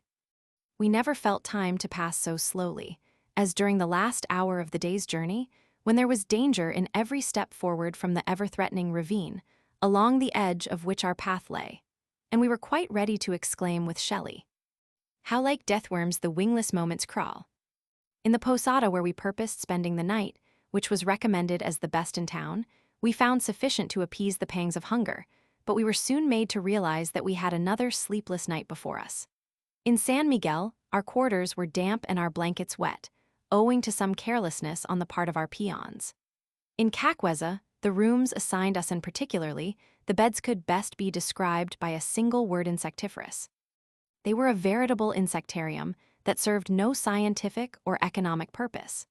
It is but just, however, to record that this was our first experience of the kind during our journey thus far in the tropics. Under the circumstances, there was nothing left for us to do except resignedly to exclaim with the pious native sea, "Por Dios, may it be received by God in atonement for sin." Chapter 9. In Cloudland. Knowest thou the track that o'er the mountain goes, where the mule threads its way through mist and snows, where dwell in caves the dragon's ancient brood, topples the crag, and o'er it roars the flood? Knowest thou it well? Oh, come with me. There lies our road, oh, father, let us flee. Mignon. Our plan, on leaving Villavicencio, was to reach Bogotá in 3 days. This we could easily have accomplished, had there not been a mistake in the telegram ordering horses to be in readiness for us on our arrival at Caqueza. The morning after arriving there, when we inquired for our mounts, we were surprised to learn that we were not expected until a day later, and that it would not be possible for us to get animals until the following morning. Travelers usually take 3 days to make the trip from Villavicencio to Caqueza, said Asar, who was to furnish the horses, and I did not think you would attempt to make such an arduous journey in 2 days. However, everything will be ready early tomorrow morning. Besides, a day's rest here, preparatory to crossing the Paramo, will do you no harm. Most people coming up from the llanos consider it necessary. Not desiring to remain longer in the insectarium, in which we had spent so wretched a night, we removed to an assistentia boarding house in another part of the town. Here we found clean and comfortable quarters, and had reason to congratulate ourselves on our involuntary detention in this interesting town. We were both quite jaded from the long ride of the previous day, and really needed some repose more than we at first realized. But why did we not, it may be asked, continue our journey through to Bogotá on our mules? Are they not the best and surest-footed animals in the steep mountain trails? The reply is best given in the words of our host at Villavicencio, Sr. N. It would never do for such distinguished travelers as you are personas tan amiables, why tan honorables, to enter the national capital on such lowly animals as mules. Only common people do this. Custom here makes it de rigueur for people of the better classes to travel on horseback. More than this, our people usually send word ahead to have a carriage meet them in the suburbs of Bogotá, as they do not care to enter the city even on horseback. Permit me to order a carriage to meet you at Santa Cruz, some distance this side of the capital. We thanked him for his kind offer, but replied that, while we should be glad to defer to the custom of the country, by exchanging our mules for horses, we should forgo the usual formality of entering the city in a carriage. We were simple, plain travelers, and wished to remain such till the end of our journey. Caqueza, fully 25 miles from Bogotá, is the capital of a district of the same name, and in location, is not unlike that of many of the higher mountain towns of Colombia or Switzerland. It is surrounded on all sides by beautiful mountain ridges, and is about 5,600 feet above sea level. The temperature at 7 o'clock p.m., the day before our departure, was 72 degrees F, but at no time during the day was it much higher. In temperature, elevation, and the beauty of the surrounding mountains, it is much like Caracas, and when the long-projected railroad from Bogotá to the Llanos shall have been completed, it will become a commercial center of considerable importance. The climate is salubrious and as equable as that of Bermuda, and the town, counting about 2,000 inhabitants, is just such a place as the traveler from the lowlands would delight to tarry in, if he were always master of his own time.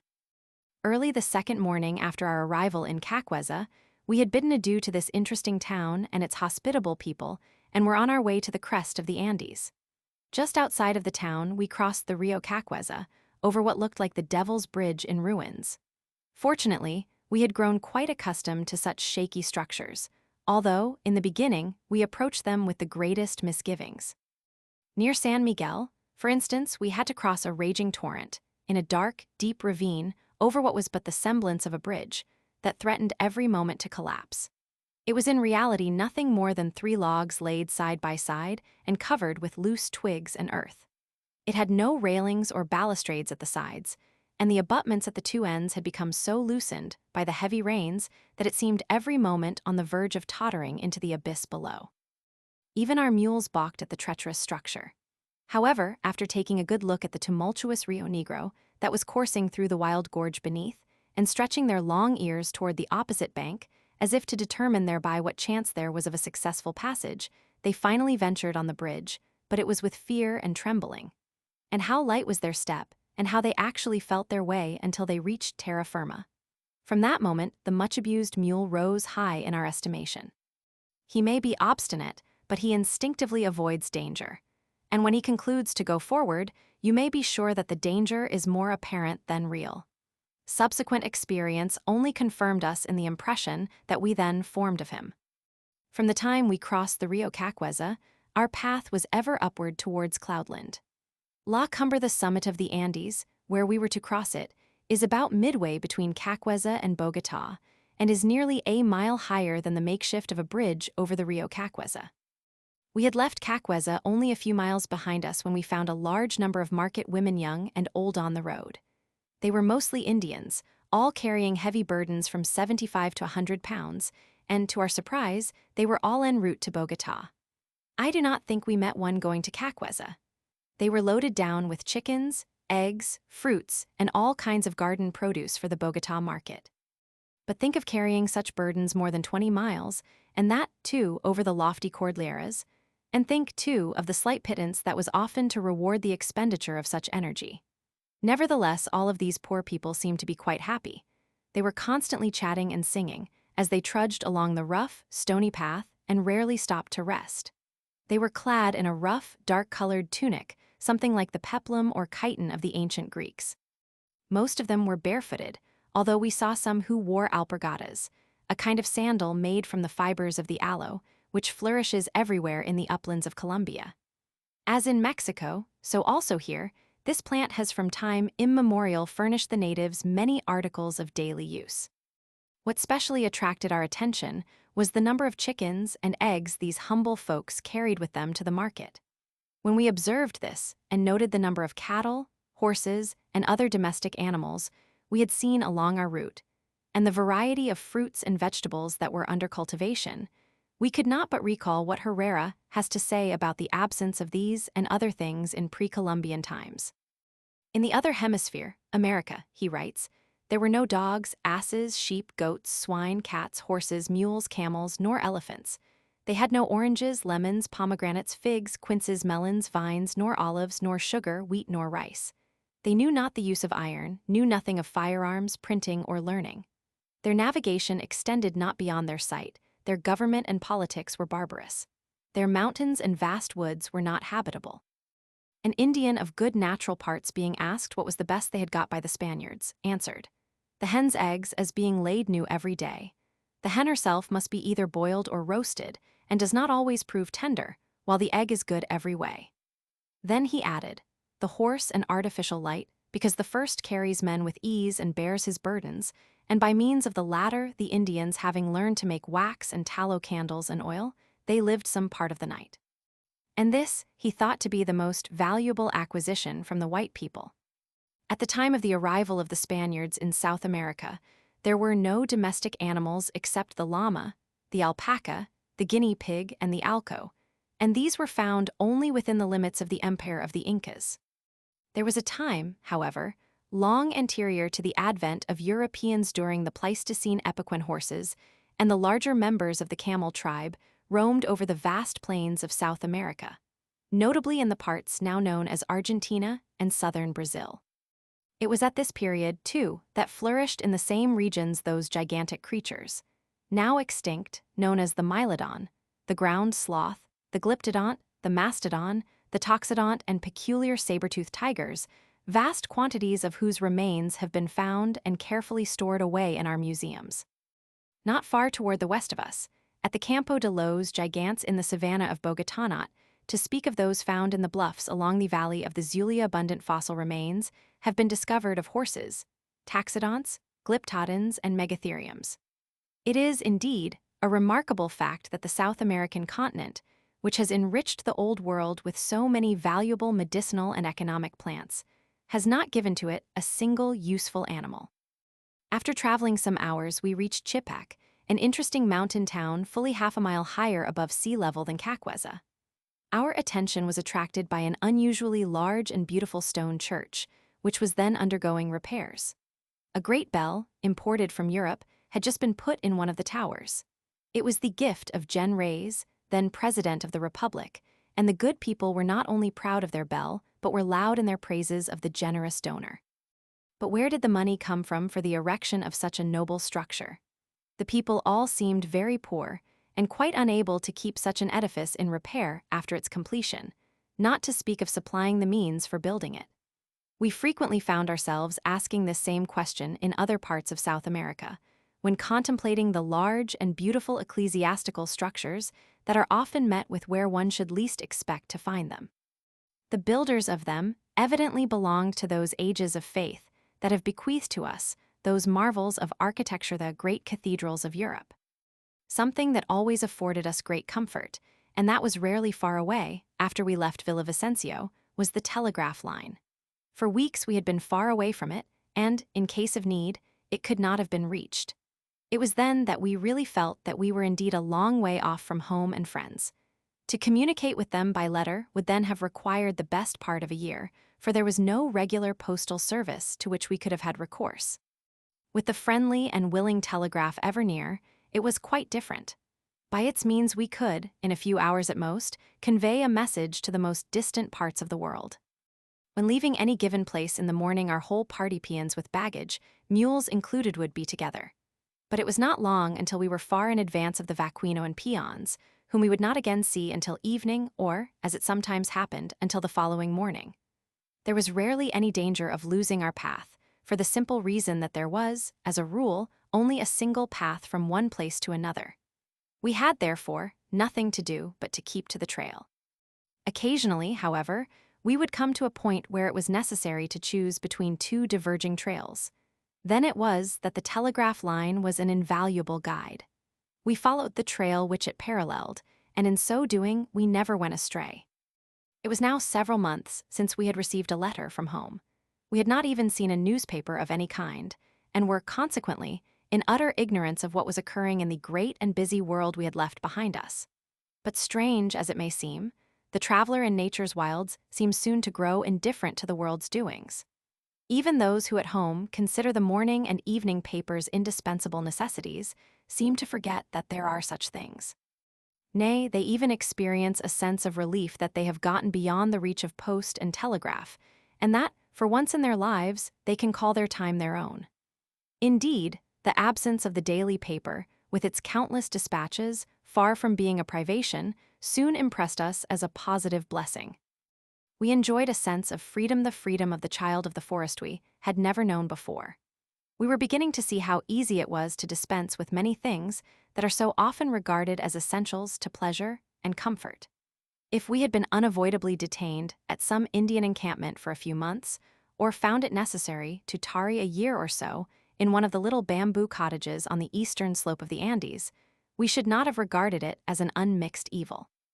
Even as I pen these lines, I have a vivid recollection of a score of tiny cots along the Rio Negro and the Rio Caqueza, near a purling brook or a musical cascade, shaded by palms and surrounded by smiling citrus trees, where it would be a delight to live and commune with nature at her best. I can fully sympathize with Waterton's longing for the wild and his love of tropical life. Every lover of nature, who has spent some time in the heart of the equatorial forests, is affected in the same way. The wanderlust and adventuregeist, the love of travel and adventure, grows on one, it seems, in the wilds of South America more than elsewhere. Is it because the conquistadores and other early explorers have impregnated the atmosphere with their spirit, or because the environment of itself has the power of inoculating the visitor from the north with the microbe of a lifelong wanderleben? Dicant Paduani. Recording his impressions of travel in Andean highlands, a writer in the early part of the last century says, "A sense of extreme loneliness and remoteness from the world seizes on his, the traveler's mind, and is heightened by the dead silence that prevails, not a sound being heard but the scream of the condor and the monotonous murmur of the distant waterfalls." This, undoubtedly, like many similar impressions, is a question of temperament. As for ourselves, we never, for a single moment, experienced anything even approaching a feeling of loneliness or remoteness from the world. Probably, like Scipio Africanus, we are among those who never felt less alone than when alone. Far from feeling lonely while crossing the Cordilleras, we congratulated ourselves that we were far away from the beaten track of personally conducted tourists. We could not help comparing the splendid panoramas around us with the noted show places of Switzerland. In the Andes, it was the forest primeval, or the humble cot, or the picturesque village of the unspoiled and simple people of eastern Colombia, where a foreigner is rarely seen, but where he is always sure of a cordial welcome. There were here no tourist resorts, no palatial hotels or restaurants, no sumptuous chalets or villas, seats of opulence and luxury, but nature alone in all her beauty and sublimity, as she came forth from the hands of her Creator. We were far away from the land of inclined railroads, leading to every peak, and from macadamized thoroughfares, along which reckless drivers and wild chauffeurs are constantly claiming the right of way, regardless of the safety or convenience of the ordinary wayfarer. The uplands of the Andes should be the last places in the world where the thoughtful mind should experience a sense of loneliness, or be oppressed with tedium or listlessness. There, if anywhere, such a thing as ennui should be impossible. There is so much to excite the imagination, and so much to gratify every sense, so much to exhilarate the weary spirits and to elevate the mind, that one feels oneself in a kind of mountain Elysium, where every moment spent is one of unalloyed delight. Never shall we forget the morning preceding our first crossing of the Cordilleras. The weather was ideal, neither hot nor cold, and the scenery at every turn was magnificent beyond compare. While the vegetation was quite different in character from that of the lowlands, it was, nevertheless, equally attractive and fragrant. Our route at times lay through a narrow defile with wild beetling steeps on both sides of us. Ever and anon we passed by natural bowers, sculptured in the solid rock and entwined with odorous plants and flowers, that might well serve as trysting places of fays and elves, or be the favorite resorts of Titania and Oberon. Farther on our way, we descried a dark and romantic chasm which we could fancy might, under a waning moon, be haunted by a woman waiting for her demon lover. And higher up on a lofty peak, tinged with the roseate hues of quivering sunlight, C.'s fancy told us was the home of that race of Oreads that haunt the hilltops nearest the sun,